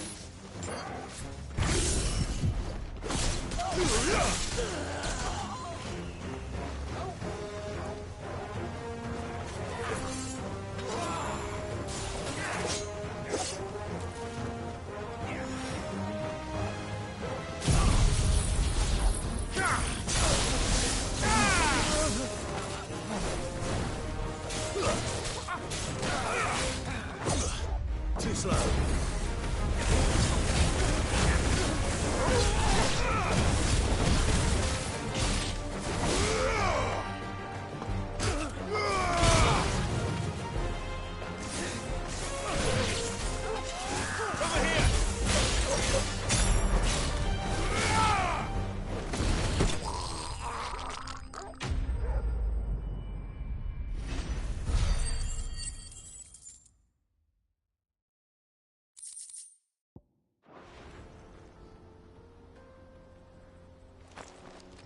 Are you hurt? Happily not, good sir. Thanks to your timely intervention. More importantly, we have arrived. Now, feast your eyes upon the marvel before us. Ruins, a relic of the fallen civilization. A sight so common that man is oft blinded to its wonder. Colossal vessels, dashed from the very heavens.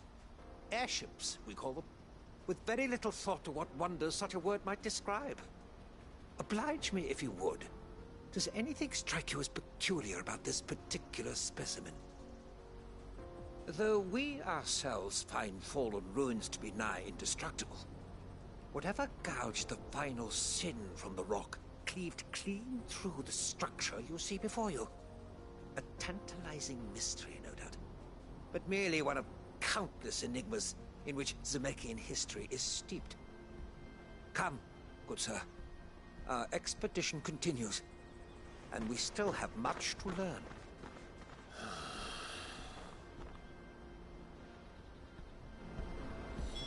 He's passionate. I'll give him that. Oh, wait. Is this that hole that's in the map?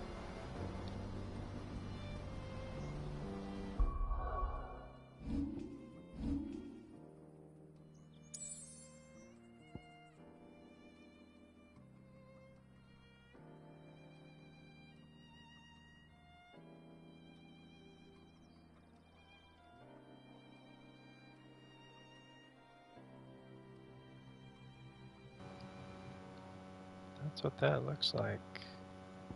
And if we're right here...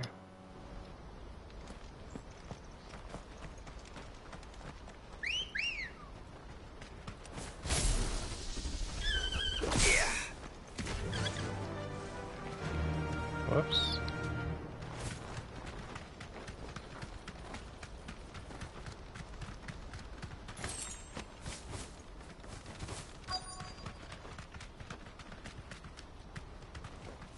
Thanks, Gal.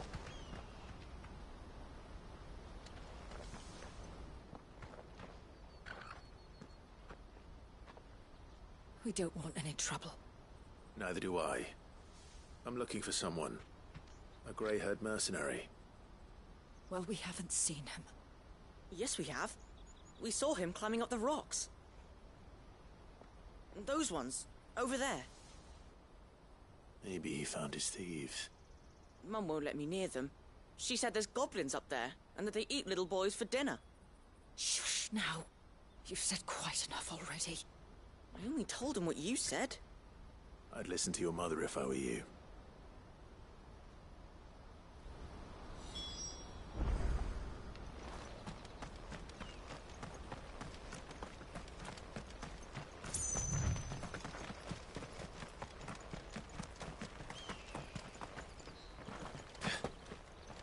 Did Joseph's thieves really lug their stolen wares all the way out here?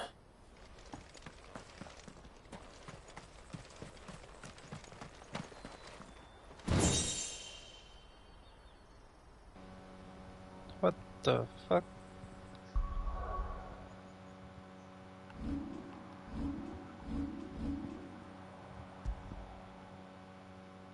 Oh, okay. It's not as cool. But what does it look like, though?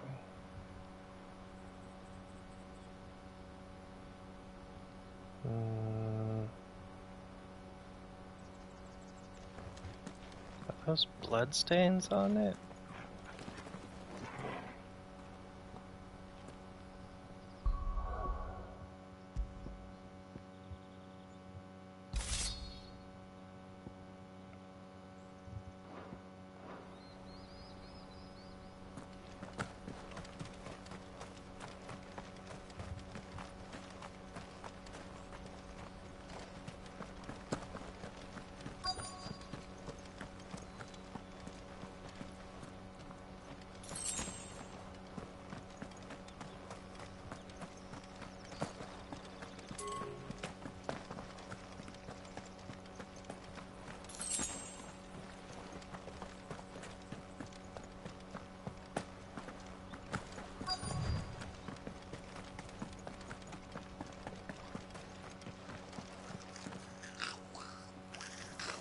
Oh shit, it really is Goblin. I think we found our thieves. They don't look happy to see me.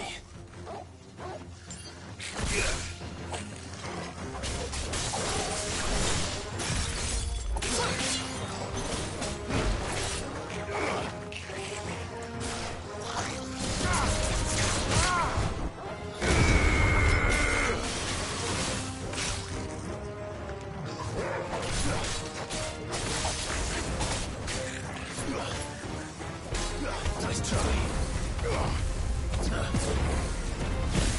Nice try.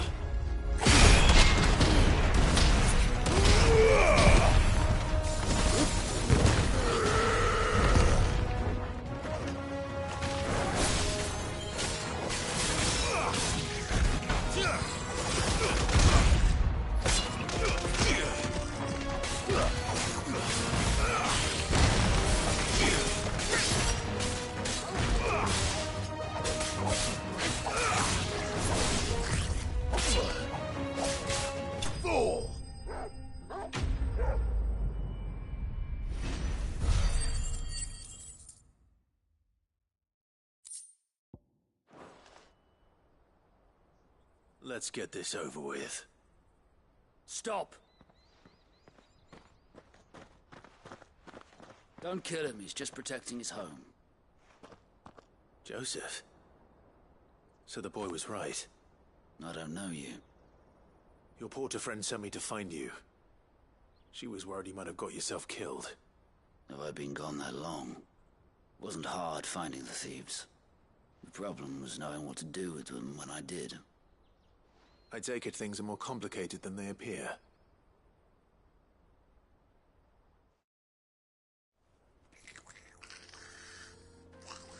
I'd all but ruled out bandits before I even left the market.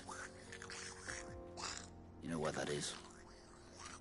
Because our thieves had no interest in gold or gems, or anything they couldn't eat for that matter. Add to that the rumors of goblins in the area, and the mystery practically solved itself.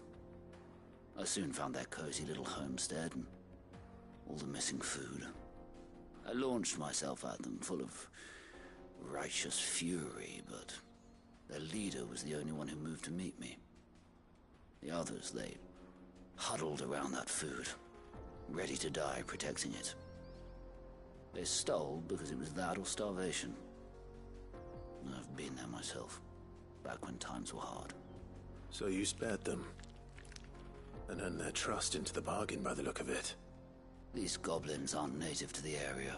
They don't know how to survive such barren lands, so I've been teaching them. And once they've learned to hunt and forage, they won't be fool enough to risk their necks in Boklad. I'm impressed. I didn't know goblins could be reasoned with. Do me a favor. Let the porter know I'm safe. I'll head back to the market once my work here is done. Oh, and don't mention the goblins. I don't want people coming here brandishing pitchforks. Not now this lot have sworn off thieving. Your secret's safe with me. I appreciate it. Thank you.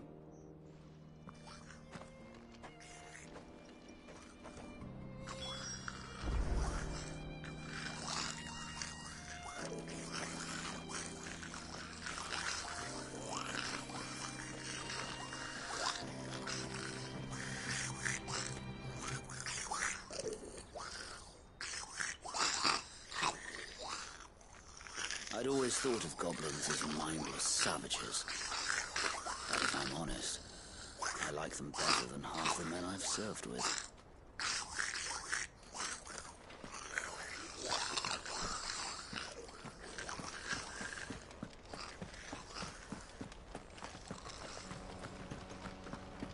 Okay, but their language is still gross.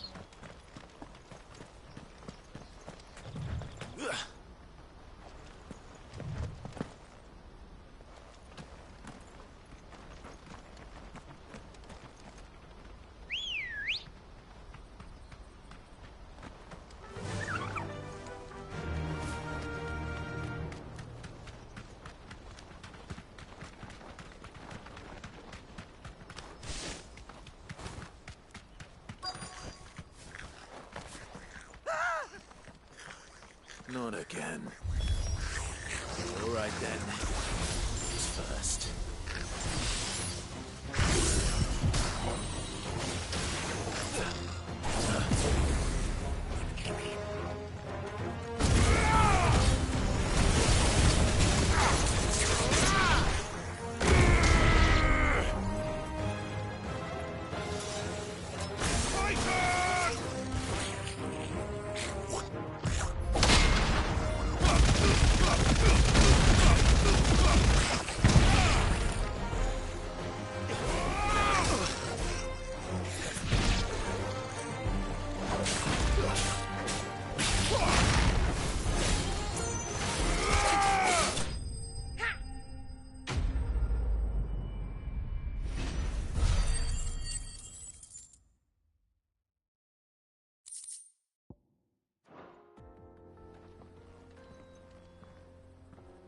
You're going to get yourself killed. Oh, that would not do. That would not do at all. Not when such majesty stretches out before us.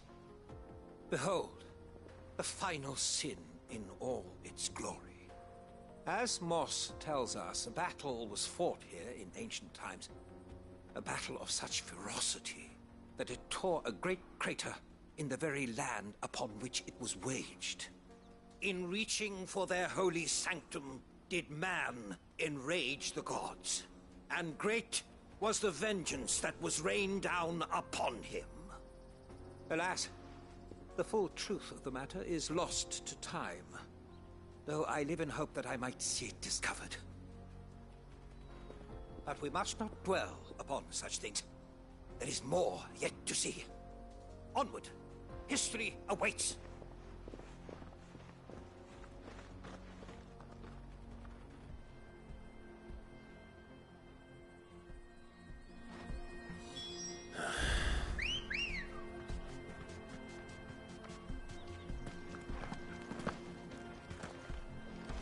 Come on.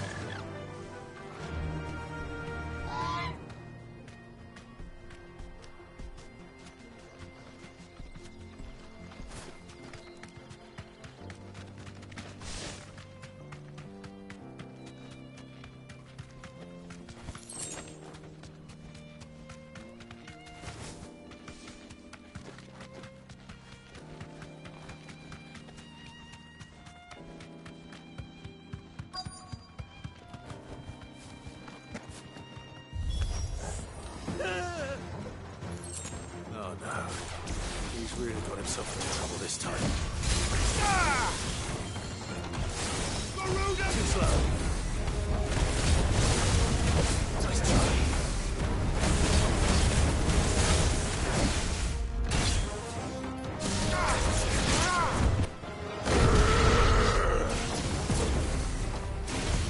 Too slow.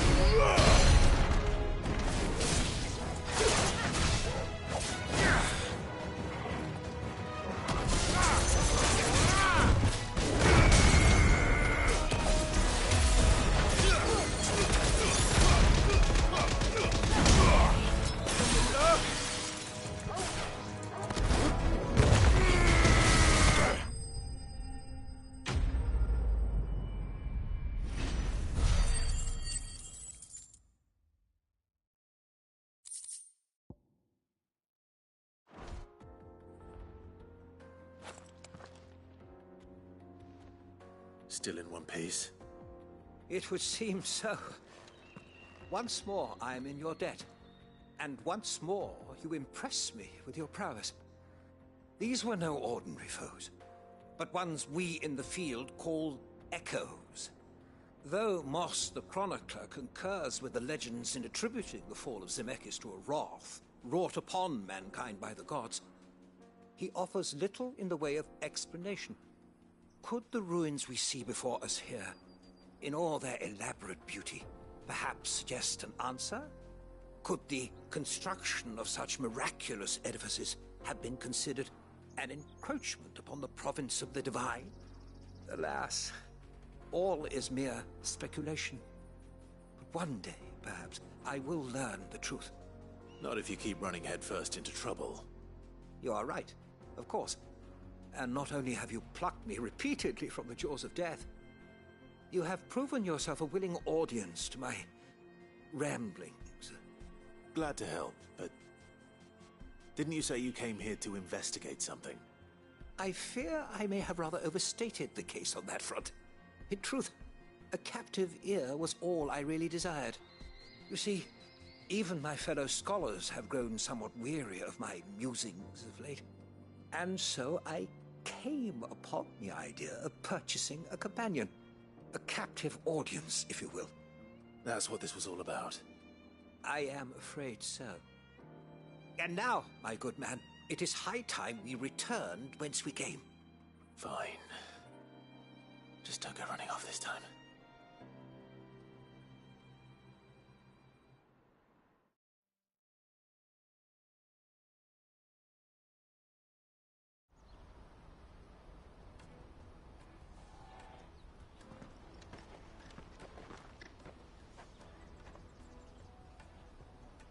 And so ends a delightful day. Here, your reward for humoring my selfish whims, plus a little extra for the trouble I have put you to.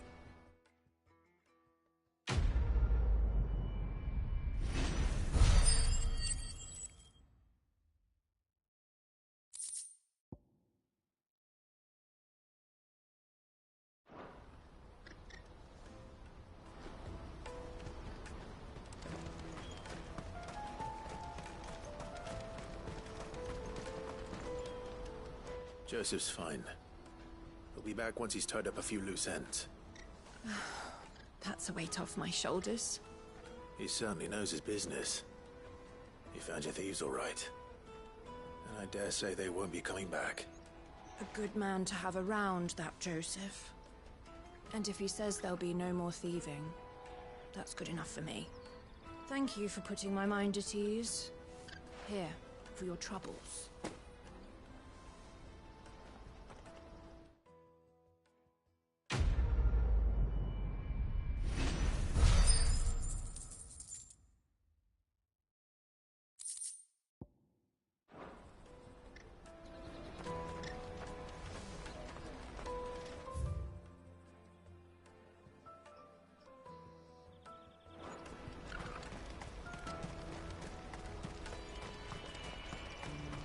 Let me carry your goods. I'm cheap.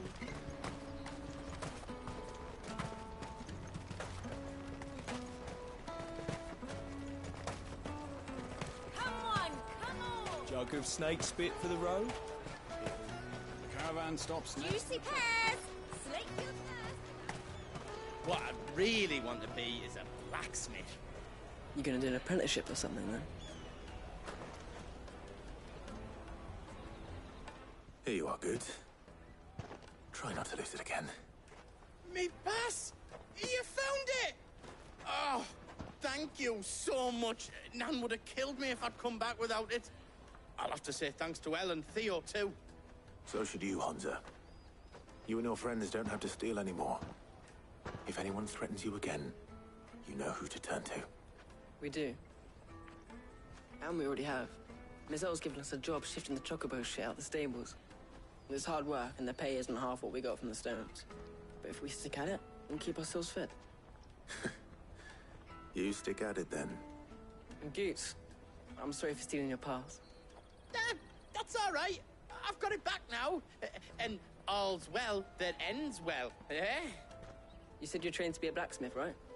Well, I'm gonna be your first customer. I'm gonna save up all my gil and get you to make me a massive sword. I'll do me best. Till then, eh?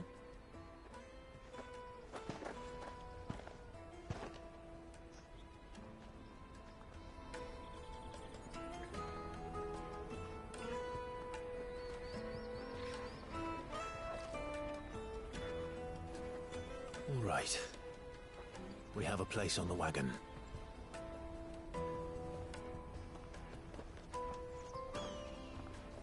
Remember, Goots, we're mercenaries. You hired us to protect you. Mercenaries. And you remember the plan? You're to ride all the way to Twinside. Jill and I will go with you as far as the outskirts, then find our own way in. I'll buy that stuff I need. Right. And we'll scout out the Imperial's defenses. There's a square with a big bell tower right in the middle of town. If you get lost, or out goes wrong, we can meet up there. Right. Let's go.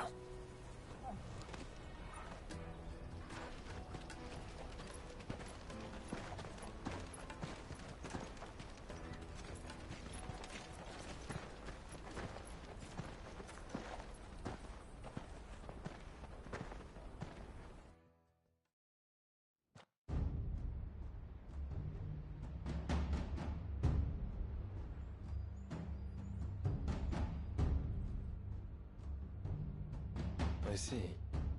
And you're quite certain your father has no knowledge of Ultima? I am. I have no difficulty believing a sinister force has come to exert an influence on Sanbreque.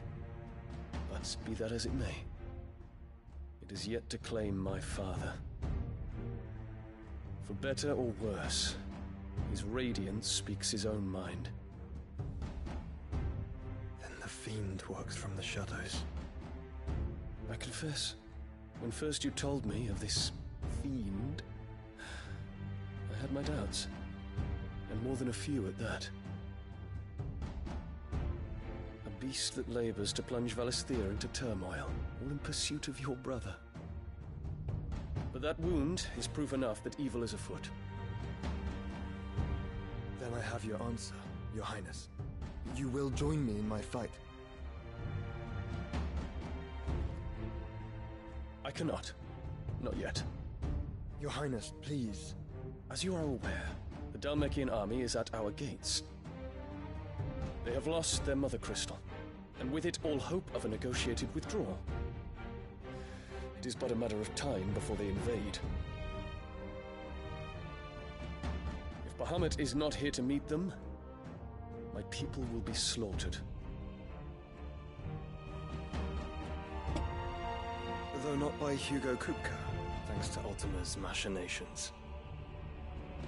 I know the fate of your people weighs heavy on your conscience, but if we do not put an end to Ultima's plans, they shall face a far darker fate. The chaos he would wreak would sweep all of Valisthea into the abyss. The lives of every man, woman, and child in the Twins are at stake. I believe what you say, Phoenix. But I have duties of my own, and I must discharge them. Come what may.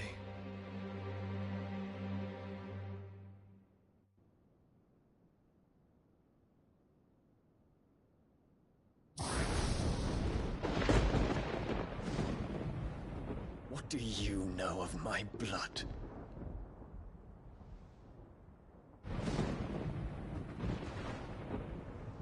I know that it is wholly unworthy of the highest offices of state, which rightly belong to those of purer breeding. Alas. Your bloodline runs through the Oriflamme gutter, from a whore who weighed her child's worth in gil. Have you threatened my father? Of course not. I merely whispered in his ear that his mongrel son is plotting a rebellion. What? Sylvester listens to the words of his astrologers. And they have ears too. You have been feeding them your lies! Should you remain loyal to Emperor Olivier, his radiance may yet crown your head with laurel, and not with tar. Fork-tongued witch!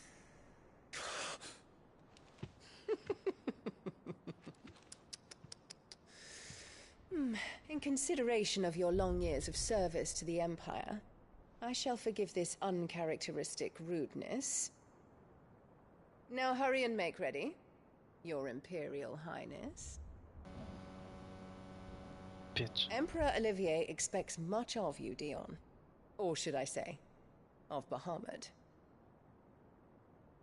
May your fire reduce his enemies to ash, till all of Valisthea bows to its rightful ruler.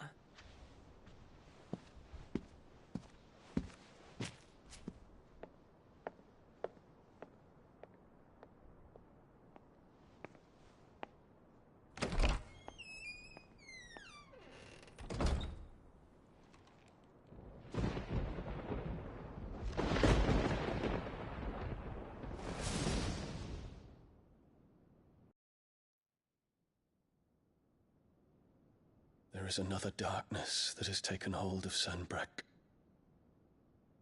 And until its grip is released, the flames of war shall spread ever wider, just as Ultima wishes. Forgive me. My family has caused you much grief. You are not her keeper, Phoenix. This is a matter for the Imperial household now, and as a member of that household, it falls to me to resolve it. At such time as that is done, what strength I have shall be yours.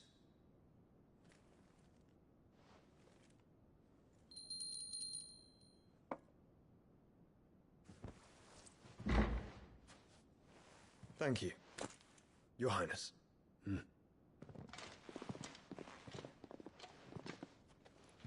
us take to the skies together, and bring a new dawn to Valisthea. I should like nothing more.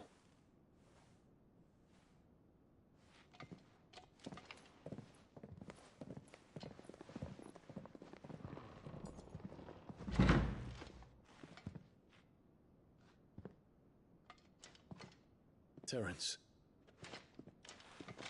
My prince. Tell me true.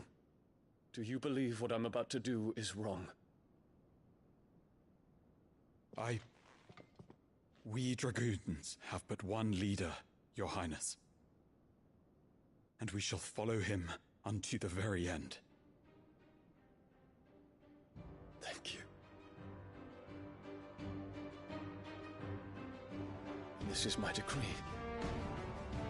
For their crimes against the crown, the traitorous Annabella and her usurping son shall be put to death, and the Empire restored.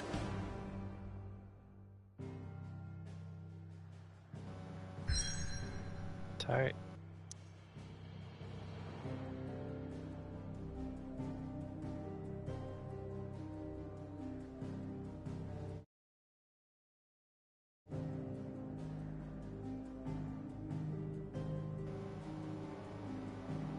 I think 5 hours is good.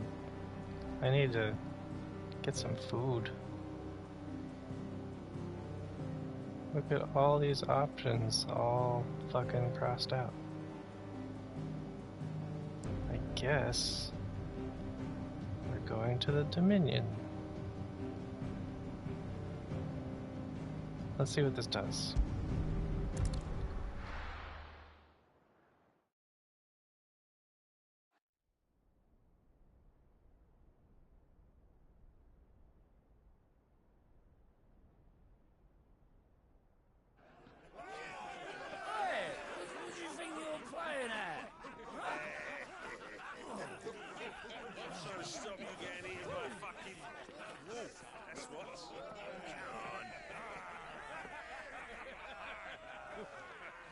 One would never guess that these people stood on the brink of war. And they're afraid. They turn to drink to forget their fears. Anything you want to forget?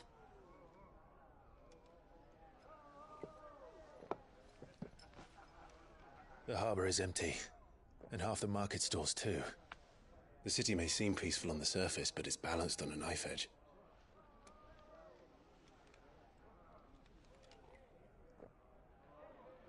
Were we to give it a nudge, it might be just the distraction we need to reach the Mother Crystal. I thought you might say that. We should send for Gav.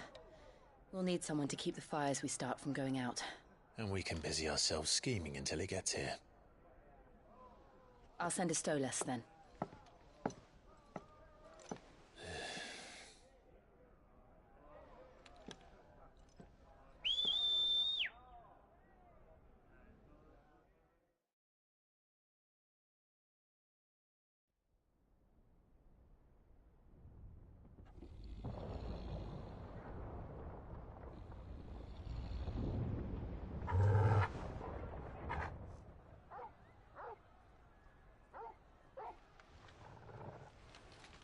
What is it, boy?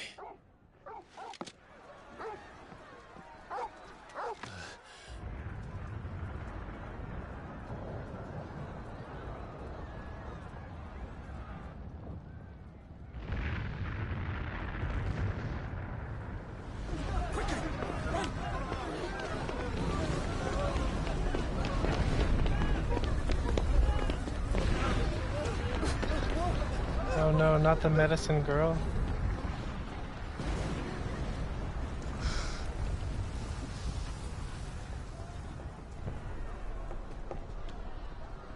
What's happening? I don't know. Torgal!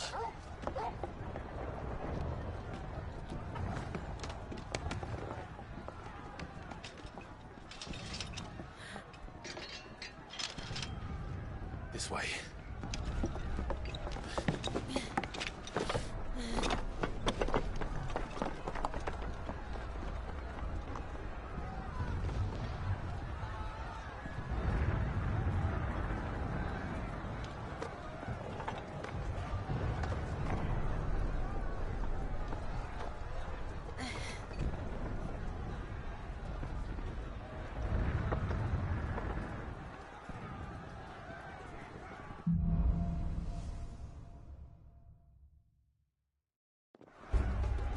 The city's on fire. I'm sure Goots is fine. He'll be making for the square. The one with the bell tower.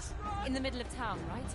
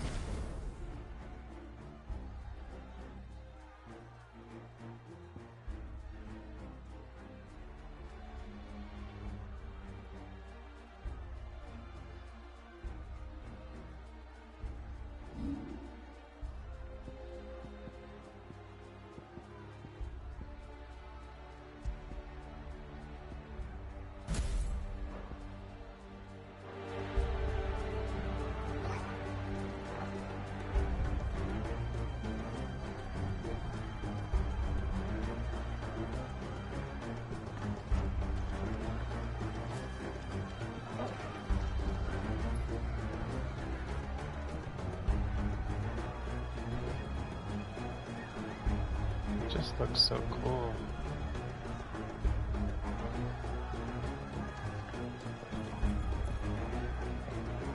Okay, I gotta stop. I need to take a break.